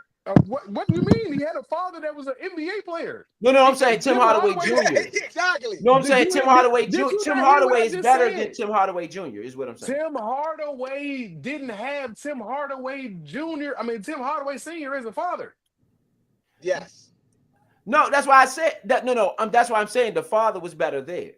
So No, it's but No, the fathers is mostly better. I'm not saying that they not better. What I'm no, saying is not that always. the Ken sons, Griffey Jr. Look at no, Ken that's Griffey Jr. baseball. Look at Barry Bonds. no. Listen though, I'm saying Baseball is a that translatable sport. You yeah, can literally no, be father son in baseball. It's like being a cop. Like your father a cop, my son a cop. Like Yeah, that's what I'm saying. No, Ken nah, Griffey Jr. was way better than his dad, though. Ken bro. Griffey Like I Jr. can't do that. I He can't do was that. way better than his father. Listen, baseball bro. is a way easier sport to translate from current like athlete to athlete than any other sport, bro. Maybe boxing might be close.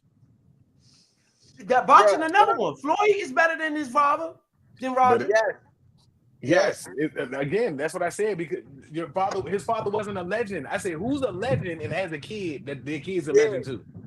There's no Oh, shit. legend Barry alive.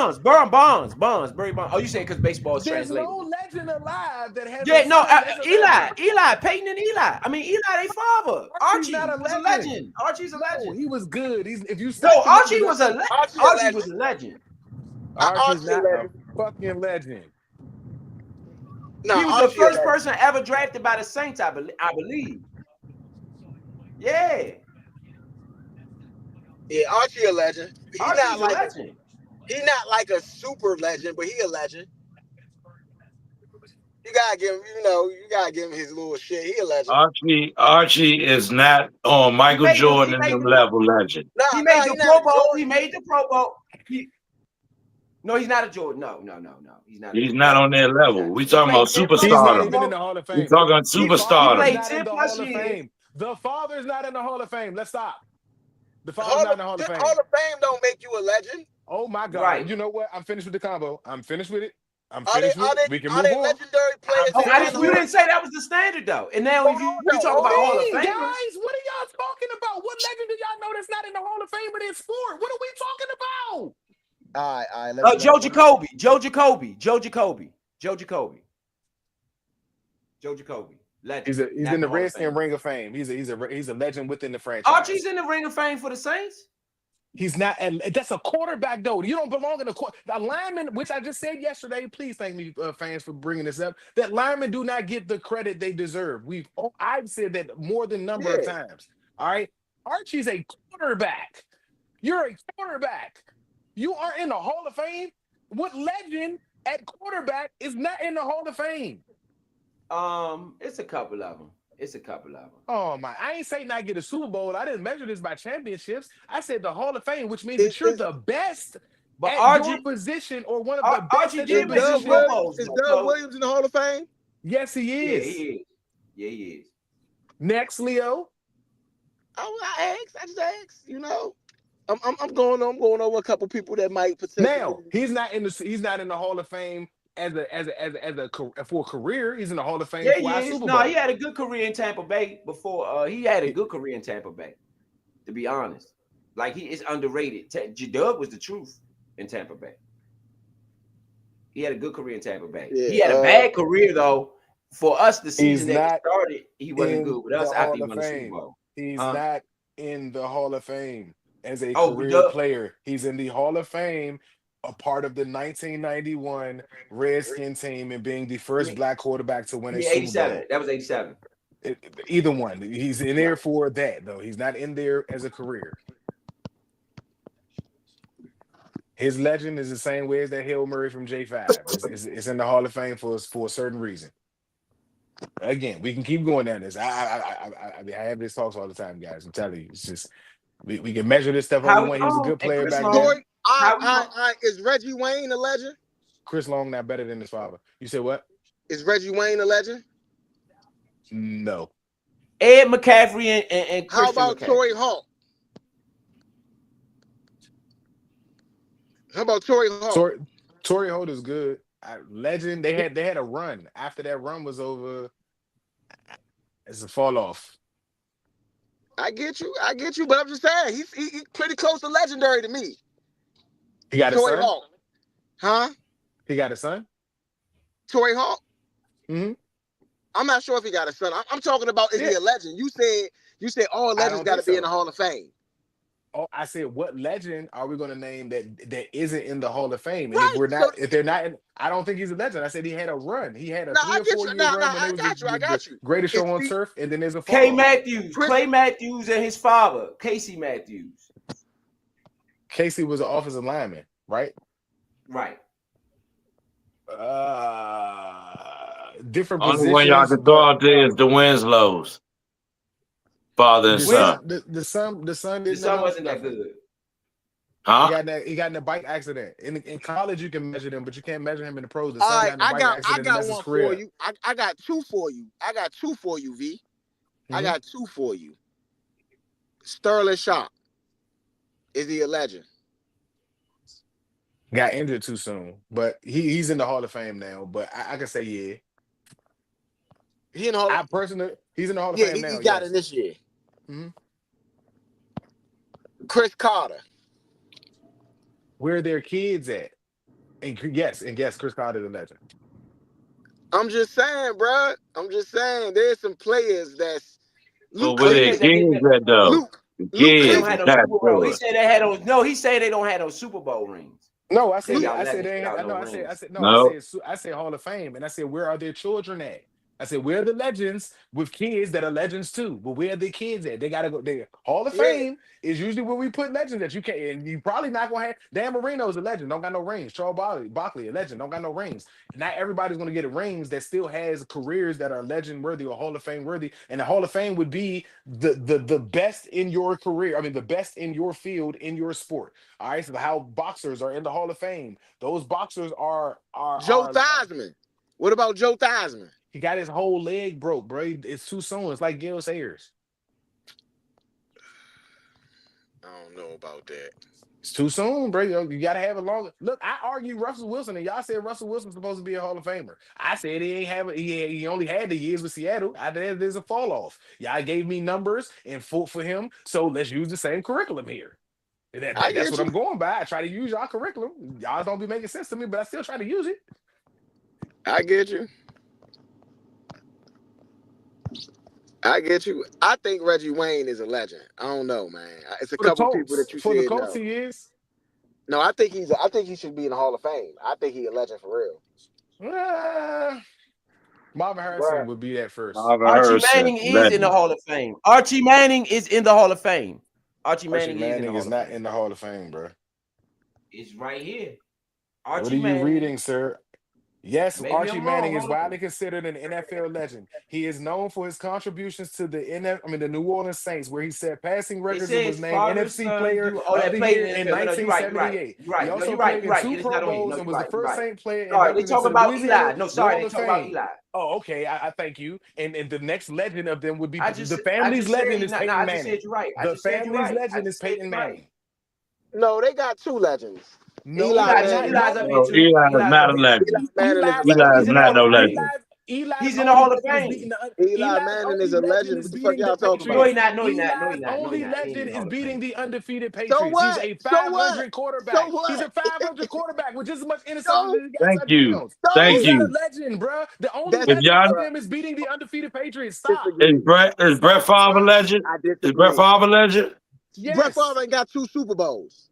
He's a legend, bro. Stop He what you're won the doing. Super He Bowl. ain't got 2 though. He's a fucking So you gonna say legend. Brett Favre is a legend, but Eli ain't. And He's Eli not got a more Super Bowls. 500 quarterback. Man, man, get out of here, man. He's not a 500 quarterback. You want a Man, quarterback with a record that's not a winning record? it 500 don't ain't matter winning. what he is, 500 bro. means He you went broke to the even Super your Bowl whole twice career. and won it. You He broke. 2-0. He 2-0. I don't care whether he's 2-0 in the Super Bowl. You need a team Bruh, for that. that You don't put matter. Tom Coughlin on that. And you Bruh, put that don't Brandon matter, Jacobs bruh. in there. No, it doesn't. He Bruh, can that go to the shit. Giants Ring of Fame just like his father Yeah, is it's in the New only Orleans been Saints Ring of so Fame. far. It's No, he's only in the Hall of been Fame. Eli. so far. It's only been like Again, he's 10 not a people in the Hall legend of to Fame me. who had sons who actually play in the So NFL at you all. said, but V, how you switching the So it's only been criteria, like man? 10 people, and that's How why you His Archie switch? father, was on it because he his had 2 father's sons not a that played in the legend. I NFL. said, give me a son. He don't got a son that's playing in the league right now, Leo. Oh, you Eli talking would about? be a legend. Peyton would be a legend. They need a kid that's playing in the league. Yeah, Your point I is get what? you. I get you. I My get you. criteria ain't changed. I still said they need a Yeah, kid it's that's only been playing. 10 Hall of Yeah, Famers who has kids who have played in the And league. that's Only been and 10 mind you, all and my time. argument is heavy like this, guys, because and Riley Leonard, quarterback, is with the from Notre Dame, is with the Colts. He just got picked up by the Colts just for another quarterback. But my biggest point in it is that the fact that I pointed out to y'all years ago that LeVar Ball was blackballed out of the league for a number of reasons that are personal to me that a lot of people don't look at because we're sold sports instead of understanding. You know what I'm no, saying? I agree with And that. I fathers agree with you about LeVar in Ball. their kids' lives is an important thing. But when you are a legend, you know what becoming or being a legend entails. Only Nikolai Jokic is the only person I don't think cares about his lineage or legacy in the league. And I'm just saying that jokingly, but because he cares about horses more. But for the most part, to be a legend, you have to put in hours and time that you can't give back to your child. Yeah, That's the difference. That's why my argument is as much as it is what it is. Because unless you had the baby at 40 years old when you about to retire, you had it while you was playing. Your time is in the game. You don't yeah. have time. Your kid has natural DNA that has the ability to be something or craft something that you become yourself. Your child was given that when you help create them. All right. But you can't mature it the way that they did because most of those athletes that became legends went through some stuff. They had hard times. They didn't have a famous parent or a rich parent taking care of them before they got their running whatever they was doing. Football was possibly one of the things, or basketball was possibly one of the things, or baseball one of the things that saved their lives or kept them out of trouble so that they could become whatever they became. A lot of these kids that are legends children have what you guys said, training. They have specified stuff. This is not something they went to go do on their own. This is not a coach taking a liking to them. This is somebody saying, "Oh, this Steph Curry son. I'm about to go help him out because this is going to do something for me." Yeah, yeah, but Gilbert Arenas' son. Gilbert Arenas, to me, is doing this in a way that I believe is natural, similar to a LeVar hey, Ball. Carmelo you Anthony, the know, same way. is he okay? Is he okay? You know, he was in a car accident. I don't know. That was him. Yeah, Elijah. Elijah was in a car accident. Let me see. He, they put him in a coma. I'm not sure if he's okay since then. What? He's out of a coma. I ain't He's sorry to out. hear that. Yeah, he's stable Yeah, condition. Stable condition. I don't want to go to That's USC. wild. Everybody go to USC. Something happened. Bronny, heart attack. Elijah, car accident. I ain't messing with USC. That's wild. They got That's bad track wild. record over there. bad juju. Yeah, bad juju over there, buddy. I don't know about that. But yes, he is in stable condition. He is okay. He's out of the coma. It was an induced coma, so maybe they were Yeah, trying to make sure it wasn't no internal bleeding or nothing like that. So it yeah. wasn't he was like knocked out in coma or No. something. I said, you know, I was just trying to make sure he was good. That's really because that's a scary moment, man. With a bright I future. seen it the other day, but I didn't know it was him. I thought that I saw the last name Arenas, but I Yeah, saw USC and I kind of overlooked it. yeah. I think I posted. If I didn't, I meant to post. I thought I posted in the group chat when I seen it. Yeah, we talked about it when we was on the phone the other day See, for we're talking sure. about Yeah. father son, Miles Hinton, offensive tackle, Michigan. The Eagles have now picked up 3 offensive linemen in this draft that will complete the 8 that Roseman said that he was trying to go after. He's 6'6", 323. His father was drafted by the Colts in 1983. He was the Uh, 2023 national champion at Michigan.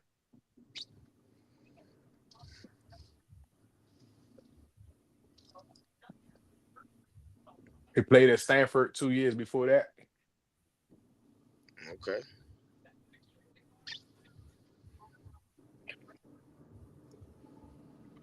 Hey, big boy can move too. Oh, that was a big block right there.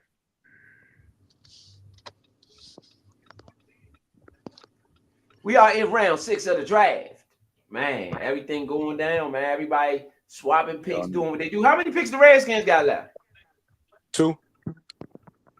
Shout out to the Titans picking Khalil Mullins at running back. Tell y'all the type of talent that Shorty is. Lil Mullins played linebacker for 3 years. He just had 1,400 yards at running back this season. Wow. Hey, that's big. When you talk about a dog of a football player, you gotta show Shorty picture in the dictionary. Got that dog in me, boy.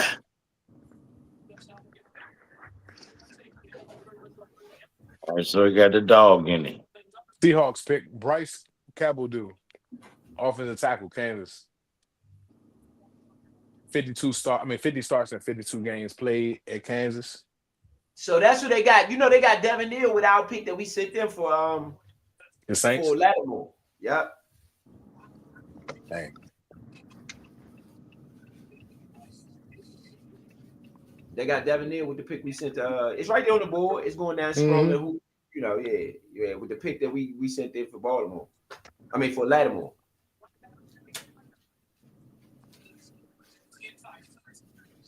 So, Tim Smith, Alabama, went to the Colts. Bengals on the board. We are about 10 picks out. About 12 all picks right, out. Skins fans. We get to see how they're gonna close this thing on out. I mean, what do y'all think about what Adam Peters did today? I mean, Taj Brooks, running back, went to the Bengals. Let's get some early grades. Some early grades.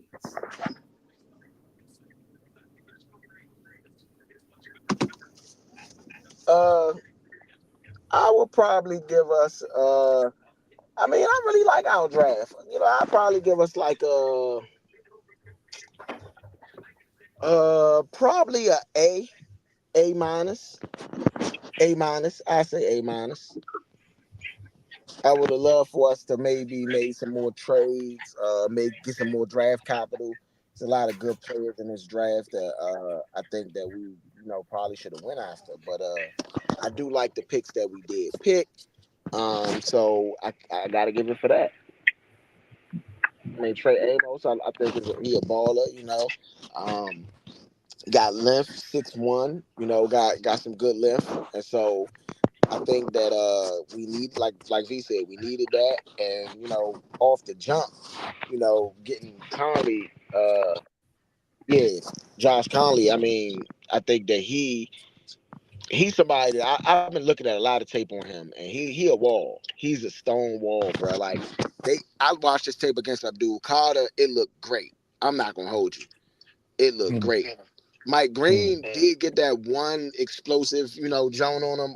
I think that was in That was a Senior Bowl practice. Senior Bowl, yeah, that's what I was about to say. Senior Bowl practice.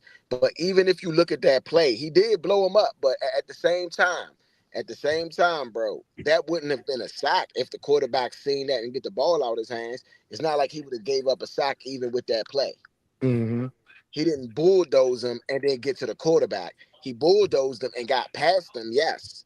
and one of those drills, I mean, that is the object, but if that was in real game time and that happened with Jaden Daniels, he get blown up on that side. Both of those people fall. Jaden Daniels now got enough time to either get around that and get outside the pocket, or he got enough time to deliver a pass. That's not a sack right there. I So give you one even better than that. It wasn't no more footage of anything else happening like that after that. nothing happened after that other than No, him. that, Other that's than what him I'm being, saying. I'm saying that it was no more footage of that, meaning that my man didn't go out like that after that. no, he's a wall, bro. I Hmm. watched him. I watched like his highlights. I watched some of his game tape. I mean, I think that's a really big pickup, and I don't know if we're gonna move him on the left side for left tackle, or we gonna have him be a guard because he could play guard too. Connected phone number canceled. Goddamn, excuse my I bad. think we're Yeah, gonna move him to right tackle and let Coleman play guard. We already got Beard as a center and gonna let Cosme when Cosme come back, when he comes back, stay at his natural guard position. Coleman giving up them 10 sacks last year. I feel like Coleman mess around, go to the guard spot. yeah. Coleman's going to the guard spot for sure. I Coleman think going he'd to be a better guard though. Honestly, I think he'd be really yeah. good at guard. Um, that's what analysts are saying, and I get it. But I don't think we run enough counter stuff for him to be a guard. I think because of when like what you were saying last year about Robinson getting to the edges and you like him running like towards the edges, he'll be able to seal that edge. And he, like I said, having that footwork and the speed from being a former back Yeah. gives you a little bit more to be able to kick out if you're not running counters. Because without that, how do you get him without a zone blocking scheme type of thing to get out there and Who get into the next Coleman? level stuff? Yeah. No, no, no, I no. think Coleman has Connolly. natural. I think I'm he talking just about got the Connolly. size that if you put him at guard, he'd be almost like Mekhi Becton. Remember, Mekhi Becton was at tackle at first, and they moved him to guard. Philly is the one who moved him to guard, and that's when he became dominant.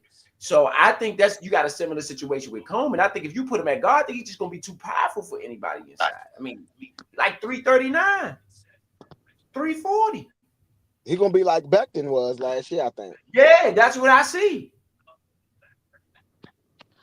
I mean, I'm gonna be honest though. I think Brandon Coleman, you got to move him inside anyway, where Grady was at. And then on that other side, I think Wiley gonna move in. I think Wiley gonna move inside from the right tackle spot to the right guard spot until Cosme come back. Yeah, I think Coleman. I wouldn't mind seeing Coleman inside. I could be wrong. We got to see him actually play the position, but I could see it working. If it worked, it wouldn't surprise me at all. Not yet. I wouldn't be surprised. I think right now, maybe you need to get another tackle before you do that. Cause I wouldn't want to put a guard, a tackle who gave up 10 sacks back at tackle without putting the person that you drafted at tackle who used to play tackle at tackle.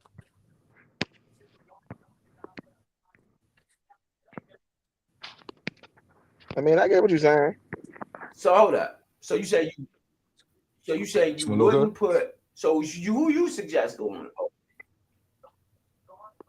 I would put Conley at So who are tackle. you suggesting that go?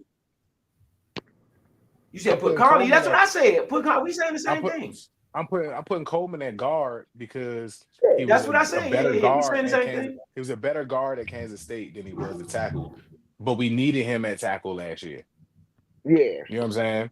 Now that you have the opportunity to put him at guard, he was at tackle last year, got a little bit beat up from some of them speedier guys. Now he's inside beside a wall like Tunsil, and he gets to now beat niggas up. Excuse me, pardon my French. I apologize, but he gets the chance to beat players up. And that's what you want somebody that you got that's an offensive lineman to get a chance to do. That's gonna get let you get that get back.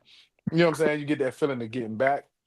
Yeah. And on top of that, you get a chance to dominate in the trenches. On the edge, you're an anchor. It's different than dominating the trenches when you're an edge, unless you're in the running game. In the passing game, if you're in the trenches, you can dominate. You can dominate in the trenches in that way. As that anchor guy, you're just waiting on what's coming at you or trying to prevent it from getting around you. And that's a task in itself. But I like Brandon with the younger legs probably being at that guard spot, especially because we don't run a lot of counters. You know what I'm saying? So if you can use him and Conley, think about the run play where Jaden gets the snap out of the shotgun, the running back is on the right side, and everybody's just flooding, and it's like a flood sweep. You know what I'm saying? With Conley and Coleman on one side, or possibly being able to run a play like that, or Tunsil and Conley, or Tunsil and Coleman on the same side. I feel like we have a better opportunity to get more than what we was getting last year with it. Boise State edge rusher Ahmed Hassanine, 6'2", 267. The one thing I say about a lot of these edges this year, a lot of them are light, man. I don't know if that's the way the league going with this wide technique. Maybe that's it. But a lot of these guys are undersized. It's not that they can't gain weight or nothing, but they coming in undersized.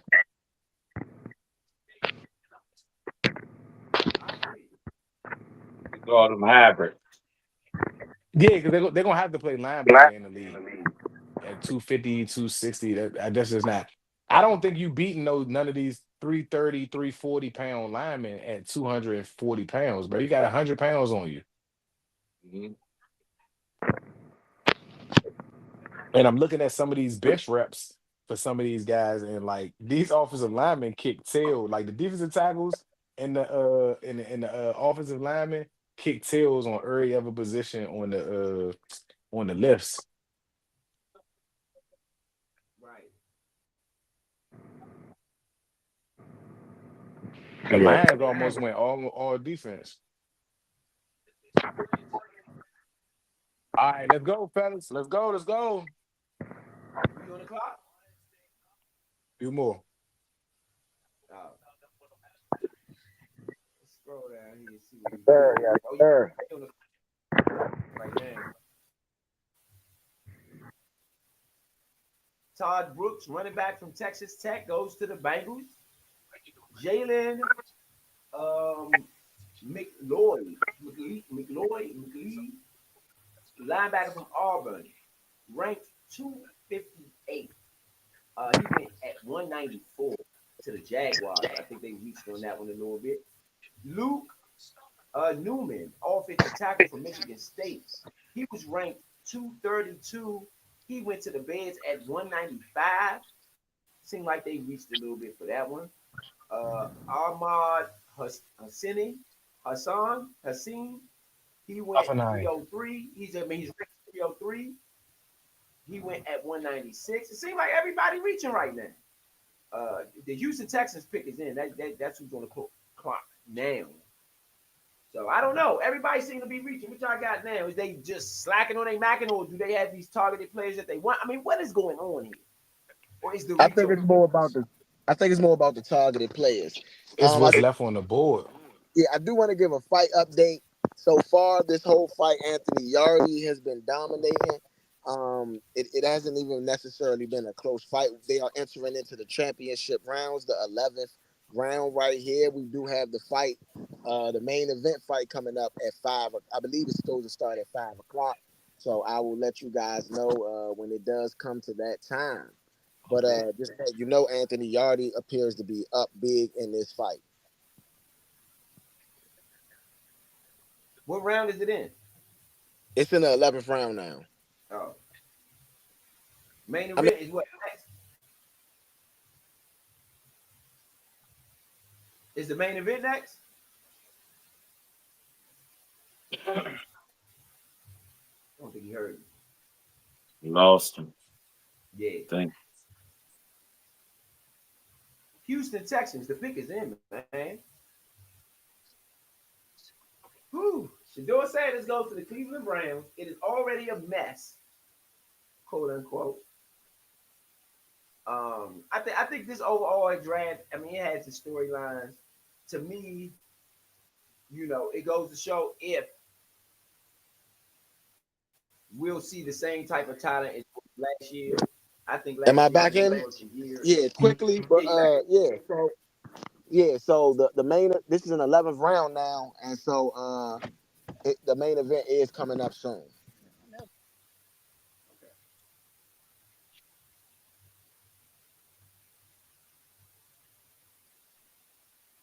y'all, man. We doing a double cash. Score the fight. NFL draft on this Saturday.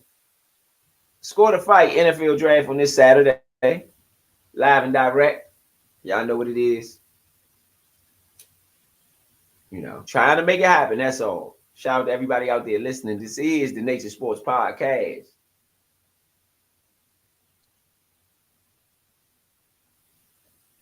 Getting it in. Yes, sir. Thanks for y'all rocking with us all day, pretty much here. We've been on 4 hours, 20 minutes. Y'all already know.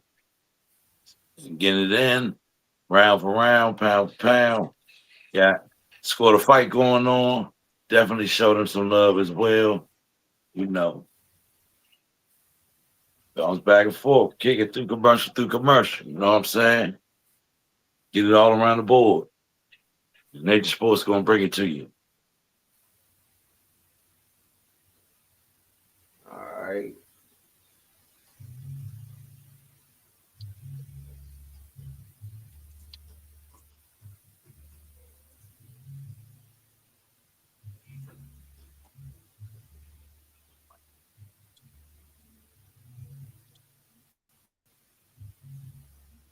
Try to get that on in there. On the double cast today. Yeah. So what do y'all think? I mean, who starts for the New York Giants? Let's get y'all early opinions in there. Y'all think it's going to be Wilson. Everybody thinks it's going to be Wilson except me. Russell Wilson.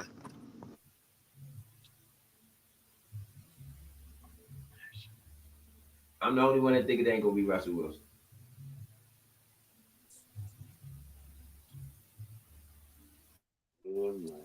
You said what? What Obvious. So you think he's gonna get Matt Flynn, huh? Yes, I do. Yes, I do. So you think you think Russell Wilson doesn't start? Yeah, I don't think he's going to start. A lot of money I feel like is going to go in. A lot of money is going to go in on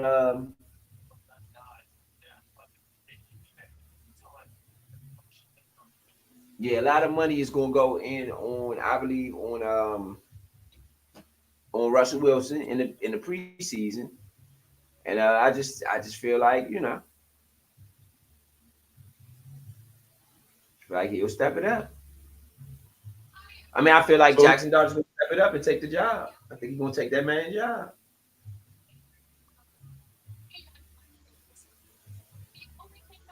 If it was any other quarterback, I would be with y'all. I just feel like Jackson Dart is actually good. Y'all know I said that. Even V, I said that from the moment I saw him, I felt like he was good. So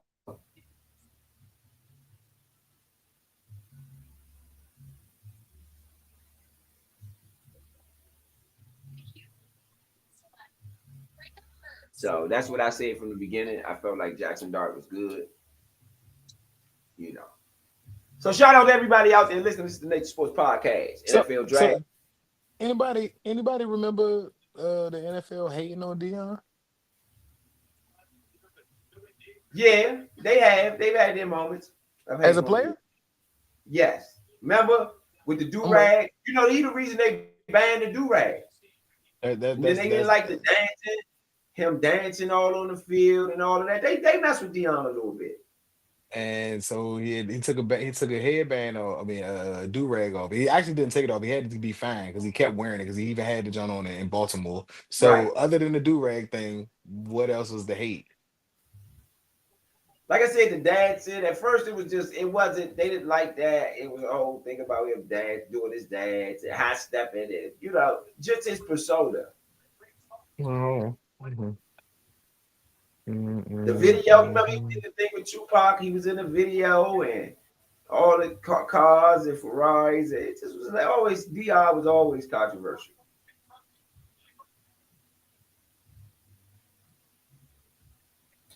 The way he left Atlanta, he did it LeBron first. He was LeBron before LeBron. He did the LeBron first. I can't find any of this. So whenever you get a chance. Help me find something with that. All right. Oh, remember we threw the water in the dude's face? The reporter and all that? He chased the dude around. I give you something though. I give you something.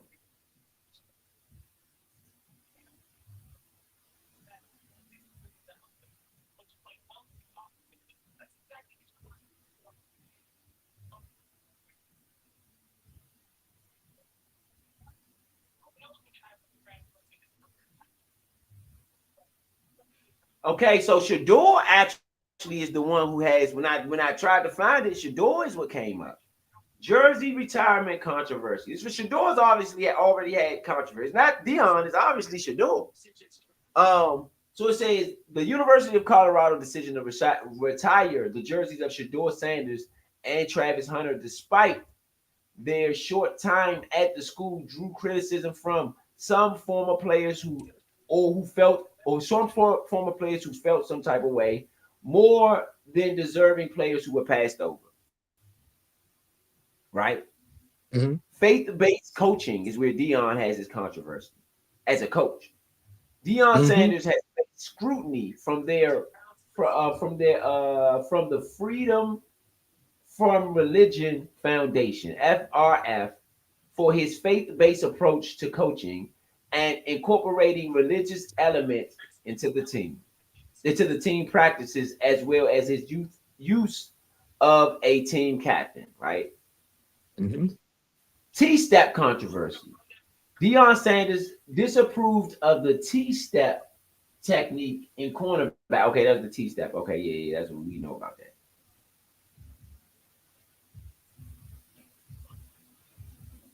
Okay. Okay, so that's regarding Shiloh, right? I mean, regarding Shador and him as a coach.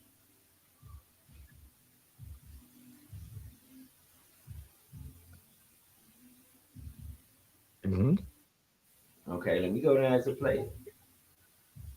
They complained about Dion's high step because they said it was arrogant and flashy, but you only said that because he was getting interceptions and running them back for touchdowns. You can't hate on someone doing something good. You just couldn't you just you didn't wasn't nothing they could do about it but just say because it was something different. It's like the first alley oop.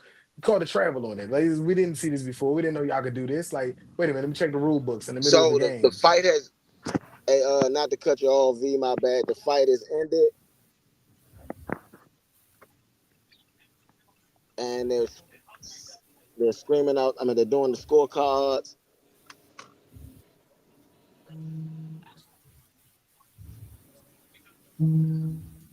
Oh, so it was a KD situation in Dallas where people said that negatively affected that Cowboys dynasty. So what? It was it's like a KD situation where they say when that Dion negatively affected the Cowboys dynasty. And they haven't recovered since then. That's basically what they're saying. That's why they haven't. I mean, I haven't. Wow. I think Yeah, that's just Jerry not having no 30 minutes accountability left. Let's for do it getting real quick. into it with Jimmy Johnson and not ever apologizing for it, because that's what really messed that up. But if that's what he'd like to say. But I vacuumed everything, make sure none of the seats. Well, there wasn't no ashes in here. You want to spray it down? But yeah, Dion really, I mean, at the end of the day, to be honest with you, on the field, it wasn't much, right? He was a top-notch player. He was flashy. People didn't like that and stuff like that. But there isn't really any controversy that is warranted, right, or fair. Let's just say that you're allowed to be whomever it is that you want to be. I said the same thing about Shador yesterday. I don't care if my favorite color is gold, so I want to have on a whole damn gold suit when I that does not make me arrogant. You be This is out there just looking like Diddy. it doesn't matter. If that is my favorite color and I want to wear my favorite color, just because my favorite color is gold, that does not make me arrogant, right? Just because I'm confident and I'm like, oh yeah, that dude, I think I can beat him. That doesn't make me arrogant, right? That's No, just it me doesn't. saying, hey, I looked at them play. I know what I could do. I think I It could doesn't. beat him. You see what I'm saying? So we have to allow people space in order to be themselves. And somehow, some way, it rubs people the wrong way when certain people are themselves for whatever reason. And I think that's kind of seen what has happened to Dion. Get your phone.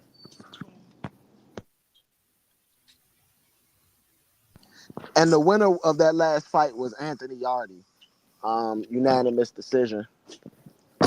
So we're getting closer and closer to the Conor Ben Chris Eubanks main event fight. It's upon us. I'll let you guys know when I'm jump on jump on in and get to the commentary. But Anthony Yardy was successful in winning the last fight.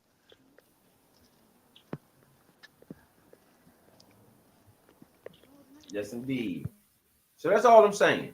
So Shador just seemed to have gotten a bad rap. I don't think it's fair for whatever reason it happened. But again, he's in Cleveland now. Dylan Gabriel. I mean, I feel sorry for you, bro, but fight for your job. Fight for your job. Look, when I Don't let that did man that take your earlier, job like that, Joe. why You know, V he ain't gonna have to on come here in and right deal with now? you. Nah, bro, why V ain't on here right now? I'm right here. Leaning on you like he was leaning on me I didn't even Cause y'all mention told me to Gabriel. let y'all finish. I'm trying to let y'all finish. No, man.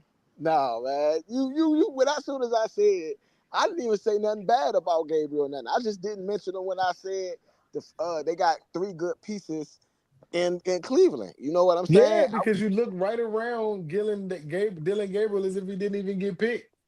I didn't At do least that. I acknowledge the man. At least I acknowledge the man. I say fight for your job. Don't let that man You take your said I job feel like that. sorry for you. That's what you I said. feel I sorry for do. you because it was messed up that they drafted him. That was messed up Oh, for him. Was it not messed up? Mm-hmm. yeah. What? It was You messed know, up. He could have went somewhere y'all else. sold that man a dream. You ain't tell that man when you call him, look, Slim, we're gonna draft you, right? But we might be getting Shador too. I'm just gonna go ahead and put it out there. I don't want to make you feel no type of way when we do it. If it might happen, it might happen, baby. Because then what should have came out is Dylan Gabriel is has an attitude problem or something like that because he says he doesn't want to play for the Cleveland Browns franchise. Because that's what should have come out after you call me and tell me I'm gonna pick you, but I'm gonna pick the same position in the next round. Because even though they had a pick after that, that was in the Yep, same round. The very yep. next round, they picked the same position That's as me. wild. So for me, I'm saying I'd have told him, look, I want you to compete for the job. It's not gonna be yours. We're gonna draft you, but we might be drafting somebody else, Then and you're pick gonna have to Shador compete. first. Don't this is disrespectful, bruh. I don't whether everybody because everybody is talking about Shador and has left out Dylan Gabriel. That's fine. And yes, it may be disrespectful in to anybody in everybody's opinion based on where Shador was picked at. By all means, if y'all feel like the NFL was trying to blackball them or if they colluding against them for whatever reason, there's from looking on Twitter, there's the Archie Manning quote where now we're going to throw race in there, and I don't like any of that. I don't. The I've heard Brady Quinn was drafted and he didn't go through this much evaluation. He wasn't good. Well, when Brady Quinn came out, he competed for a national title. Shador hasn't. We got to stop using what they were in the NFL and using the accolades from college. Did he have a great season? Yes, he did. He broke records at his school and set precedents for himself as a player. But y'all are watching this draft just like me. LeJohntay Webster from Colorado, one of his targets to the We on the Raiders. clock. We on the clock. We on the clock. I want to know where y'all see anybody else in this draft coming from the conference that he was playing in. That's a cornerback being drafted. I want y'all to show me a safety that got drafted high that's in the same division that he had to play against. You set records against people who are still in college or people that's not getting drafted. That's not a high level of competition. And I apologize. Dion, you coach for Colorado. What you have control of is the schedule. You could have put tougher people on the schedule. That first year, they had a schedule. He played everybody. That's because the Yeah. Pac-12 still existed, so they had some things going on there, but they had to kind of share that. Now that there's pretty much no Pac-12, you have to make it so that your schedule is competitive. Now, mind you, other than your conference games, you can set particular teams to play on off weeks. If you want to Yeah. compete for that college playoff, you got to put those guys on the schedule, and they didn't. Washington on the clock, baby. Johnny Cornelius, offensive tackle from Oregon, got drafted by the Cowboys.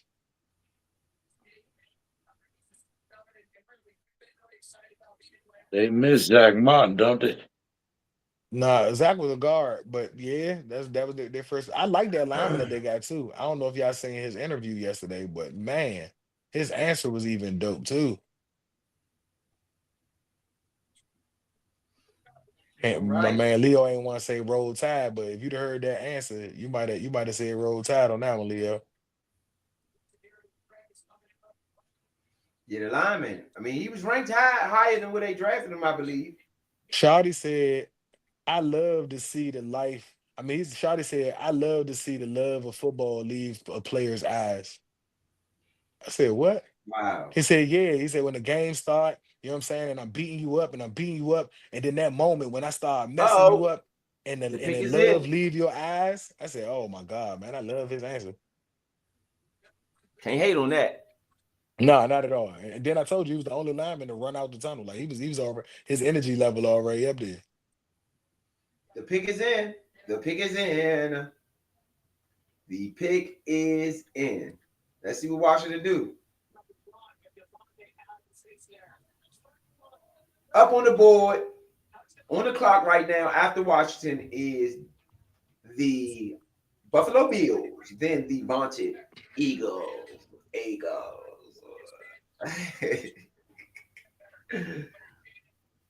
Come on, y'all better make this thing good. Eagles coming up in a couple picks, baby. Make We it good. lost 66% of our roster.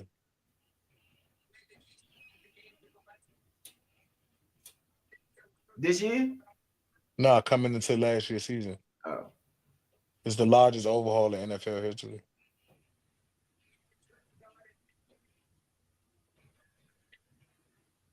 We picking, baby. Come on with this pick. Stop playing. We don't need all of the weight. We don't need the weight. Everybody else pick came fast.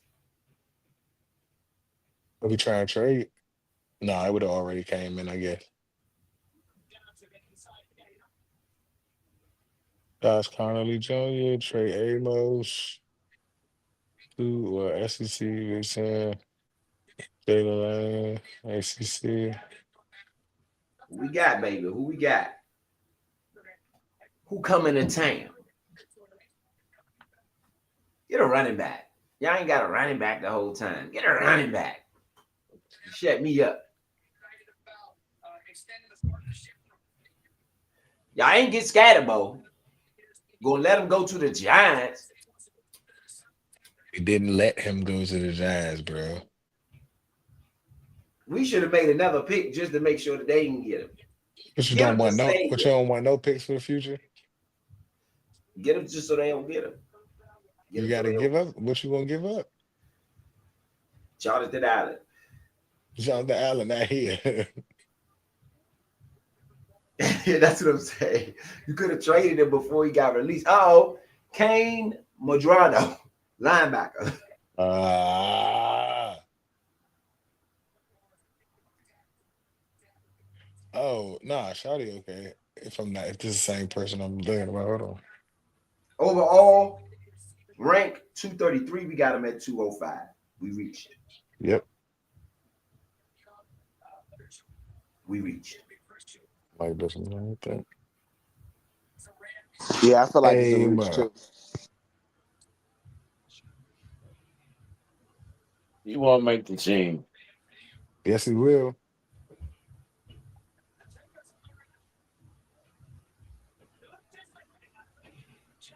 Got some speed as a linebacker, though. I'd say that. Hmm. All right. He's Let's get six some out of all film. six out of Let's get all some film. linebackers in the athleticism test.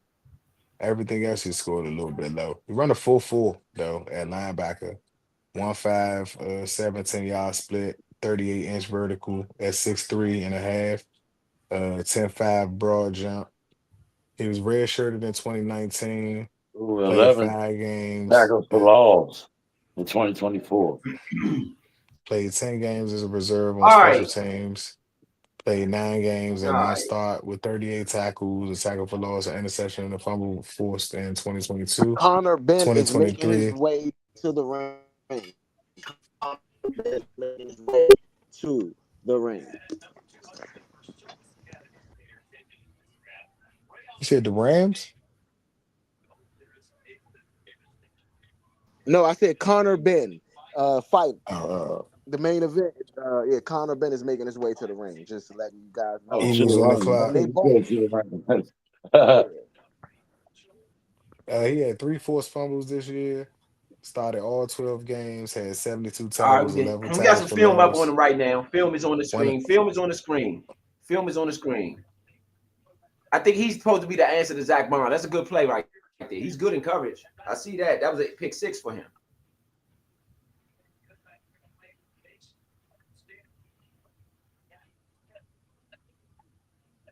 That's good in coverage. That's good coverage right there.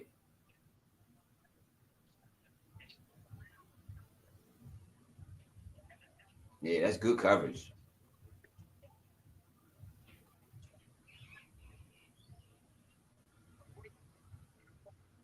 Oh, did he step out?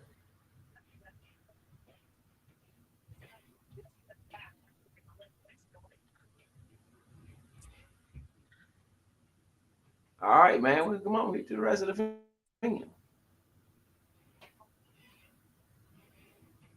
All right, let's go.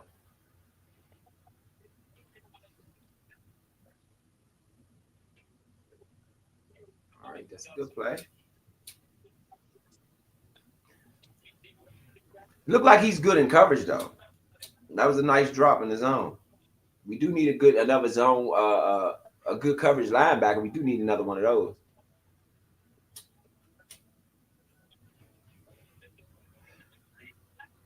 I like him at safety if he can convert. Mm. They're in the box safety. Well, Oh, he man, punched the ball out. Did he punch it? Oh no, great. He snatched it out.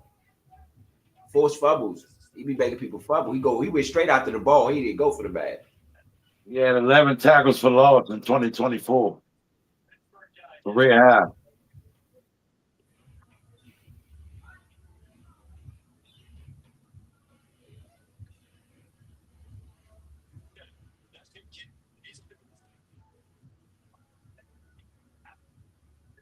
Eagles got another tackle, Cameron Williams from Texas. Mm.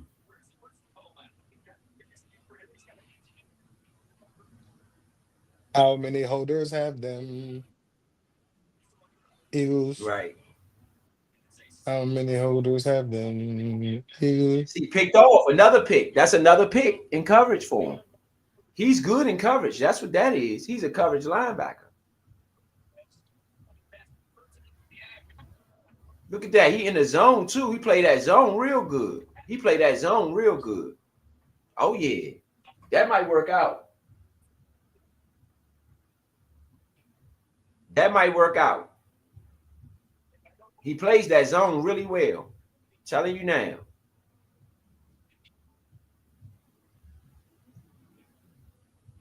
Mm. I like the pick. I like the pick.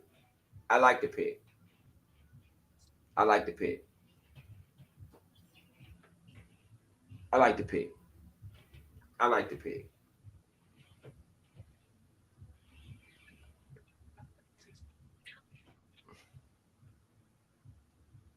What do y'all think? Y'all watching the film? What y'all think? If y'all can see it. Kind of see it. My screen won't let me turn to the side. But You got decent so tape. far, so far so good. Yeah, man. He making plays. Look at that. He making plays that just average players don't make, especially the zone coverage stuff. Like he's right where you like he's hiding from the quarterback almost and popping up and catching the ball. Let's see if I can find another one.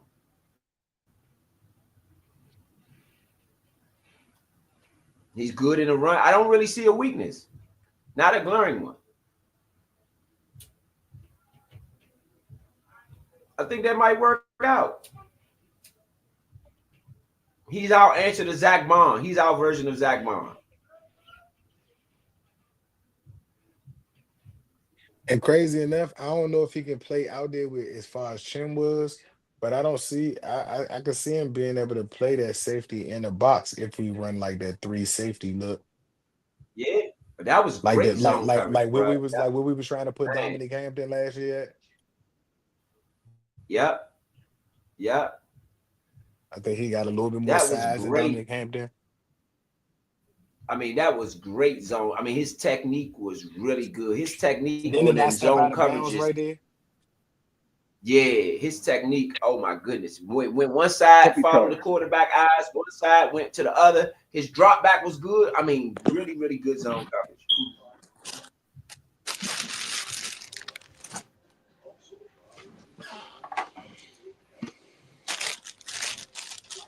You know, he pursues well, clean up tackle. He strips the ball on every play. He's stripping the ball on. He's trying to strip the ball out on every play. I like the pick. I like the pick. So remember what I was saying earlier about being able to find that guy that could replace the Bobby Wagners or that what Leo said that could fill in for Luvu, help him rotate out. What I say? I said that yesterday, fool. Mm-hmm. If you Oh want, no, if you want, we disagree sometimes, but my what I'm saying, my panel guys is what I'm saying, for all football guys. I don't disagree with everything, man. yeah, I think this a perfect pick, bro. That's why I said yesterday. I said yesterday, this is exactly what we needed. Somebody that you'll be able to Yeah, I rotate like the Frankie pick. Louisville out for. But now it's not rotating Frankie out. Now we could put Frankie on the edge sometime. Like just completely as an edge rusher. You think about how I damaging mean, Frankie Louisville will be on that his edge. technique is really good. Hey, Really good technique. Really good as we technique. get closer to fight Very time, right? technical, technically sound. And you know Hey, that was Huh? really one of the problems that we had with my man with who we Fowler. let go in the middle of the year that we got with Rivera.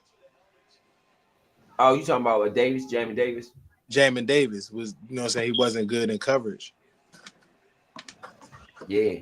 That guy's technique, his hey, technique is really good. I mean, he stays square. Look at this. I mean, look at this. Oh my goodness. That's poetry at middle linebacker. Man, look at that coverage.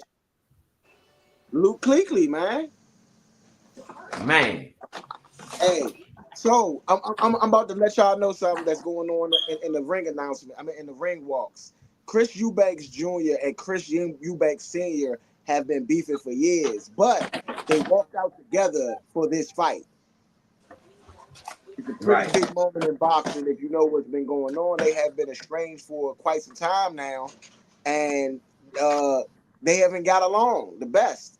For Connor Benn, Nigel Benn has been right there the whole time, which is Connor Benn's father. So this is a situation now because Nigel Benn and Chris Eubank Sr., they both fought. They got a history. They don't like each other at all. You know what I mean? So that's why this fight is even happening, even at a catch weight. So it's all at the right time, man. Hey, Ro, didn't I say that, the main event was going to come right around our pick? I said it was going to be around this time.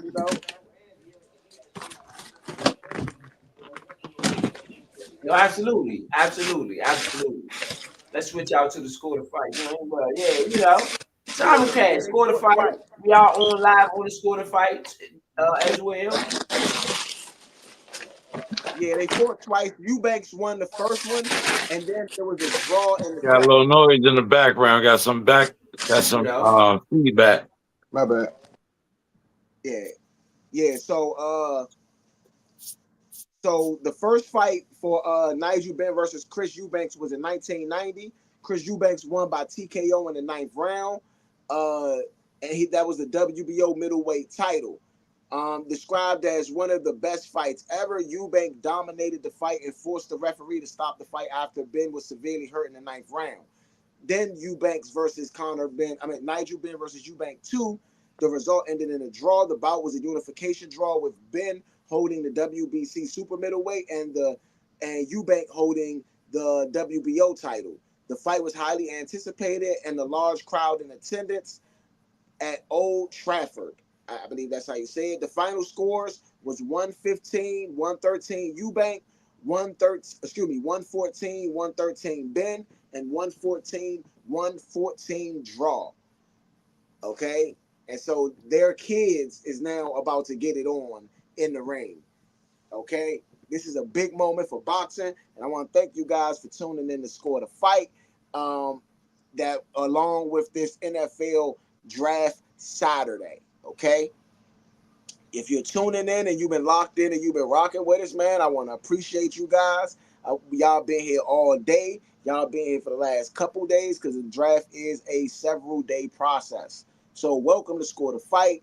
During the draft, though, we still going to get your picks in. So the fellas still going to come in between the rounds and let y'all know what's going on, who's been picked, if there's been any trades or anything going on. So if you still watching for the NFL, still stay here. But now you get a second program that you can now learn a little bit more about the sport of boxing. So welcome to Score the Fight. I am your host, Point B. And of course, we got the guys with us, the Score the Fight panel, ETA Money Roll, Uptown Vito, and Big Son, of course. You know what I mean? Sir, yes, sir.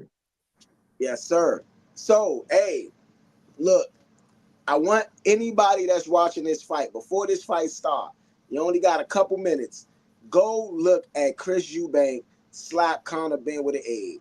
I mean, it's one of the funniest stare downs that I've seen. I mean, it was crazy. Okay? So, I mean, this is a big event right here in boxing. I mean, Sons versus Sons. This has been one of the bigger fights that's been promoted pretty well by Eddie Hearn and the Zone. Of course, Your Excellency Turkey Al-Sheikh is there in the building for this fight, and because they're having it overseas, over there it's about 10:20 p.m. Over here in America, East Coast Standard Time, we are at about 5:20 p.m. So, you know, it is what it is. You know, different time differences. So we're gonna bring you guys this Score the Fight. Okay. And so right now, did we get the last pick in, which was the Baltimore Ravens? No, we didn't get the last pick in, I don't think. But let me say this. I want to chime in on something about the draft straight quick while we on the draft. The Philadelphia Eagles have not drafted a player under where the rank is. Like, so the last player they drafted, that offensive tackle, do y'all know? Let's listen to this. I gotta say this. Hold on 1 second to pull this up. Okay. Pull this up. The Philadelphia Eagles drafted Cameron Williams, the offensive tackle from Texas, right? His overall rank was 69. They got him at 207, right? And then when you go down on Philadelphia again, they then got Antoine Powell Ryland, an edge from Virginia Tech. His overall was 159. They got him at 209. So I'm going to be honest. If we don't come off in this draft, or if we are out drafted by the Philadelphia Eagles, that's going to be a knock on Adam Peters for me. I'm sorry. No, it's not.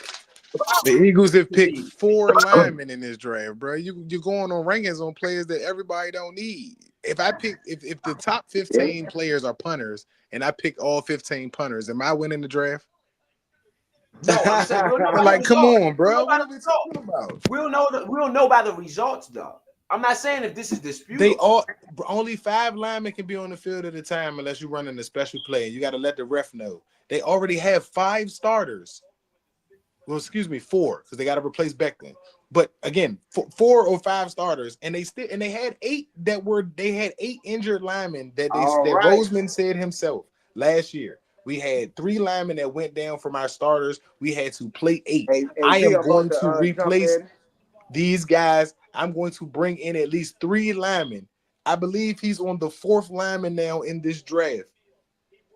They can't all play, even if they all rank where they rank. They can't all play at the same time unless they plan on letting them go and not signing the other guys, which would mean that the league is going to be full of other Okay, great let, linemen let me get that this in, they've V. let go that's been Let me get playing this with in, them. V. Connor Benn, 28 years of age, 23 fights, 23 won, all by knockout. I mean, Connor Benn they call him the Destroyer, okay? And he is fighting at a catch weight, okay? Undefeated in his campaign in the ring so far.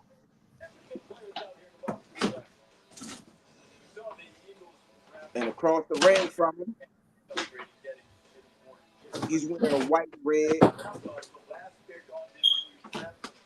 He came in at 160. He's 34-3 with 25 knockouts. 35 years of age. He is Chris Eubank Jr. Okay. My bad. But yeah, if you got anything else to say, V, you want to jump in, finish up. I don't know if that was a little too long for you. No. Go ahead. All right.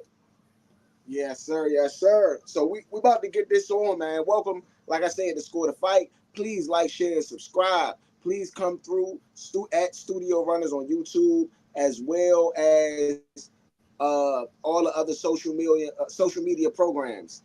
Okay, so Nigel Benn and Nigel Benn and Chris Eubanks Sr. share a hug in the middle of the ring before the fight, as their sons are about to go duke it out.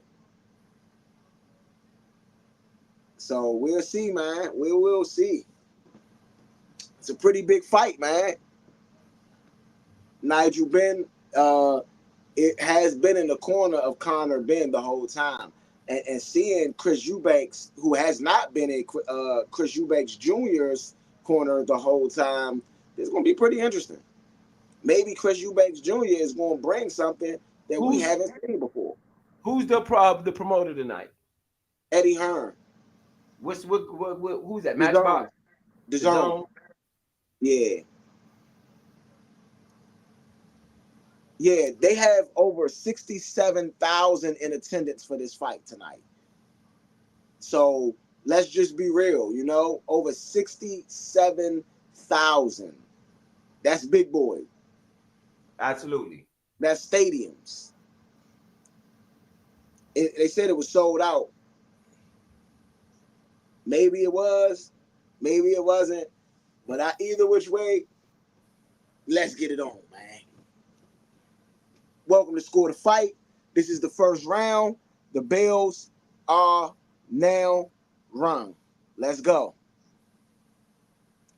So Conor Benn steps out early. Okay, Conor Benn is fighting out of the orthodox stance, and so is Chris Eubanks Jr. Chris Eubanks Jr. is countering as Conor Benn is coming in, using a jab to kind of counter, but Conor Benn is coming out strong, just trying to stay on that front foot.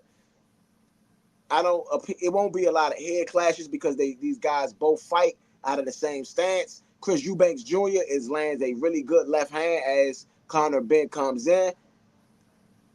I mean, Chris Eubanks Jr. is throwing that left jab really good. I mean, throwing it beautifully. And now he's starting to turn it over in like a short hook, like a check hook almost. Chris Eubanks Jr. is using that jab beautifully. Conor Benn is moving. He can't get around it right now. And Conor Benn kind of throws a wild left of his own to see if he can get in. But right now, the slight height advantage for Chris Eubanks Jr., he's using it to his advantage because he's just using the jab as Conor Benn is trying to enter. So, jab lands for Conor Benn. That's another jab that lands for Chris Eubanks Jr. Chris Eubanks Jr. does land another jab right there. And so far throughout this first round, I would say Chris Eubanks Jr. has controlled the fight in this first round, landing more punches. Oh, man, fighting inside the box. And I mean, that's a good shot to the body for Eubanks, and then one up to the head with the right hand inside the clinch. Oh, that's a really good left hand that's landed by Conor Benn. Then Conor Benn lands a really big right hand. Conor Benn is loading up, just really trying to land some heavier shots. These guys are fighting in the clinch. Somebody ain't going to make it.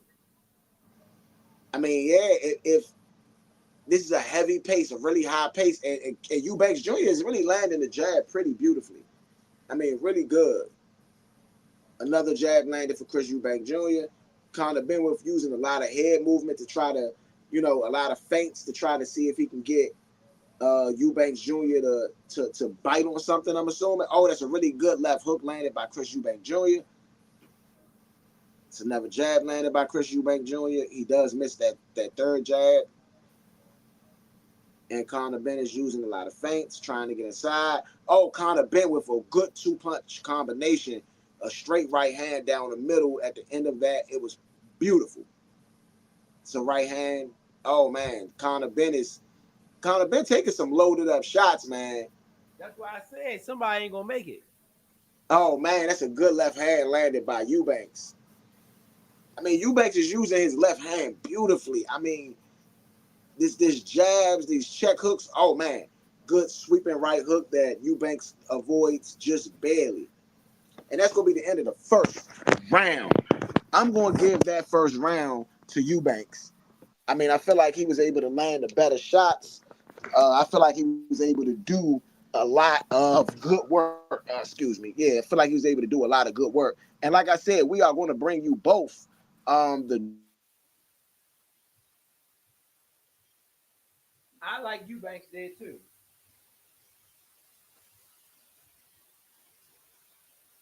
I like Eubanks there. I like Eubanks there too. I think Eubanks got, he did enough to win that round as well. Just to get you guys updated on the NFL draft, the Baltimore Ravens picked Robert Longbeam. He was ranked 191. He ended up being drafted 212. The Baltimore also getting under their overall rank in the player that they got, getting more value for what they had. Yeah. So look, I'm gonna be right here real quick. This is what the background really look like, y'all. You know what I'm saying? My other device died, so I gotta get to that load back up. You know what I'm saying? But back to the fight. Back to the fight. Can y'all guys hear me loud and clear? We got you. We got Yeah, you. we can hear you.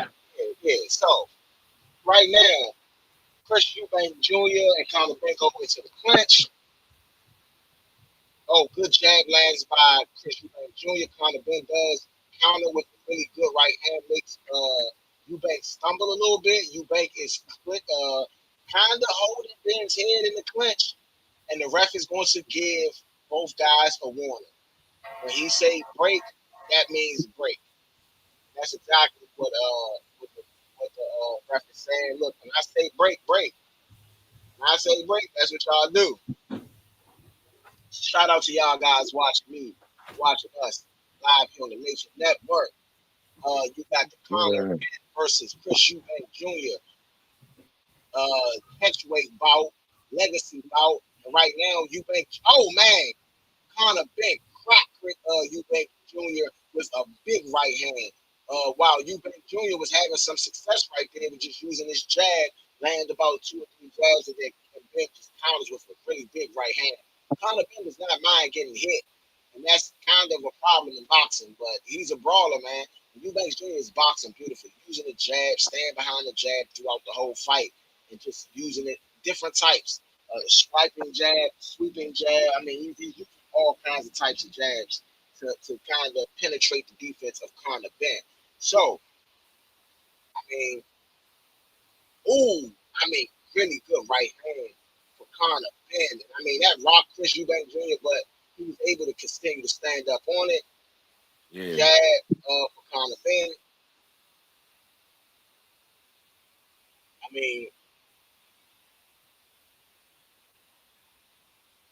Eubank got a pretty good chin. That was a pretty good shot that Conor Benn threw in there, man. And he came in there. Wow. If I'm Eubank, I'm filling the ring out. I'm not standing in the middle of the ring trying to go toe to toe with you. I'm gonna fill the ring out, and when I catch you going wild like you just came in, I'm gonna drop you, or I'm gonna drop one on you. Yeah, so that first round I gave to Chris Eubank Jr., but I'm giving this round right now to Conor Benn. Conor Benn has landed a little bit less shots, but he's landed the more impactful shots throughout this round. So this is a swing round that you could probably give to either fighter. But I mean, the way that Conor Benn is landing, you're seeing Chris Eubank react. You know, you're seeing him react. It is 12 seconds left in his second round. So Good shot, good overhand right attempt, but it does not land. Eubanks Jr. is able to get around it. Good jab for Eubanks Jr. And that's going to be the end of the second round. The end of the second round. You know. yeah, hey, Eubank held his own in that round. You know, that's like you said, that swing round could definitely go to him. Um, I would say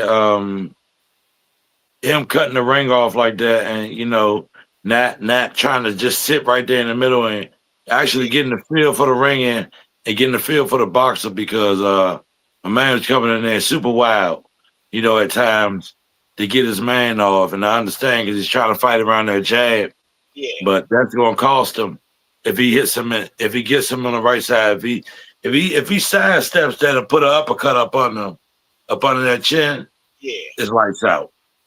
It's Okay, lights yeah, we're out. gonna give them some quick updates in the draft too. We got Aeneas Pebbles that was drafted Virginia Tech from the Baltimore Ravens, defensive tackle. Hayden Connor, guard from Texas, drafted by the Arizona Cardinals. And there's a jab, really good jab thrown. After this round, we want to give you another update in the draft as the names are dropping really fast. So good jab, jab. Ooh. One jab from Eubanks, one jab from Benn. One jab from Eubanks, one jab from Benn. That's how that third round started out. It started out pretty even. And now they're kind of exchanging. And this doesn't work to the favor of Chris Eubank. Chris Eubank Jr. is given a warning for hitting behind the head of Connor Benn. The reason why I'm saying that that's not going to favor Eubanks Jr. because he's 35. Ooh, that was a really good right hand landed by Connor Benn, and it seemed to shake up Chris Eubanks Jr. Oh man. So, fellas, so far, what you think about the fight? Hey, this is a brawl for it all. That's what it looked like. They brawling for their father's sake. Oh yeah. Oh man, No question. Connor Oh, Benn oh. is hurt. He is hurt. I mean, I want to see how Eubanks is going to stand up to this. I mean, there's still some time left in this third round, and I don't think that Chris Man. Eubanks is out of it. But I see Chris Eubanks Jr. talking back, but I don't look like his feet. I don't feel like his feet is under him. If Connor Benn was smart, he would really attack this situation. He would really attack this situation. I don't think he is smart, though. I think he just want to go out there and brawl. He want to go out there and destroy. Yeah, And he he want to probably go out there and destroy brawl it. and destroy. That can cost you. That could be detrimental. You losing a lot of energy right now. Yeah. And he has been known to fade later in fights. But right now he looks like a really good really good right hand landed by Connor Benn. And then Chris Eubanks Jr. returns fire with a really good body shot that back Yeah, Connor. that body shot is. Yeah, he just looked around like, oh, that tried to touch me. I Yeah, say that's where you win this fight at with him. Go to that body, tie him out because he's doing a lot of wild stuff. Like that yeah, hook right there, he would have paid for that. I'd have went straight to that body with a hook and over the top with a straight. Bow. yeah. Down, my man. Oh, tackle. There's a tackle. It was a UFC. That was a UFC takedown by Chris Eubanks Jr. That They was get the that tackle. uptime. Let me tackle him real quick. All right, let me get back. All right, let's work. Oh man, it's 24 seconds left in this third round. Oh, oh he's, man. he's trying to go for that body. As soon as he coming wild like that, I got to guard myself. He got to keep that arm up. He keep ducking his arm down. Keep the Yeah, arm up. good jab by Eubanks, man. Eubanks uses the jab beautifully at the end of this Yeah. round. Oh man. Yeah, he doubled up on him right there. Using that Oh, beautiful, see, right to that body. That's what I'm saying. Jab, jab, body. yeah, Then when he come wild, lean in, hook that body, and come up top with the straight duck off.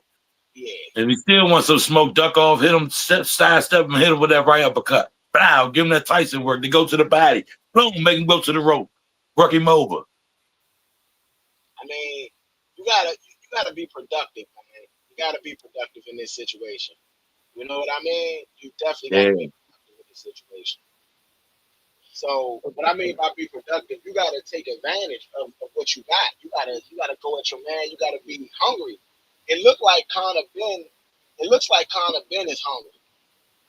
it looked like Eubanks is fighting smart. He's fighting behind his jab, which I really like. I mean, I think that's what you want to do in this situation is fight behind the jab. Mm-hmm. Throw a couple good jabs, throw a couple, keeping your distance, especially being a taller fighter. Okay, this is round number 4, main event. Chris Eubanks Jr. versus Conor Benn. Mm. Oh, good body shot by Conor Benn. Oh man. I mean, Mm. I feel like Eubank can take Conor Benn punches. So it's about, are you going to be able to withstand the output that Eubank is going to hit you with? I mean, Ben has landed some like solid punches, man, some really big punches. But I feel like Eubank Jr. goes for a 4-punch combo. He does land Mm. all 3 of them, and then Ben does Yeah, return. he landed about 3.5 of them joints. Yeah, he landed quite a bit. Oh, Yeah, man, that uppercut, left uppercut told you. By Conor Benn. I mean, threw his head all the way back. That's what I'm saying.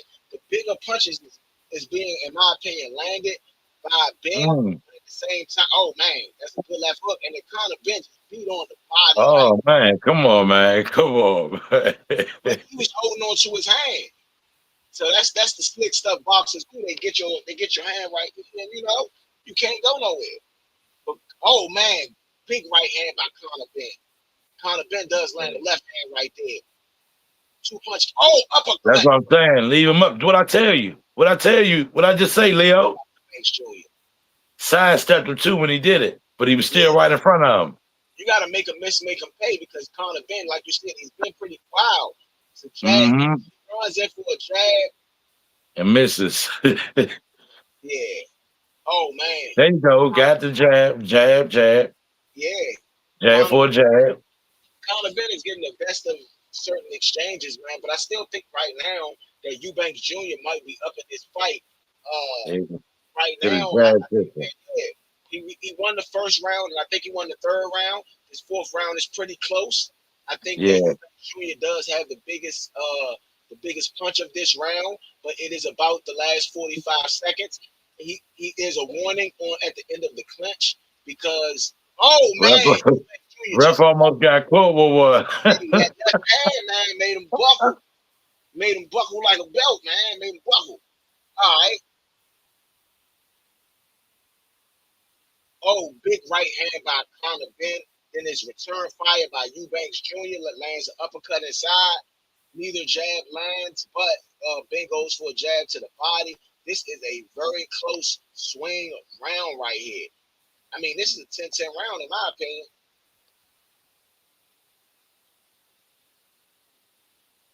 Hey, Big Son, Yeah. do me you got the draft up? Nah, I don't. I'm watching. I'm on the fight. All right, my bad. I'm gonna do it. I got you. So to end out the 6th round, Ro, right? where is Ro there? Yeah, I know I got it. To end out the Oh, okay. 6th round, the Baltimore Ravens at the number 36 select Robert Longbeam, cornerback Rutgers. It was a compulsory pick. And then you have the Las Vegas Raiders at 37. They select Tommy Mellett, wide receiver Montana State. Then you got the LA Chargers.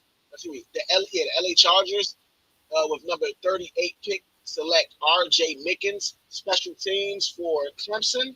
And then the Las Vegas Raiders select Cam Miller, North Dakota State. That's big. That's big right there. I don't know if y'all know how big that is, even, but that's the guy I was looking at. I was scouting. Then you have the 40th pick, the Denver Broncos. They take a punter, Jeremy Uh-oh. Crawshaw. Uh-oh. Okay, It's coming back on. The fight is coming I got back you. on. So back into the fight.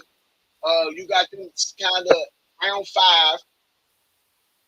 Oh, good jab, and then it was a 2-punch combination. The second one wasn't clean for Conor Benn. A jab and then like overhand right. Oh, that was a shoulder. That was a shoulder. That was not a knockdown. I Yeah, Connor Benn was What's on taunting purpose? Eubank. He was taunting Eubank before the fight started. Said, Yeah. get up, I'm ready now. I'm ready now for the bell run. Oh, both guys landed bombs in this exchange, and then they go into a clinch. This is a I told aggressive. you, look, Bank. Ben is getting tired. Ben is Yeah, getting tired. yeah. Eubanks is boxing beautifully, and I think that if Eubanks start to turn it on right here in the fifth, I think that you'll really have a good effect. Yeah, Oh, good body he shot does. right He there dove by in that body. Told you he digging in that body now. And then every time he clinch with him, it get him more tired. yeah, People don't know that clinch gets you tired. yeah. And Especially Eubanks if you want to is lose the in the bigger clinch. fighter. Eubanks is the bigger fighter too. I think that goes to be shown too. Yeah, Eubanks is definitely the bigger fighter, and Ooh, he you got. almost there. He almost put the straight on him. He got the jab through. He almost put the straight on him. Yeah. But when you're a bigger fighter, you do exactly what Eubanks is doing. You use your jab, you stay behind your jab as much as you can, and you dominate with your jab. When he That's said, realistic. mm-hmm. Oh, Ben, I don't know what that was. Now Ben back. I don't know what that was. That was three-punch combination by Eubanks. Really, Eubanks is dominating there right now. Doubled up on the jab and then a straight. Yeah, That's work. That's work right there. yeah. Eubanks is clearly winning this fifth round. Oh, some big left hand by Conor Benn. Conor Benn seems to be looking for the big shot to try to Yeah. knock him out. Eubanks got a chin. And what Chris Eubank is doing as he's talking, he's letting them know, you're not just going to knock me out. You're not just going to knock me out. I don't Oh care how man. hard. I don't care how much I you go. don't care. I don't care what's up. I don't care. I think That's exactly what that is. for that. Ooh, good shot to the body.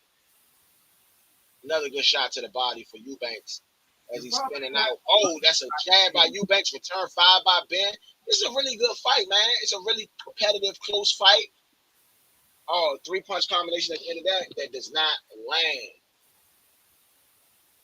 Oh, Pretty big fight. that's when he ducked like that, Leo. That's what I mean by sidestep him. Cause see, he put himself in a neutral zone right there. Sidestep him and get on his heels. I'm sidestepping him right there, and I'm getting all the way on his heels at that point. Agreed. What you think about the fight so far, Big Son? What would you rate it? Oh, it's a good fight, man. This is definitely entertainment right here. Like, I mean, these boys is going at it.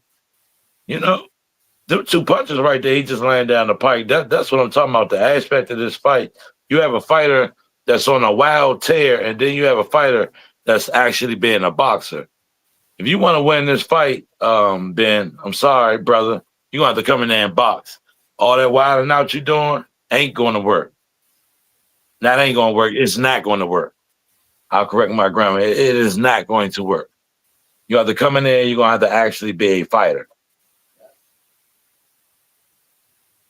All right. Yo, Round 6 just began. ooh, good jab landed by both fighters. Ooh, oh man. Oh, Ben is starting to load up. Ben is starting to load up. You been loading up right with him. Yeah, Eubanks ain't scared. You gotta respect Eubanks. Eubanks is not going like that. Nah, He's just not at not. all. Not from what I He's just see. not. He's just not. Oh man, he bucked at him. Oh man, that's Yeah. what. Oh man, that's a little pushing him on the ropes.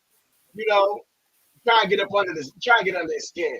I think that rubbing the glove all in his face. That's those tactics that get you mad. Yeah. Oh, three-punch combination by Eubanks, and then Eubanks lands a jab and lands another jab. Eubanks is Ooh. boxing, man, really good. Ooh, snap the head. Ooh. Man. Good, man. Good work, Eubank. Show him why you in there. Hey, Eubanks is came to fight, man. The old man came to show you what it is. Oh, come to show you what it is, young buck. Come here, young Yeah. boy. Yeah. Hey, Eubank got cracking him like. I mean, Eubanks is boxing beautifully, man. Like, he's landing really good shots. I had kind of been winning this fight actually, I don't think but Ben I can. mean, Think Ben can hurt him. It don't matter what Ben do. I just don't think he can hurt him. yeah, Ben can't hurt him, and Eubanks is still boxing even though Ben can't hurt him. Eubanks, man, sharp. He look good. Yeah.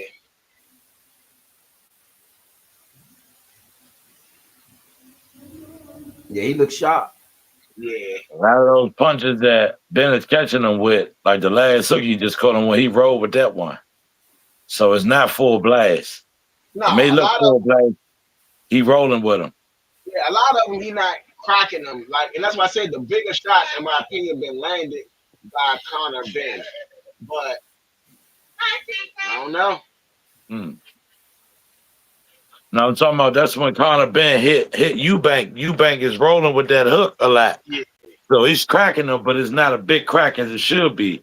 Yeah. No, I know that's what I'm saying. So far, Ben has been able to avoid. Good jab by Eubanks as Ben was kind of showing his defense, and he lands another sneaky jab. I mean, Eubanks has been using that jab beautifully, and that he's getting another warning. The ref is going to Yeah, take he a point. did. He did hit in the back of the head. He did. He did. We seen it. We seen it. You gonna knock him out, shorty? We seen Knock it. him out, OT. Yeah. All right. What you think about that round? What would you score that round right there?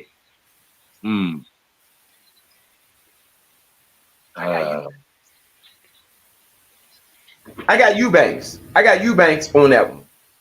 Definitely got Eubanks on that one. 10-9 for sure. Yeah. I wouldn't say a 10-8. I want to see somebody get put on the canvas, though. It's at the point now I want to see somebody get canvassed. Nah, it ain't a 10-8. I don't think it was 10-8. I do think it was 10-9, though. I know I said for somebody, I said it's not a 10-8. I said, but I'm at the point where I'm ready to see somebody get canvassed, though. I mean, somebody got to touch the canvas this round. Right now, I got Eubank up 4 rounds to 2. Yeah, somebody got to touch the canvas, though. Yeah, I'm with you. I got about that. I'm around that same place. You know, and they look like somebody gonna get up and get it in. I think Ben is having trouble with the size. I just think Eubanks is just too, no foul calls. He's just too big for him. Look, he dropped his hands. Look, I ain't gonna take no more fouls. Right now, they got it tied up 3-3. They got Ben winning the first 3 rounds, and then they got Eubanks winning the last 3 rounds. That's the viewers' verdict. That's what they. Totally disagree. I totally disagree. Yeah. Why you keep coming to Eubank saying something? Ben wilding out as well. Ben, my goodness, that was a good uppercut. Ben What's that side step uppercut up talking about? Yeah. You got him cornering that. That's right. Cut him off. Nah, ain't no hold me now. Cut him off. See, there you go for that hold. You looking to hold him. That's right. Oh my goodness, they got him clean. Oh, he about to go down. That's what I'm talking about. Let's go. Make him touch canvas, shorty. That body blow. Now he don't know where you gonna go. Upstairs and downstairs. I mean, what it looked like, I mean, when you talking about, you gotta dominate your opponent, man. You gotta dominate your opponent. I mean, Eubanks is able to tee off on Conor Ben pretty much all he wants, but I mean, to be real, Conor Ben is just being outboxed. Yes, he is. Being outboxed. You want to brawl, but oh my goodness, he just stood there and got popped. Getting popped in his melon. Pop, till his head starts swelling. You gonna drop soon? I mean, I don't know about him dropping.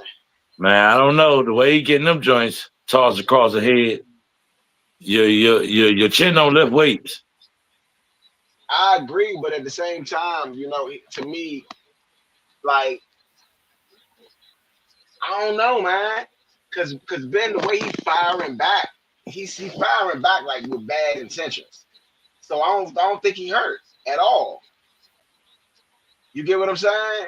All He's right. not giving me that he hurt. He's just getting outboxed.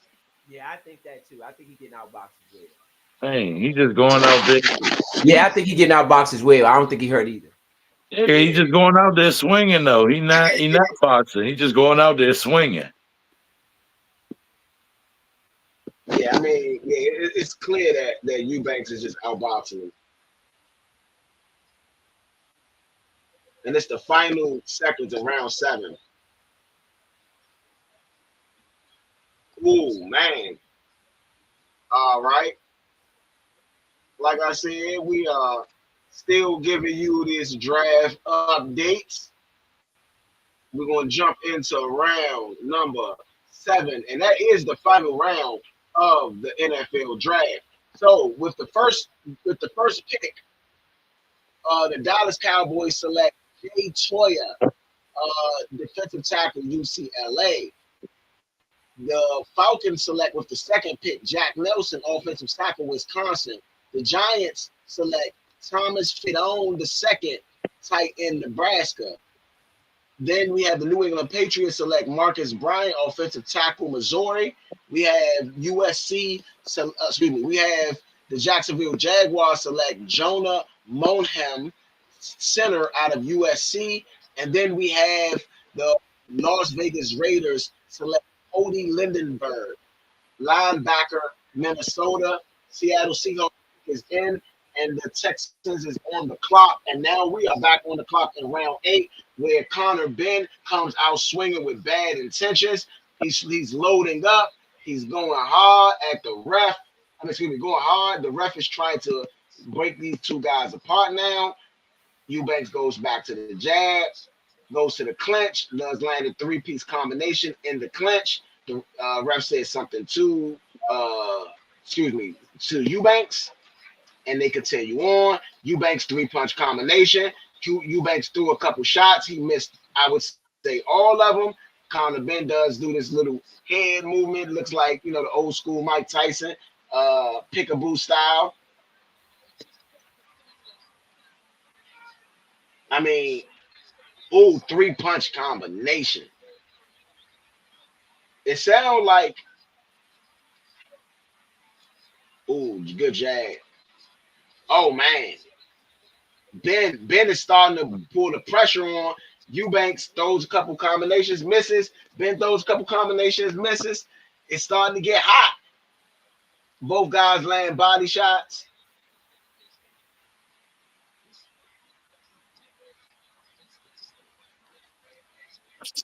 Eubank looking a little tired out there. Yeah, Eubanks look tired, look real tired. The way them joints tell me he George Foreman lunching out that joint. Yeah. Ooh. Eubanks throwing. This the thing. Eubanks don't say, that's a good body shot by Ben before the clinch. Eubanks don't got no more steam on his punches, but it looked like Conor Benn do. Yeah. It looked like Conor Benn do. And I mean, at 35 years of age, do you gas out in the 8th round? Oh, good. 3-punch combination, though, for Eubanks. I was just talking about the man gassing out. He's pulled beautiful boxing skills right there. Although I don't think that these punches are hurting Ben, they're scoring. So you're being outboxed, Ben. You got to work on your skill. You used to knocking people out, but this ain't going to work against somebody like him. A bigger opponent, right hand. Because Eubanks fights at 168. Oh, man. Eubanks is hurt. Eubanks is still fighting through it, but Eubanks is hurt clearly. Conor Benn is right hand after right hand landing on Chris Eubanks. Man, he clinched Eubanks fighting back. Ooh, they headbutted right there. Another uppercut right there for Ben. What'd you say? They headbutted. Yeah. Inside the clinch. It's just rough and tumble in there, man. And these guys are going at each other's throat. They're going at each other's throat. They're going at each other's neck. Been like, okay. If Eubank wasn't tired, he probably could have got him on the rope, but he was just pushing him up, trying to survive. Yeah. That one basically that round go His to Ben. head, There's no he question. just his head is down low. He just tried his best to gasp for air, boy. Them Who you talking joints about? get Eubank? slows. I don't know what. Yeah, Eubanks. Yeah. Them blows get slows. I don't know what. Them gloves looking heavy. Them gloves looking heavy as a bug. Um, I mean, what do you think? You think he gonna be able to survive the rest of this fight? he need I think he is. I think that round just him getting out of that round did him some good. I think he survives the fight because I don't think Ben can hurt him. I just don't see. I just don't think Hey, Ben can hurt him. hey, Ro, can you get this round for me if you don't mind, if possible? All right, bet. I'm a little bit behind y'all, so right now we All All in right, a. right, the round just started. Ben all right. Well, coming Big out Star, firing get again. it for me. Hey, but Eubank got some energy back. Eubank jab, he jab. They stepping in the middle of the ring. Eubank jab, hit him with a jab. Oh, he went to the body. They're exchanging. Then in the middle, oh, they clinched up. All right, they break him up now. Oh man, them jabs is coming slow, Eubank. Ben hopping around. Ben hit him like threw 5 shots, hit him like 3. I Oh think. man, that one hurt. That one hurt Ben. He caught him. He caught Ben with a straight jab coming in. Oh man, yeah, Ben is hurt. Ben is hurt. Oh, If see, I Eubank got see. it in his tank, he can get him.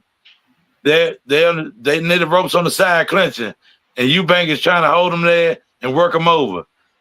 Ben is throwing body shots, trying to get him out of there, and he's ducking and dodging. They clinch. They clinch. Uh-oh, breaking him up. Oh man, Ben comes out of the clinch and throws a wild hook and lands on the Eubank, glove of Eubank. If Eubanks wasn't so tired, he could be able to finish him off. Yeah, he can finish him off because that jab when he ran in, that jab stuck him. He too tired to finish him. Yeah. He's too tired to fight. He got to fight distance at this point, and he don't got no legs to fight distance. Yeah. Them blows as slow as I don't know what, boy. He got dogged in this round. I wonder did his arm get hurt or something because he's stiffening up the right punch on the right hand. You see, the right hand is not as full power as that left. I think you got to get the last 2 rounds to Ben. Yeah. Yeah. That cut comes in that head, but Ben starting to pull it. In my opinion, Ben starting to pull ahead. Right now, I got. Let me get this in. Right now, I got Ben winning rounds 2, 4, 7, 8, and 9. Ooh, Eubank coming in laying some lumber on him. He leaning in. All right. I mean, come out the clinch and he throwing punches, but they're not hurting. They're not hurting Ben. Ben's punches are starting to hurt Eubank now. Yeah. They're in the clinch. They're still going at it. Ref haven't broke him up in the middle of the ring. He breaks him up. Out of the clinch. Oh, Eubank swung 2 wild body punches and they land. And they're back in the clinch. Eubank is tired.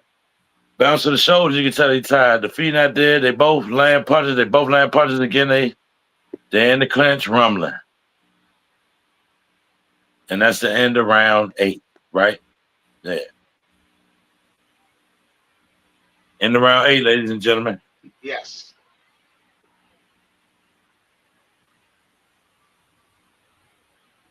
That was the end of round 9. Oh, 9. Okay, excuse me.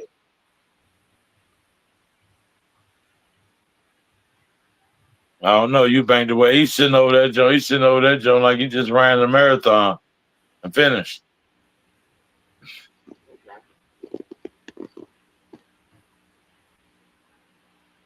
Yeah, if he had his legs, he could have finished him off easy. If he had legs.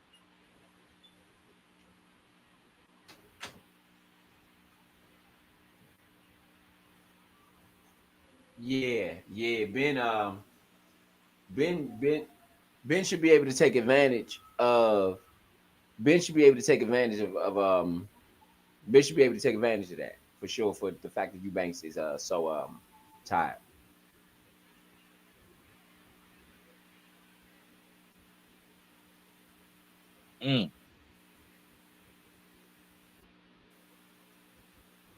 Eubank expends a lot of energy when he comes out, and that's why he's holding on a lot of time during the round.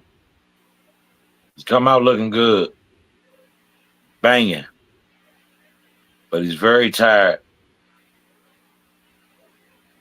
I mean, they can get a hit in edgewise after a couple snaps. They're in the clinch.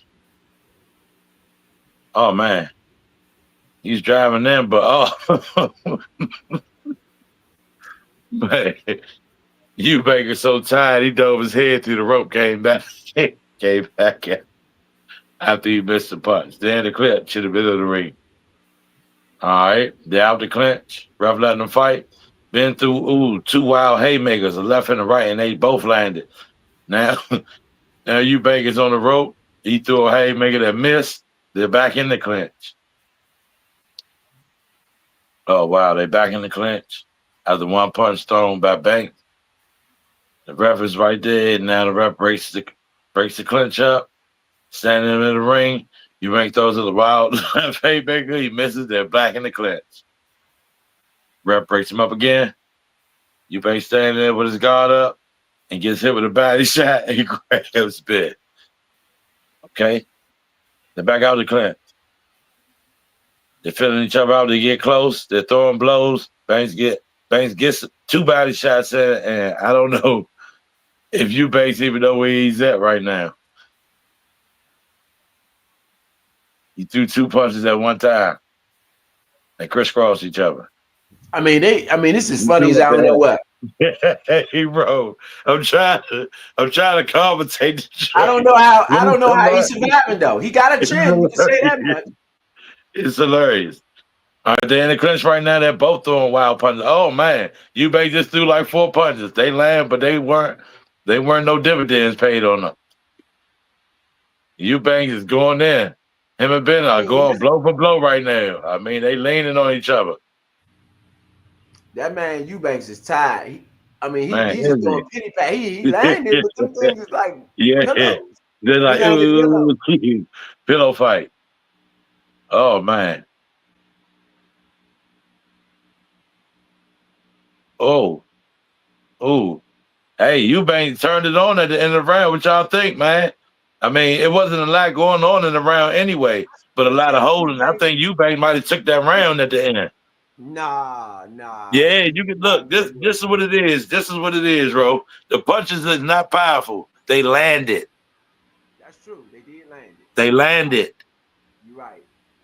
He did get a little something at the end. I don't think he was in there throwing them shuffle butter Jones in there, but hey, he was shuffling the butter. Yeah, he shuffled the butter just enough to take the round though. I think it was. You talking about that's 3 power shots right there. That's the power shots out of the round.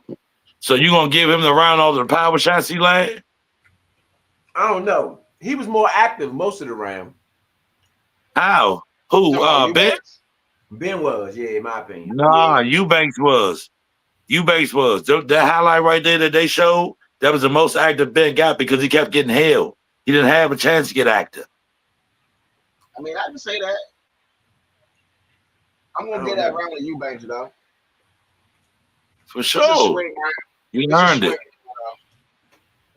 And so 11 rounds started. I'm giving it to Benn. And they're just leaning on each other. Benn is throwing a bunch of shots. I feel like Eubanks is leaning forward now. Eubanks looks really tired. That's what I'm saying. Man, 3-punch combination. And you still got 2 more rounds to go. And Benn is got one more. He got one more. Well, 2 more. 2 more. Yeah, I he got to finish this round and the next one. He don't got 2 more to go. He got this round and the next one. Nah, I think he can sustain. That's a drunken master. He out there thing like the drunken master. Look at him. The way he fight, I thought the 12th round was 3 rounds ago. Oh, he snapped his head back with 2 joints. Okay. They both getting active though this round. I could have sworn the 12th round was like 3 rounds ago the way he looked. Oh. I didn't know this was the 11th round. Oh, 3-punch combination. If he had some duck sauce on them punches, he'd have been ate the egg roll by now. No, did he? Ben can't hurt him, though. That's the thing. Ben cannot hurt him at all. Despite how tired he is, Ben can't really take advantage because he can't hurt him.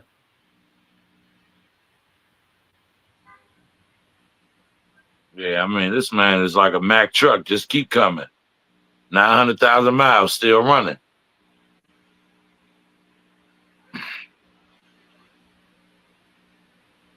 He like, you want to work in the clinch? We can work in the clinch. We can work in the, oh my goodness. Was that not 4 punches landed?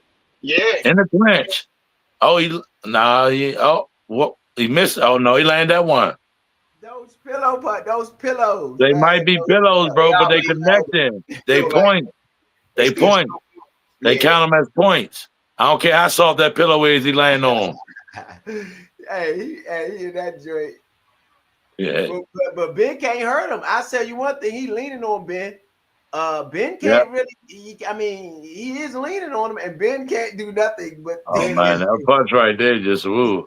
Ben's throwing some good shots at him, but it just don't. It's not affecting. No matter how hard it looks, like Ben is hitting him, it just doesn't affect him. It just doesn't do anything. You rolling with him too. See, like he's knocking back and just doing. And it looks like, but it's just not doing nothing. I don't know. It's like the little kid. You know how little kids try to hit you and you put your arm out, they just be hitting you. You just standing there. And you just standing there. Oh my goodness, that was a good. He dug that last body shot in Ben. Benji curled over. See, yeah, that last one put it on. You see how he said that? I don't know, Ben. Why can't you hurt the man? Why can't you hurt him, Ben? All these shots, why can't you hurt the man? The man is indestructible. He's out there like the drunken master right now. He definitely look indestructible fighting. It literally looked like he hitting a brick wall. Is this fight boring you, Leo? Nah. Not boring. It's a tough fight. Oh my goodness, Ben got hit. You're right, big son. Ben caught a joint. Yeah, Ben caught some shots. Oh my goodness. Ben getting whooped. Yeah, he got whooped in that round. That's why he's sad over there. I mean, to be honest, whoever wins this round might win this fight. Dang, right. He keep on swinging left. Wow, hey, Baker. Come on, Eubank. 2 of them back to back. They should throw the towel in. You can't hurt the man. Yeah, don't throw the towel in. 12 round. That's what I'm talking about. Let's go. That's what I wanted the whole fight right here. Right here, right now. Right now they got go, bro. Get out there, bro. Oh, you got to knock him out, Charles. Got to knock him out. Oh, he caught Eubank's caught Ben, and he's throwing some heavy shots. He's putting the pressure on him. They probably told him you losing. You know that, right? Yeah. And Ben is right now, you can say Eubanks is winning this round, won this first minute of this round, and they're going at it. 2 minutes left in this 12th round, championship round. Gold round for us. Y'all might as well end this fight because ain't going to be no tie. Ain't no rematch. He too old. Nah, I would love to see this rematch. Both of them look drunk. Both of them look drunk. Oh man, both. Ben had to beef up. Ben had to beef up because Ben ain't strong enough right now. I mean, he had to beef up. This a catch weight. Ben went up in weight, and Eubanks went down. And Eubanks is last. I told you. He's moving him. Here it comes. Eubanks Come on, man. Did not go down though. Oh my goodness. He leading. Eubanks, you're supposed to take him down, Eubanks. I don't understand why you can't hurt this man. Why you just if Ben goes down, he loses this round. It's a brawl. Eubanks is still going to get the best of the exchanges. Oh man. He gonna put that left on the watch. That left gonna drop Ben. The left is going to drop Ben. Baby. It's a straight up brawl. Hey, it's a brawl. I bet Ben. Oh man, Ben lands a big shot. That man. Eubank comes back. Oh man, he gets an uppercut landed. Oh, come on, Ben Eubank. Come on, Eubank. Oh, look at the left. Cracked him. Come on, Eubank. Crack him with that left again, Shorty. He going down. 28 seconds left. Eubank got his second win. All right, here you go, Eubank. Miss big. Ref breaks him. 16 seconds left. 15. 14. Crack him, Charlie. Lands a good body shot. Body shot lands.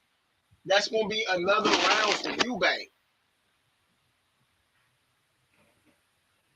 Oh my goodness, he tried to level him with that joint. Oh, yeah, that's definitely Eubank. They probably gonna tie these peoples, man. I'm just let y'all know, give y'all a warning.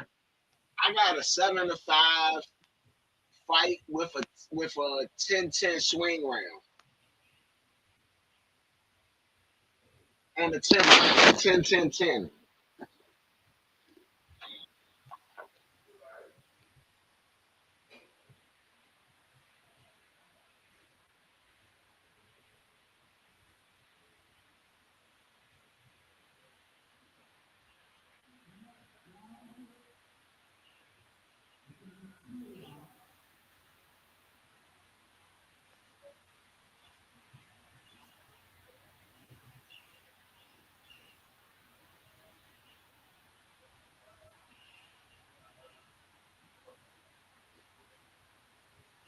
And so they gave it a draw.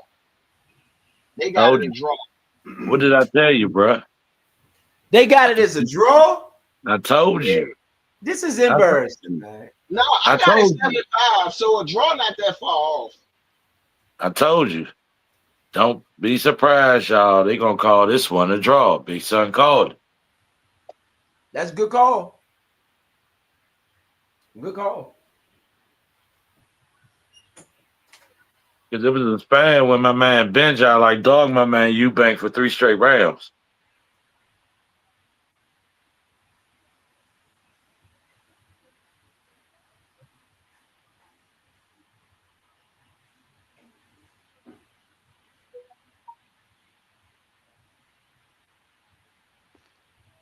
This was one of the funniest fights, though. I ain't seen it in a while. This was one of the funniest fights I ain't seen in a while. That man supposed to go out.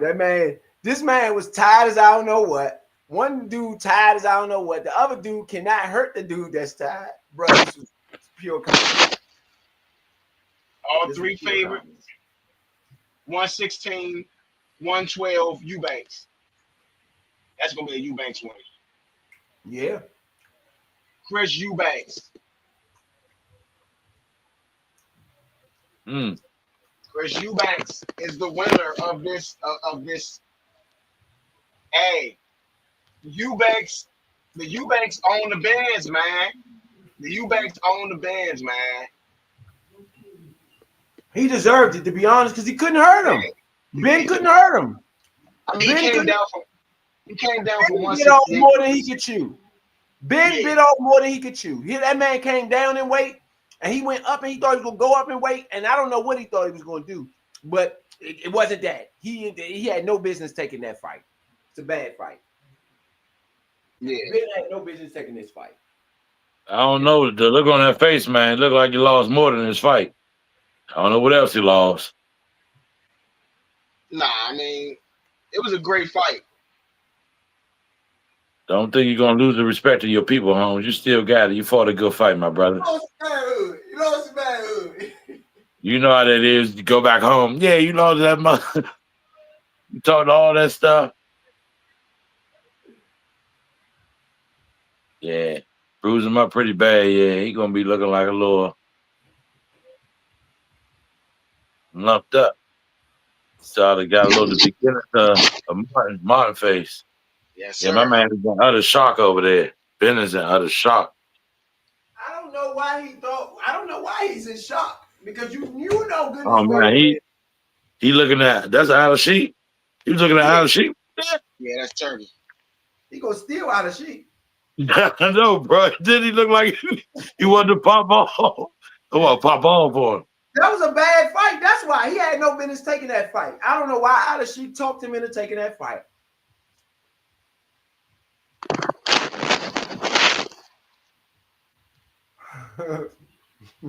Mm-hmm. I don't know why he let Out of Sheik talk him into taking that fight. That's why he was looking at him like this. Out of Sheik gonna come on in the ring. I'm not, bruh. Out of Sheik has. Oh my goodness. I'm not gonna say nothing. That was a mismatch, in my opinion. That was a mismatch from the beginning. I looked at both of them and said, why is he way bigger than this other guy? Terrence Crawford probably not going to win. I'm just going to put that out there. He's probably not going to win. He's probably not going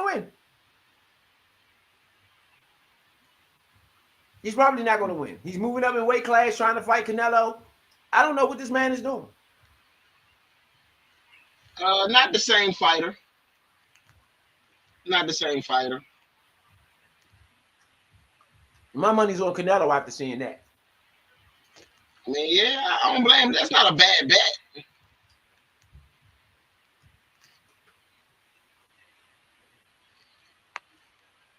He could not hurt that man. No matter how hard he tried, how many times he hit him. Body shots, head blows, whatever. It just didn't do. I mean, the only thing, he was tired. Eubanks was tired the whole time. I wouldn't have gave it to him either. He stumbled around the ring the whole fight because he was too tired. His conditioning was terrible. His conditioning was terrible.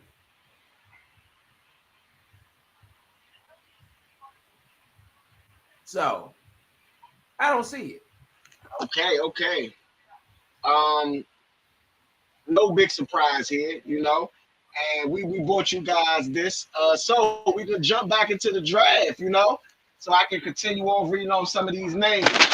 Damian Martinez, running back, Miami, was selected to the Seattle Seahawks. Excuse me. Keontae Hamilton, defensive tackle, was from Rutgers, was selected with the 8th pick in the 7th round by the Houston Texans. Keaton Crawford, special teams, Nevada, was selected with the 9th pick in the 7th round by the Arizona Cardinals. The Pittsburgh Steelers, with the 10th selection, selected Carson Bruner, linebacker from Washington. The 11th pick went to San Francisco, and it was Curtis Rook, quarterback, Indiana, that went to San Francisco with the 11th pick. Rashard Smith, SMU running back, with the 12th pick, was selected by the Kansas City Chiefs. Then you have number 13 of the 7th round, Dante Kent, went to Pittsburgh Steelers, cornerback, Central Michigan.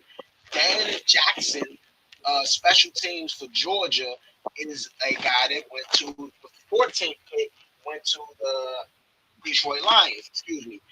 Quinn Ewers, he ended up getting drafted and going to the Miami Dolphins with the 15th pick in the 7th round.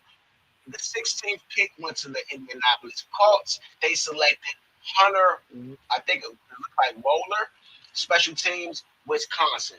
The 17th pick went to the Chicago Bears. They select Rutgers running back Kyle Monaghan. The 18th pick went to the Seattle Seahawks, and they selected Mason Richmond, offensive tackle, Iowa, with the 18th pick. The 19th pick, Tez Johnson, wide receiver for Oregon. He ended up going to the Tampa Bay Buccaneers. And right now, the 20th pick in this 7th round is in. That is the Jacksonville Jaguars pick. And right now on the clock is the Green Bay Packers. Okay.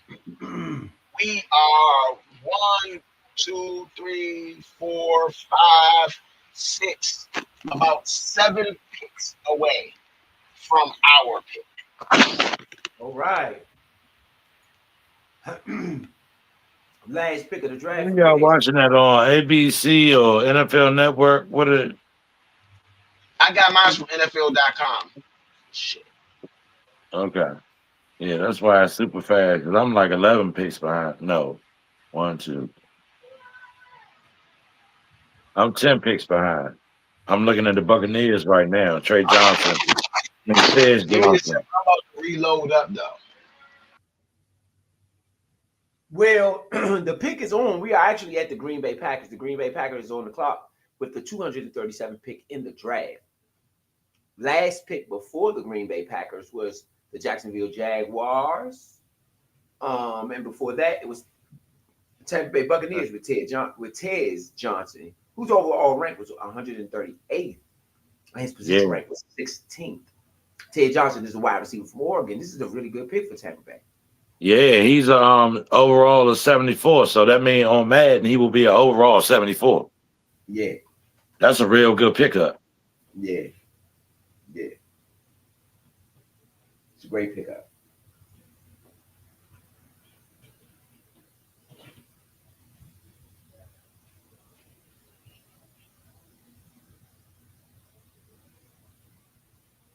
It's a great pickup. When you say he was ranked 138, Yep.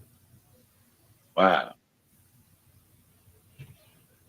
Wow, I know he happy. He probably thought he wasn't going to get drafted. Yep. Tears of joy, my man. I understand. I had the same sentiment if it were me.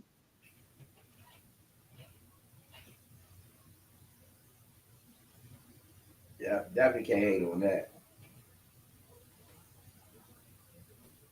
Did not hate on that. Well, it's been a big day here at the Nature Sports Podcast, a big 3 days. You know what I'm saying? We have covered each and every pick of the NFL draft, or most of them for that matter. This has been a great experience. Again, draft days. I think our first draft was in 2014. So this being 2025, it's been a long road ahead. This season, we see this season being great. And everybody here at the Nature Sports Podcast is eager to see exactly how this thing progresses, exactly what Dan Quinn and company has in year 2. Year 1 was historic. We were here for the whole ride. We know there will be a target on the skins at least. And we know we have a NFL champion in our division. We want to dethrone them. No way we let them repeat on our watch. Not that I can see, at least, or we should be expecting us to come back and play better and at least get past Philly.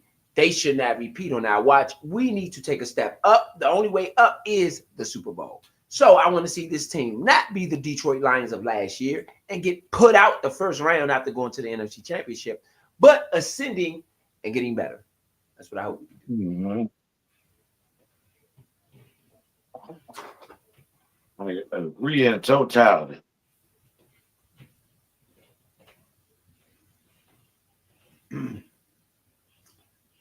LeQuint Allen, running back, Syracuse, was just drafted by the Jacksonville Jaguars. Overall, he was 196. They got him at 236. So that's about 40 places ahead of where he was ranked. So I think that's a good pick for the Jacksonville Jaguars. Definitely in value. He's 6 feet, 204 pounds. On the clock right now is the Green Bay Packers. Dallas Cowboys coming up. No, on the clock after the Packers, you had the Seattle Seahawks with the 238th pick in the draft. After the Seattle Seahawks, you would then have the Dallas Cowboys. Seattle needs a wide receiver, cornerback, defensive line, and offensive tackle.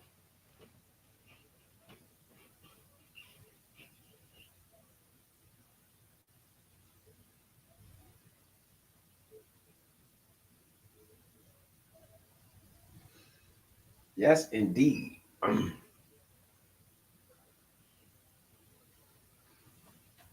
So let's see. Well, the Redskins pick is coming up in a little bit. Let's see what they had to say about the last guy. Well, let's get some analysis on some of these picks. I'm gonna go ahead and slide this thing on over here to the reader. We're gonna get some analysis from the reader and see what everyone had to say about the multiple picks and what draft grades and everything that went down. You know, y'all get that live here on the Nature Sports Podcast. We also gonna bring you some Twitterverse That way you get to know what the fans from various teams feel about some of the picks that have happened today, yesterday, and the day before. So Hold on we'll right get quick. Can you hold? yeah. So let's You get about the to read. have the you about to have the thing do the reading? No, you good. You good. What's going on? When we hold No, that for a go ahead. second. Yeah, hold that for a second. All right.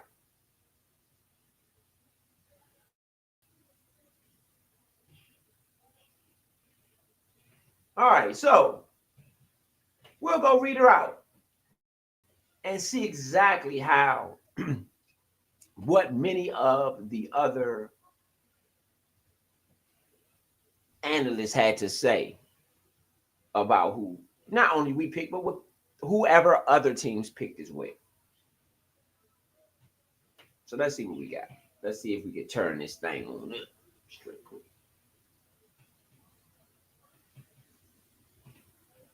We'll go teams. We'll go about teams. Each pick for each team. We'll slide it down the board. Since this is a Redskin broadcast, we'll start with Washington. See if we can find us. Down here at the bottom. Let's go.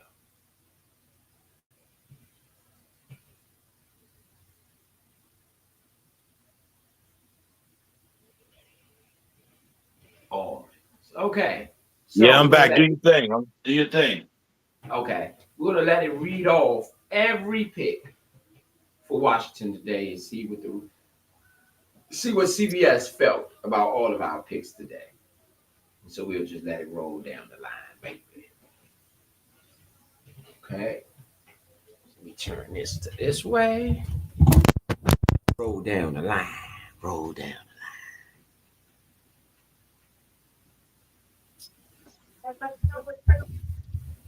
Josh Connolly Jr. OT, Oreg. OVR 31 POSRK, 5HT, 6 to 5 WT, 311. He's a player I thought would go in the first round, and the Commanders need more help up front on their offensive line. They won't be forced to rush him if he's not ready, but he has the talent to develop into a quality player. Not flashy, but solid pick. Pete Prisco. B. 2. 61. Trey Amos CB, Miss. OVR 37 POSRK, 6HT, 6 to 1 WT, 195. GM Adam Peters remains on his game. Amos is a steady, outside CB with a scheme-versatile game. Quality tackler. Quality ball skills. Nothing spectacularly stand out with him, no clear liabilities. Washington had to infuse the secondary with young talent opposite Marshawn Lattimore. Chris Trapasso. A. 4. 128. Jalen Lane WR, Vatek. OVR 142 POSRK, 17 HT, 5 to 10 WT, 191. Smaller, sudden slot WR with 4.34 speed, and it shows on film. Great not tremendous routes, and there are times he's bothered by physicality in the route and at the catch point. But good luck getting your hands on him at the line. Twitched up and a blast after the catch. Can be high volume type for Jaden Daniels. Chris Trapasso. A+. 6. 205. Kane Medrano LB, UCLA.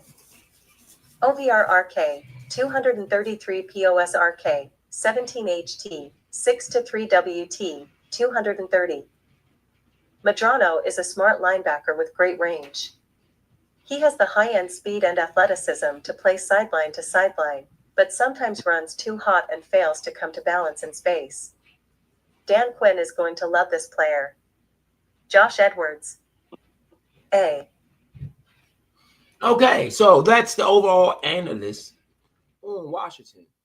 What did you feel about what was the analyst that was given by CBS? They said one of our players that we got should have been selected in the first round. Yes. That was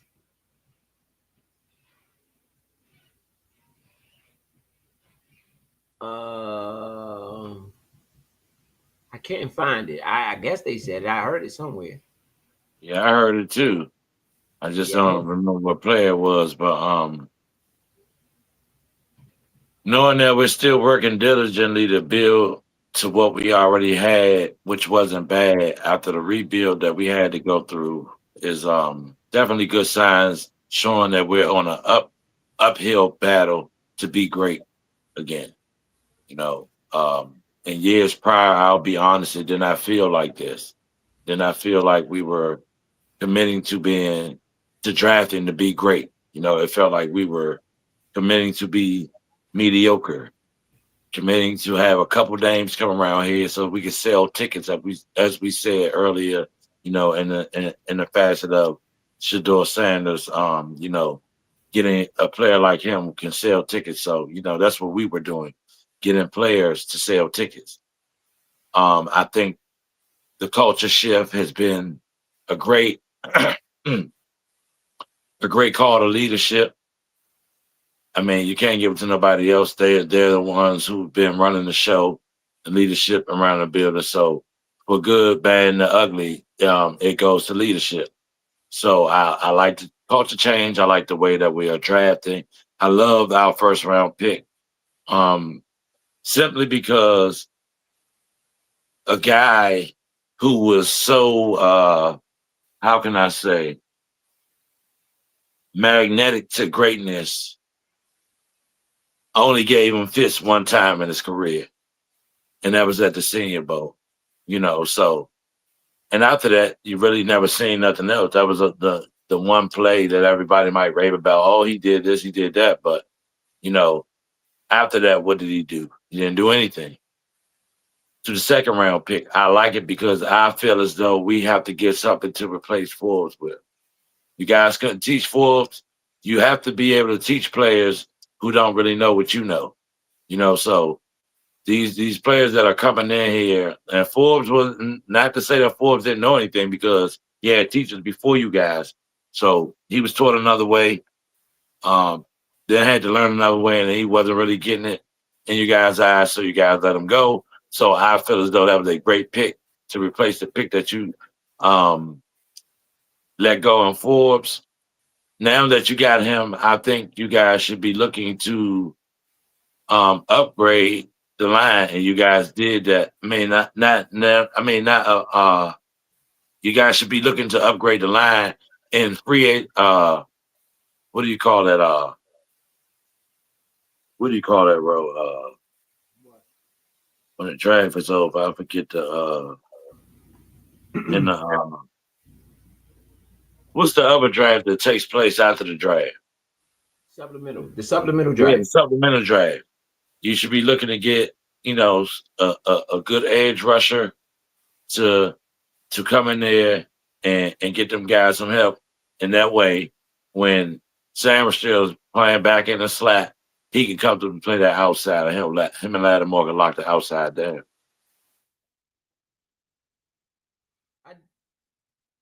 I definitely agree. I definitely agree. I definitely agree with everything you had to say. Okay, so what we're gonna do is go into the Dallas Cowboys. Dallas Cowboys had a bunch of picks today. They really trying to level up. So let's just run through all of the Cowboys picks as the reader does pretty well. Y'all see we ran through the Red Washington's picks in about 3 minutes. So let the technology handle the technology and see exactly what the Cowboys did today and yesterday and the day before in this 2025 NFL draft. 1 second. Next up, the Dallas Cowboys. Tyler Booker, IOL, Bama. OVRRK, 23 POSRK, 1HT, 6-5 WT, 321. He is one of my favorite offensive linemen in this draft.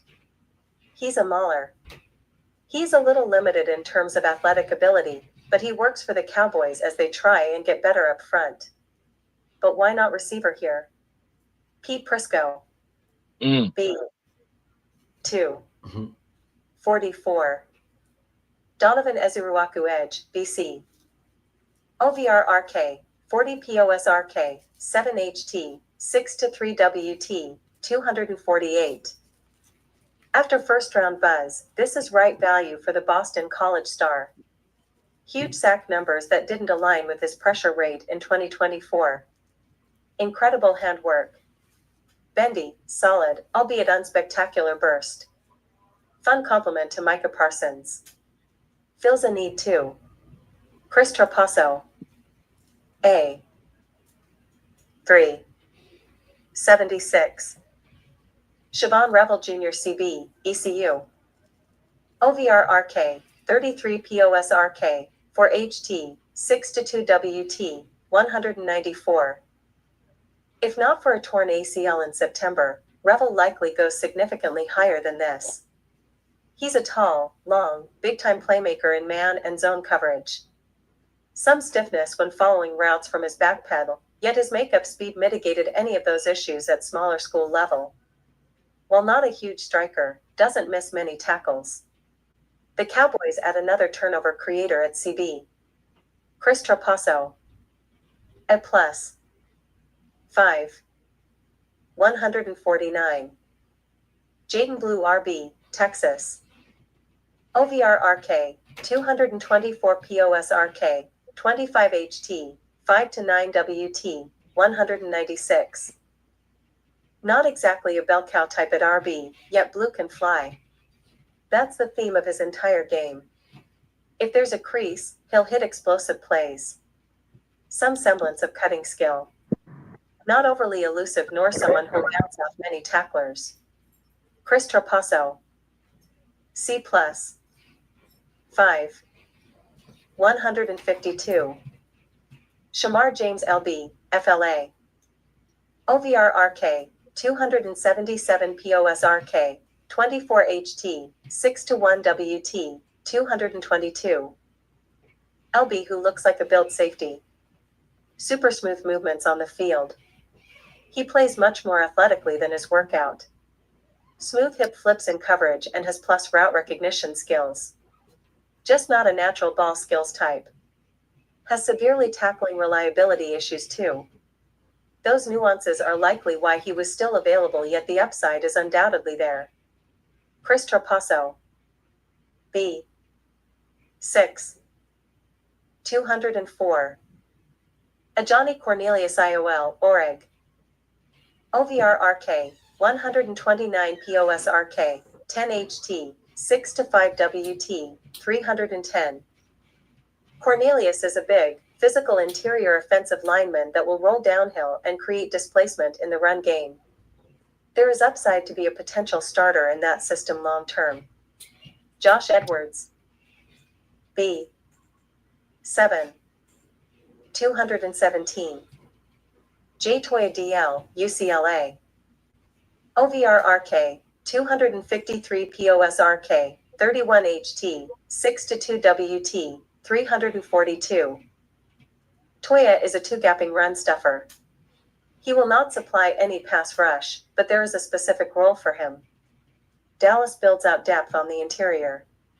Josh Edwards. B. 7. 239. Phil Moffa RB, Clem. OVR RK, 226 POS RK, 26 HT, 6-1 WT, 234. All right, so that was the Dallas Cowboys. All right. There was some good, some bad, you know what I mean? Some good, some bad. Let's move right along and get to let's see, New York Giants. All the talk. Big talk about the big Giants, the big bad Giants. Is our pick in yet? Huh? Is our pick in yet? It's very close.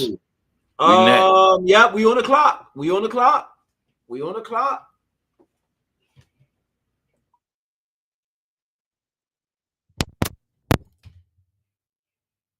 Washington is on the clock.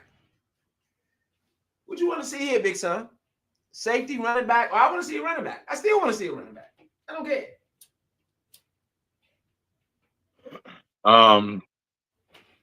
Yeah, safety or running back, depending on who's still out there, though. You know, we far down the line now. That's true. But hey, let's see what type of skills Peters got. Anybody can pick when you got a big pool. Now, right now, you got to dig. You got to dig. Got to dig down now.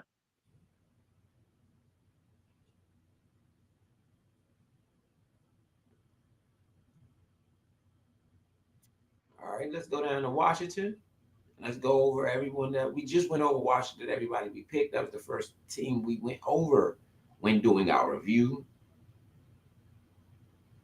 But just so you know, whatever, for the people who did not know who Washington picked, Josh Connolly, first round pick, offensive tackle from Oregon. Then Washington came back and picked Trey Amos in the second round at number 61, cornerback from Mississippi. I think Mississippi. After that, Ole Miss. Ole Miss. Ole Miss. Okay. After that, they picked Jalen Lane, wide receiver from Virginia Tech at 128. At 205, Washington then picked Kane Madrano, linebacker from UCLA. He was ranked 233. We got him at 205. We reached it a little bit. Let's see if the reach actually comes and pans out for us. Now we're on the clock for the seventh and final pick of our 2025 NFL draft campaign. We'll be picking at 245. And this is the seventh round. Giants up after us.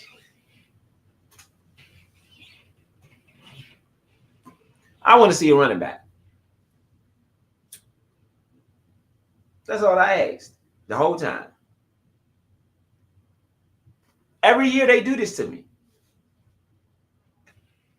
I want a receiver. When we got McLaurin, I wanted a receiver. I mean, not when we got McLaurin, after we got McLaurin. When we got Young, when we drafted Chase Young, I wanted a receiver. I wanted the Jet.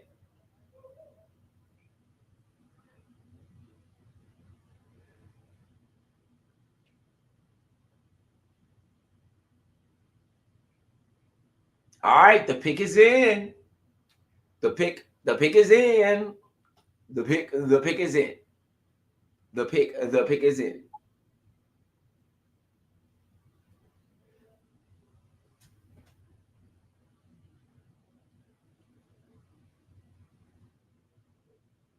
See what they got, man. See what they got. I mean, it's been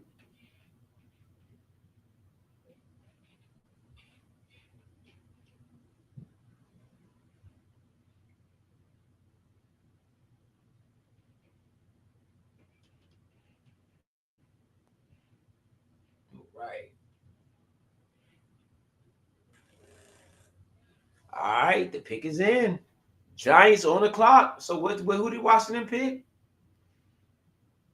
Let's see what we got. The Giants on the clock. Cowboys after the Giants. So it's funny, as soon as we start going over the NFC East, all the NFC East teams popped up to make picks. The Giants, the Eagles. As soon as we hit, they start jumping on the NFC East. Don't disrespect us like that. We got an edge rusher. We got an edge rusher. Did we get an edge rusher? I'm about to find out. Didn't get an edge. No, we didn't get an edge rusher. The pick is in. Ja'Cory running back. Murray. Running Let's back. Go. Let's go. Arizona running back. Let's go. Let's go. Let's go. Arizona running back. We got an Arizona running back, but not Scatterbo. They full of crap, man. They playing games with me, man. That's Arizona, not Arizona State. They playing games with me. They playing games. They playing games with my soul. Let's look up this guy. He a running back. Let's see what he got, man. Let's see what he got. He better be something for us to not pick a running back just to get him. I think Scatterbo was the running back we was looking for, but we did not pull the trigger. They full of it.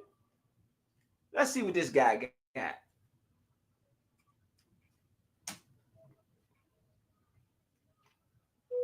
He's 170 pounds, so he's highly undersized.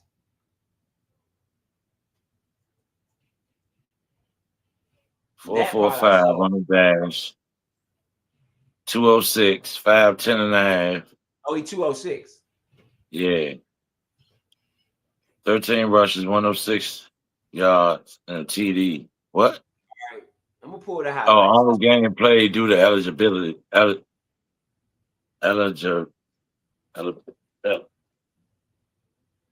He's eligible to play only one game. This season? Due to eligibility. Uh-huh. He can only play one game this season? Yep. Due to eligibility. Meaning the season that already passed, not this season that's coming. The season that passed. Okay, all right, yeah. Oh, I don't care about that as long as he can suit up for us if we spent the draft pick on him. They better not spend no draft pick on somebody that can't play.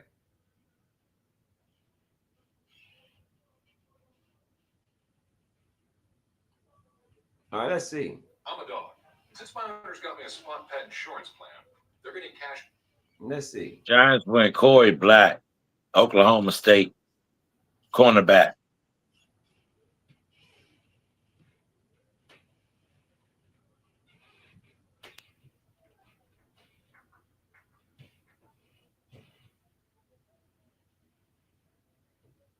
All right. See what we got. See what we got with this guy, man. This guy.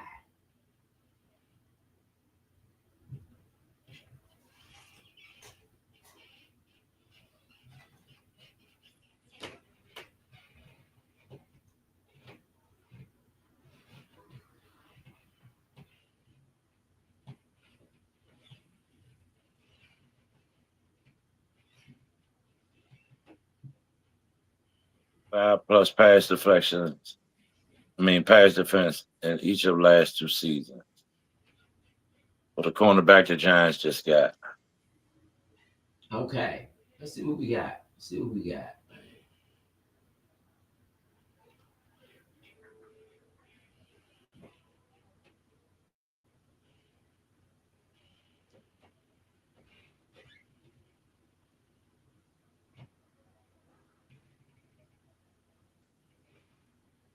All right, there we go. Let's see what we got, man. Let's get Vito back in. We got our running back. I say, hey, that's you already know. All right, we got the O-line, cornerback, So, wide receiver. Corey Crosby Beckett Murray is not a prospect from. I wouldn't use this year's tape to analyze him. 2023 tape is his better tape. He is what I said with the wide receiver we got in Jalen Lane. He's a added piece that is a playmaker. All right, you need a playmaker. He's not necessarily somebody that's going to get you 1,500 yards, 1,600 yards, I believe. But I think he's a piece to put in when you've worn down the defense or you've run some plays where you need someone to get you that scat 15, that scat 20 yards or something like that. He can catch out the backfield. Oh, man. And he has finishing. That boy got jet. Speed. He's got finishing. He got jet. Yes, sir. Did we keep Marcus? Did we keep that running back? McNichols? Yeah, McNichols. We kept him. Yeah, but all of them are on 1 year. Yeah, he's fast. He's definitely fast. Maybe 2. Huh? He's definitely fast. Y'all see, the film is up for anybody want to see who we just got. The film is up on. Let's see the film. We just watching it. But yeah, he's fast. And he got a little bit of wiggle too. Yeah. So who you think will be on the other side of McLaurin? Debo. McCaffrey gonna be in the slot. Oh, possibly. Yeah, that's like McCaffrey. I like him. Yeah, that's what I'm saying. Everybody. Listen, last year, all eyes is on J5 and McLaurin. Yeah. There's nobody else to worry about last year. Mm-hmm. That's why Eckler was leading our team in reception yards for running backs because he was. If he didn't get hurt, he's probably on pace to have about 600 or 700 yards receiving. And them niggas is weapons, man. McCaffrey and all that. So if you take away the fact that all eyes are only on 2 players, you now have to at least account for 4 players now. J5, McLaurin, Debo Samuel, and now you have to pay attention to any running back because we have an offensive line that is probably 3 to 5 times better than what we had last year. Exactly. So even if it's running back by committee, you still have to watch for what we're doing in the backfield, which allows for the Jalen Lanes or the McCaffrey who won in those separation contests to be able to get open and make really big plays down the field. Again, yeah, we got to see it. We got to see it executed. But I believe that J5 is high in execution. We just got to get the plays right, get the verbiage and everything right with the young guys, and see how this looks. I think we'll be back in the playoffs. Nah, if we don't go back to the playoffs, it's a failed season. That's the mission. Yeah, that's the mission. Yeah, we got to go back. Yeah, that's some bullshit. What you think, bro? His tape is good though. He got a lot of highlights. He got good tape. And when he get out in the open, it's like he be searching for the end zone. I will say that. When he get out in the open, he be searching for the end zone. Got really good burst. And didn't I say that earlier, bro? When I was saying about the speed, like we don't necessarily need right now, today, we don't need the Saquon Barkley at running back. We have too talented of a quarterback and he needs to continue to mature. So we don't need to have him take a step back and do less when he started out and had to do so much more that you probably don't expect your quarterback to be able to handle or be put in that position until maybe year 2 or 3. By getting that so early, the Redskins can now fast track what they want to do with this offense. And I don't know if I want to slow down like the Eagles when our first response for this year was to come out in no huddle. And I get what you're saying as far as like taking advantage of that time of possession. That's what we're going to have to get teams off the field so our offense can get back on the field. But I think now we can get some of those plays where we can go up by a touchdown or 2 because we score real quick when we was staying in games because we couldn't make those plays. Yeah, you definitely added some speed. If nothing else. What did he run? What did this guy run? 4.45. Yeah. We got great acceleration. That's where that breakaway speed comes from. Great acceleration. A 4.45 is good at running back. A 4.45 is good at running back. That's fast for running back. Yes, 4.45 is good at running back, and it actually gives you line time to set up blocks. That's why I like Scatterbo, whether people realize it or not, is because by the time he gets to the line of scrimmage, the blocks are already set up, and he has really good vision, and you're not tackling him one-on-one. It's just not happening. So once he gets to the second level, this is our answer to Scatterbo, though. I believe this was our answer to not. Oh, my bad, B. Go ahead. No. Go ahead. Go ahead. No. I was just saying that because of Scatterbo. No, I was just gonna say I believe this is our. Because of Scatterbo's speed, it just allows for his vision to play out a little bit better when blocks are developing. But go ahead. No, I was just going to say that I think this was our answer to missing out on Scatterbo. That's. I mean, personally. Well, bro. I'm telling you because Leo picked out a running back too, from Penn State. I think that any back that we would have brought in outside of anybody that was under like a 4.4 and under or 4.45, that's fine. Like anything in that and faster, I believe we have an advantage because think about the other. Okay, so with the Eagles, you got to watch out for Saquon Barkley, Jalen Hurts, AJ Brown, right? Now Goddard is a weapon for them, and Smith is a weapon for them. So they got 5 people that you got. So you got to kind of play them evenly because of the weapons that they have. Last year we had one weapon. Like we had when you can double McLaurin, that means we don't have somebody else that can allow us, to create those one-on-ones or a mismatch or something. And we didn't find out until later on in the season that De'Ami Brown could create the separation that we were getting in the playoffs. And now you surrounded yourself with players that can get these plays that have done this other places on a consistent basis. So maybe we're now replacing the one-offs with people who are more consistent at doing this so that you get a higher percentage. Like low-key, Jaden may break his own percentage record this year based on the experience and the level of talent that we have in comparison to last year. And you ain't gonna be able to double our receivers. You ain't gonna be able to double. And imagine the year. Imagine when I was saying it because remember, I know a lot of fans probably got on my back by saying that Terry's a glorified number 2, but now you almost have no choice but to get those close to 100 receiving catches and over 1,300 yards by Terry because now you're challenging him to beat the one-on-ones on purpose. And when has he had an opportunity to have a season where he's getting only one-on-one coverage since he's been here? I'm gonna say this. I'm gonna be honest with you, V. Brian Robinson better be careful because this guy Mike can take his job.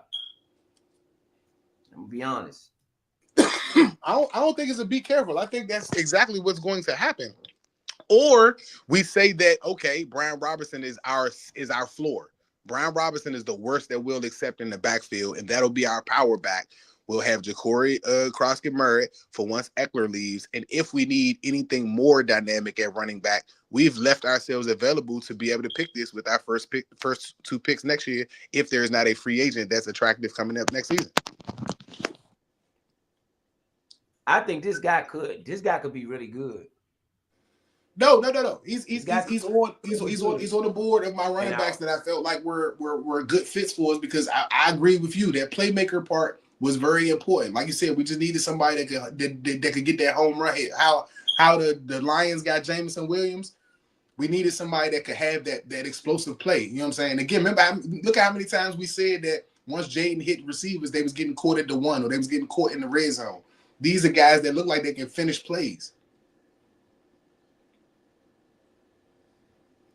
Yeah, this guy don't go out of bounds either. He turn that thing upfield when he get on that sideline.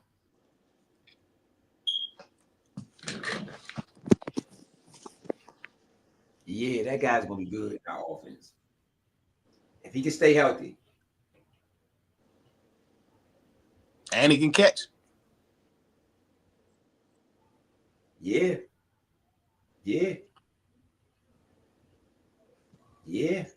That was a great pick. Y'all know what I said. I wanted a running back. I can live with it. Yep. Yeah, I know I got to watch more film on him.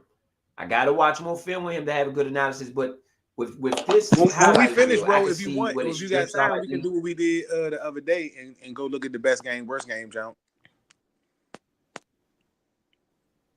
We got a little time. Right. We got a little time. All right. Matter of fact, we could throw that up now. That's our last pick. Load it up now, basically. Yeah, unless you're looking for somebody to come off the board, that's our last pick. So. Yeah, I'm about to. Yeah, I'm about to load it up.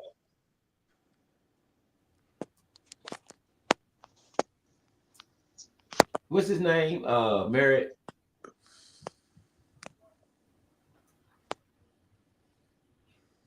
Yeah. All right, let's see what his game log look like. Let's figure out who stopped him and how that happened.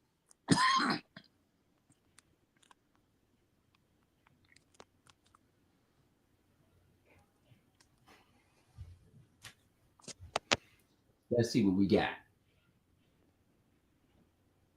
Hey, bro, his vertical is a 41.5 at 5'10". And he bench rep 17 times and had the 3rd best broad jump at 10.4 for running backs. Oh, yeah, he's strong. He's strong little fella. Mm-hmm. You believe that. You can run up on him if you want. He's going to blow past you, but don't think you're going to run him over. You know what Emmitt Smith 40 time was? 4.5? Yep. 4.45? 4.55. This kid is faster than Jerry Jeudy. And the same speed at Walter Payton. 0.5 seconds slower than Saquon Barkley. Danger.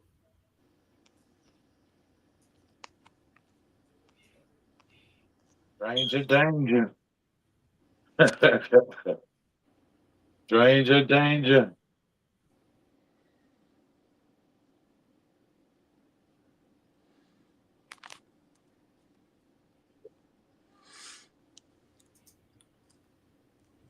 All right. So just judging on his game log, let's pull the screen up.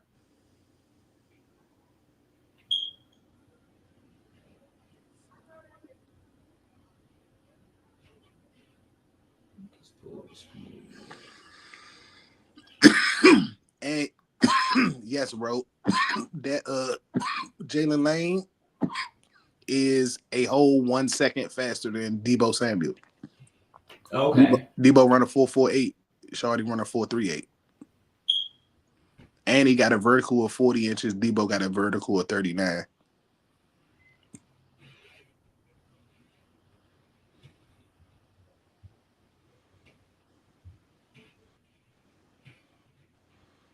I mean, he's not as skilled as Devontae Smith, but the receiver is faster than Devontae Smith, and he has a higher vertical than Devontae Smith.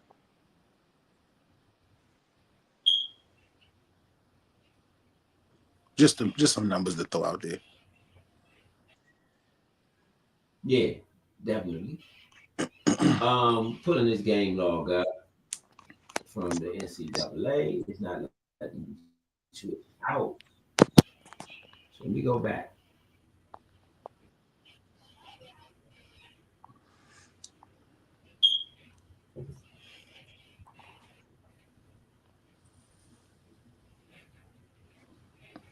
Eagles got another pick, dog. Yeah, they had 10 total or 11. What is going on? One of the biggest surprises from last week's game at the East-West Shrine Bowl was the play of Arizona running back Ja'Cory Crosby-Murray. His 97-yard, two-touchdown performance opened plenty of eyes, including those of the Pittsburgh Steelers. According to the NFL draft writer Ryan Fowler, the Steelers were one of the teams who met with Crosby-Murray during the Shrine Bowl. Crosby came to the University of Arizona in 2024 after a breakout season in New Mexico, rushing for 1,190 yards and 17 rushing touchdowns. But after only one game with Arizona, he deemed ineligible for the rest of the year. And then in that one game, he had 106 yards and a touchdown. A headliner in Frisco last week, and the offensive MVP of the game, Arizona running back Ja'Cory Crosby-Murray, met with a long list of teams at the Shrine Bowl. So he was the MVP of the game on offense as well in the East-West Shrine Bowl. Broncos, Patriots, Steelers, Panthers, Commanders, Eagles, Colts, Bears, 49ers, and Packers.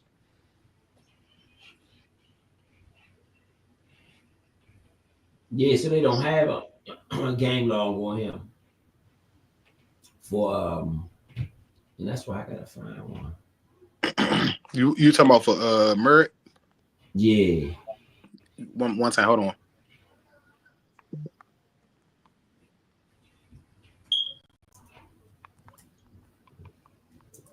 I got you. So his game log is for 2023. Yeah. 1 second. I can find it.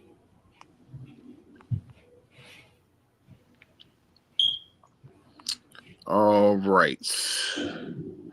2023 game logs. I got it. It is 31 carries. Utah State, 233 yards, 7.5 carries, 1 touchdown. Fresno State, 21 carries, 209, 2 touchdowns. Boise State against New Mexico, they lost 14-42. He had 15 carries, 73 yards, 2 touchdowns, 5 yards a carry. Played against UNLV, 21 carries, 86 yards, 4 yards a carry, no touchdowns that game. 1 catch, 1 touchdown. Nevada, 11 carries, 44 yards, 4 yards a carry, 1 touchdown. Hawaii, 10 carries, 46 yards, 4.6 yards a carry, 2 touchdowns. San Jose State, 17 carries, 68 yards, 4 yards a carry, 2 touchdowns.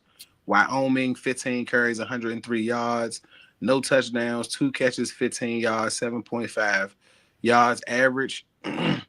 They lost that game to Massachusetts, UMass, 9 carries, 33 yards, 2 touchdowns, 1 catch for 17 yards.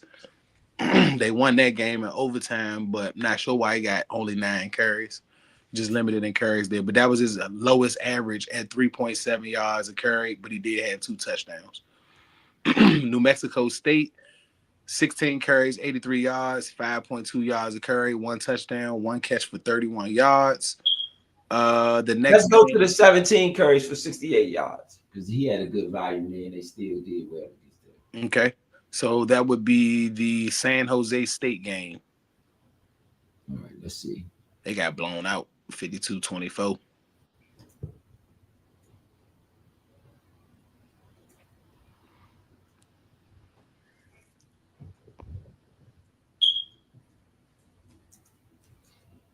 That's what, San Jose game? San Jose State.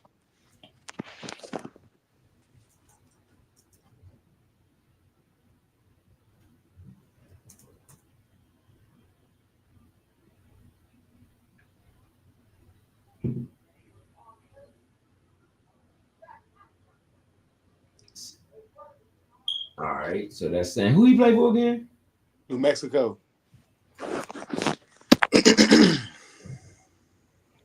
And that was what 2023, right? Yeah.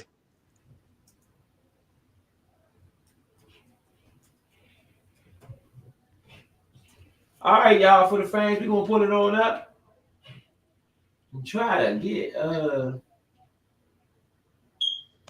this is week 7. All right, that one highlight reel of it. Let's go.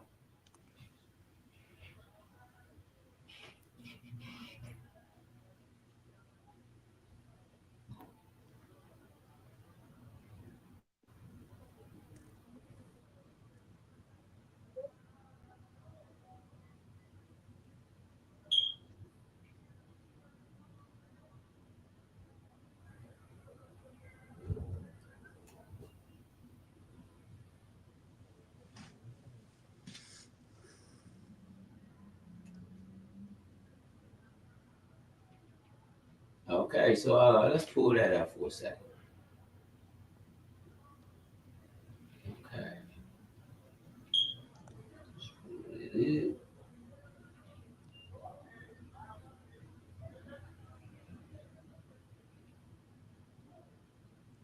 All right.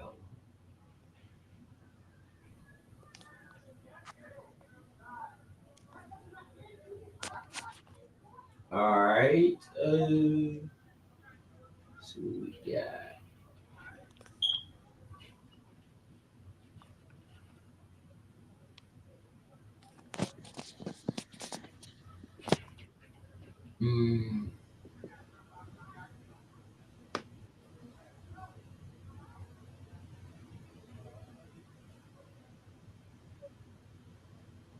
All right, here we go. Without further ado, New Mexico, San Diego State. Oh, that was him, run up the middle. That was a good run right there. They fake the handoff to him, throw it over the middle. It's a catch.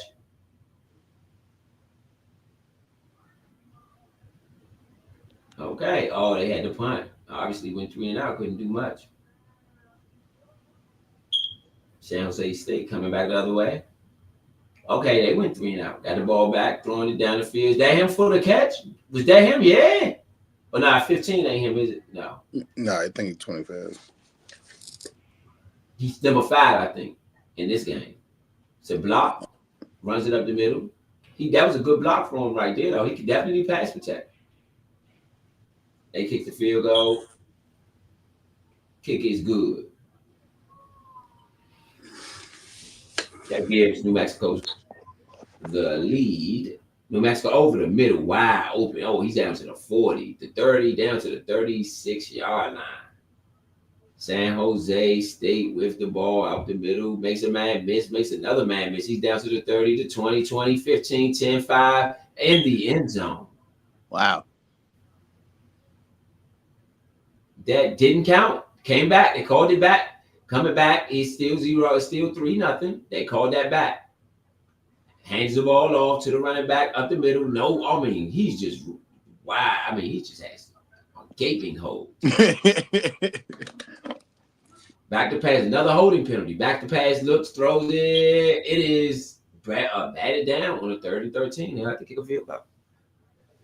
Field goal is up. No good. No good. No good. All right, New Mexico with the ball, hands it off up the middle. Oh, he look good right there. Gets a 9-yard gain on the play. And they got a punt. Oh, blocked. It's blocked. It's blocked. Oh, up the there's a touchdown. The punt was blocked. Is that going to be a call back? They didn't get a call back on that. The punt was blocked. That counts. Field goal is good after the blocked punt. 13 minutes left in the second quarter. Up the middle. Good run. He runs it. Makes a man miss. He gets about 5 on the play. Flag on the play. Another flag. Can't blame that on him. 3rd and 15. Back to pass. Throws it. It is a catch. That's to him, too. He caught that one. Is that? Uh-oh. Fakes the handoff. Oh, he good. Oh, man. He wasn't good on pass protection there. It is a catch, though, nonetheless. And he did get the block. Back to pass, back foot, throws it underneath. That's him for the catch. He gets tackled after a quick catch. Back to pass. He throws it on the blitz. Good throw, catch. Out to the 31-yard line. New Mexico moving. 2nd and 7. Fakes that. He did. He pitches it on the end around. Good block. Gets enough for. No, he's 1 yard short of the first. It's going to be a 3rd and 1. Hands the ball off. Could he get it? How's he? Oh, man. Ooh. We might got something, bro. Hands it off. Fakes the handoff. Looking for the pass protection. Good pass protection right there. Did you see that? Good block. Good block. Back to pass on a 2nd and 8. Fakes the handoff. Direct snap. It's about 5 on the play. Hands the ball off. Up the middle. Look at that. Touchdown. He just wanted one. Okay. Touchdown. Yup, that was him. Murray. Kick is good. Back to pass. Back foot. Scrambles. Throws it. Catch. New Mexico up 10-7. 3rd and 6. Hands it off up the middle. Ooh, great run. He's out to the races on the 3rd and 6. That running back like that. Yeah. He pulled away. But that's not the first time he did that. They just kept holding. That's true.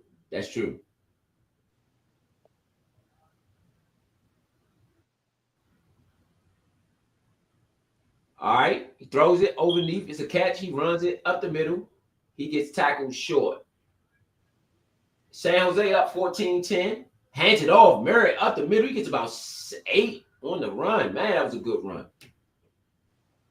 Hands and fakes the handoff. Back to pass. Back foot. Throws it underneath. It is a catch. He's out to the races. Out to the 30, the 20, the 15. Down to the 12-yard line. You got a 3rd and 8. 3rd and 8. Back foot. He runs it on the scramble. It looks like he got the first.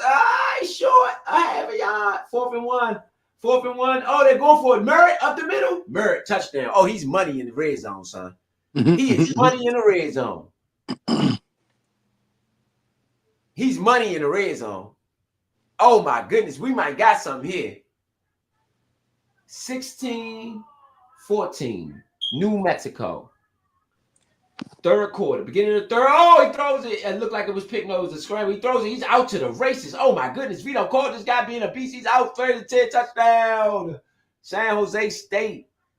Woo. This is a running back. It's even that or their defense is really bad because, geez. Yeah. The kick is up. Good. 14. First drive of the second half. They just go right down there with a big play and score a touchdown, 21-17. San Jose State. And they get the ball back. They must have went 3 and out. San Jose State with the ball, 12 minutes left. They throwing it deep. He looks at, pass interference. Flag on the play. They throwing it deep. Hands it off, fakes the handoff. Ooh, screen pass going the other way to San Jose State. It is on the 1st and 15. They get about 14 on that one. 2nd and 9. Back to pass, back foot, throws it over to the right side. You got a man. Well, this running back is killing him.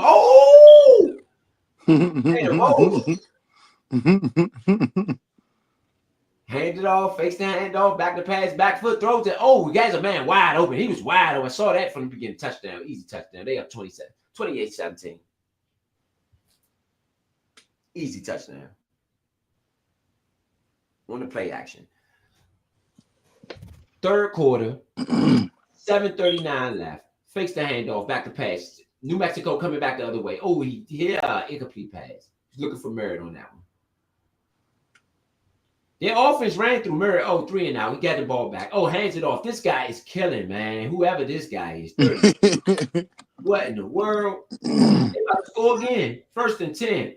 For San Jose. Hands it off again. Oh, my goodness. He can't tackle him. 1st and 10. He got 5 on the 1st and 10. Fakes the handoff, back to pass. San Jose State, back foot, throws it, looking for the. He throwing it to the dude now, and he caught it. Incomplete pass. Good defense. Finally got to stop. Yeah. 3rd and 5, back to pass. Looks, throws it. Ryan scrambles to the right side. San Jose. He scrambles again. He could get it. He failed. He had it, Joe. All right, well that's a win. What was it? A block? No, that's good. That's a 14-point game. 31-17. New Mexico with the ball. They went 3 and out. Hands the ball back. This guy's a bruiser. He's just gonna bruise them all out. It's over. They ain't got no legs. They ain't gonna be able to stop him. It's over. This is the third quarter, and this game is over. Hands it off up the middle. He look at this. I told you they ain't got no legs. They been on the field too long. They ain't got no legs. Another touchdown, 38-17. New Mexico is pouring it. I mean, San Jose pouring it on over New Mexico. 38-17. They'll get the ball back, but you just got to get one touchdown and maybe make it 24-38. Can they do that? No. 3 and out. Hands the ball off. They gave it back to the bruiser. The bruiser, man. The bruiser. Come on, man. Give it back. Just go ahead. Let them just run the clock out. Third quarter, 31 seconds left. Hand it back to the bruiser. Bruiser up the middle, man. Y'all know what it is. 35. Y'all just give it to him again. They can't stop him. Give it to him again. Flip the field. He's back to pass. Back foot. Throws a short screen to the bruiser. Bruiser up 40. The 50. Look at this. 40. 20. He's still running. 10. 5 down to the 7 yard line. That bruiser just bruising out. Man, come on. To an easy touchdown, dog. What is going on here? It's the worst defense I ever seen in my life. 45-17. This is massively bad. They've been at that 17 the whole for why they did. Oh my goodness. Hands the ball. Oh, deflects the handoff. Back foot. Scrambles. Throws it. It is a catch. Merritt with the catch.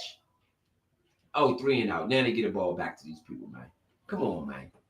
Oh, he runs it up the middle. Makes him in. Oh my God. The bruiser is out to the 30, to the 40. There's a flag on the play. Flag on the play.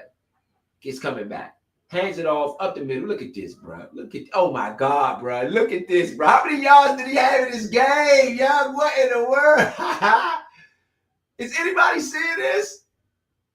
He going crazy with the yards. Huh? He might got 200. He might got 300. I'm calling him assets. Yeah. No. I might gotta look at the game log for this job, see what the other guy had. What in the world? I'm gonna say right now that their defense sucked though. Back to pass. Merritt, they was looking. No, they wasn't looking for Merritt. They was looking for the receiver. Back to pass. Hands it off.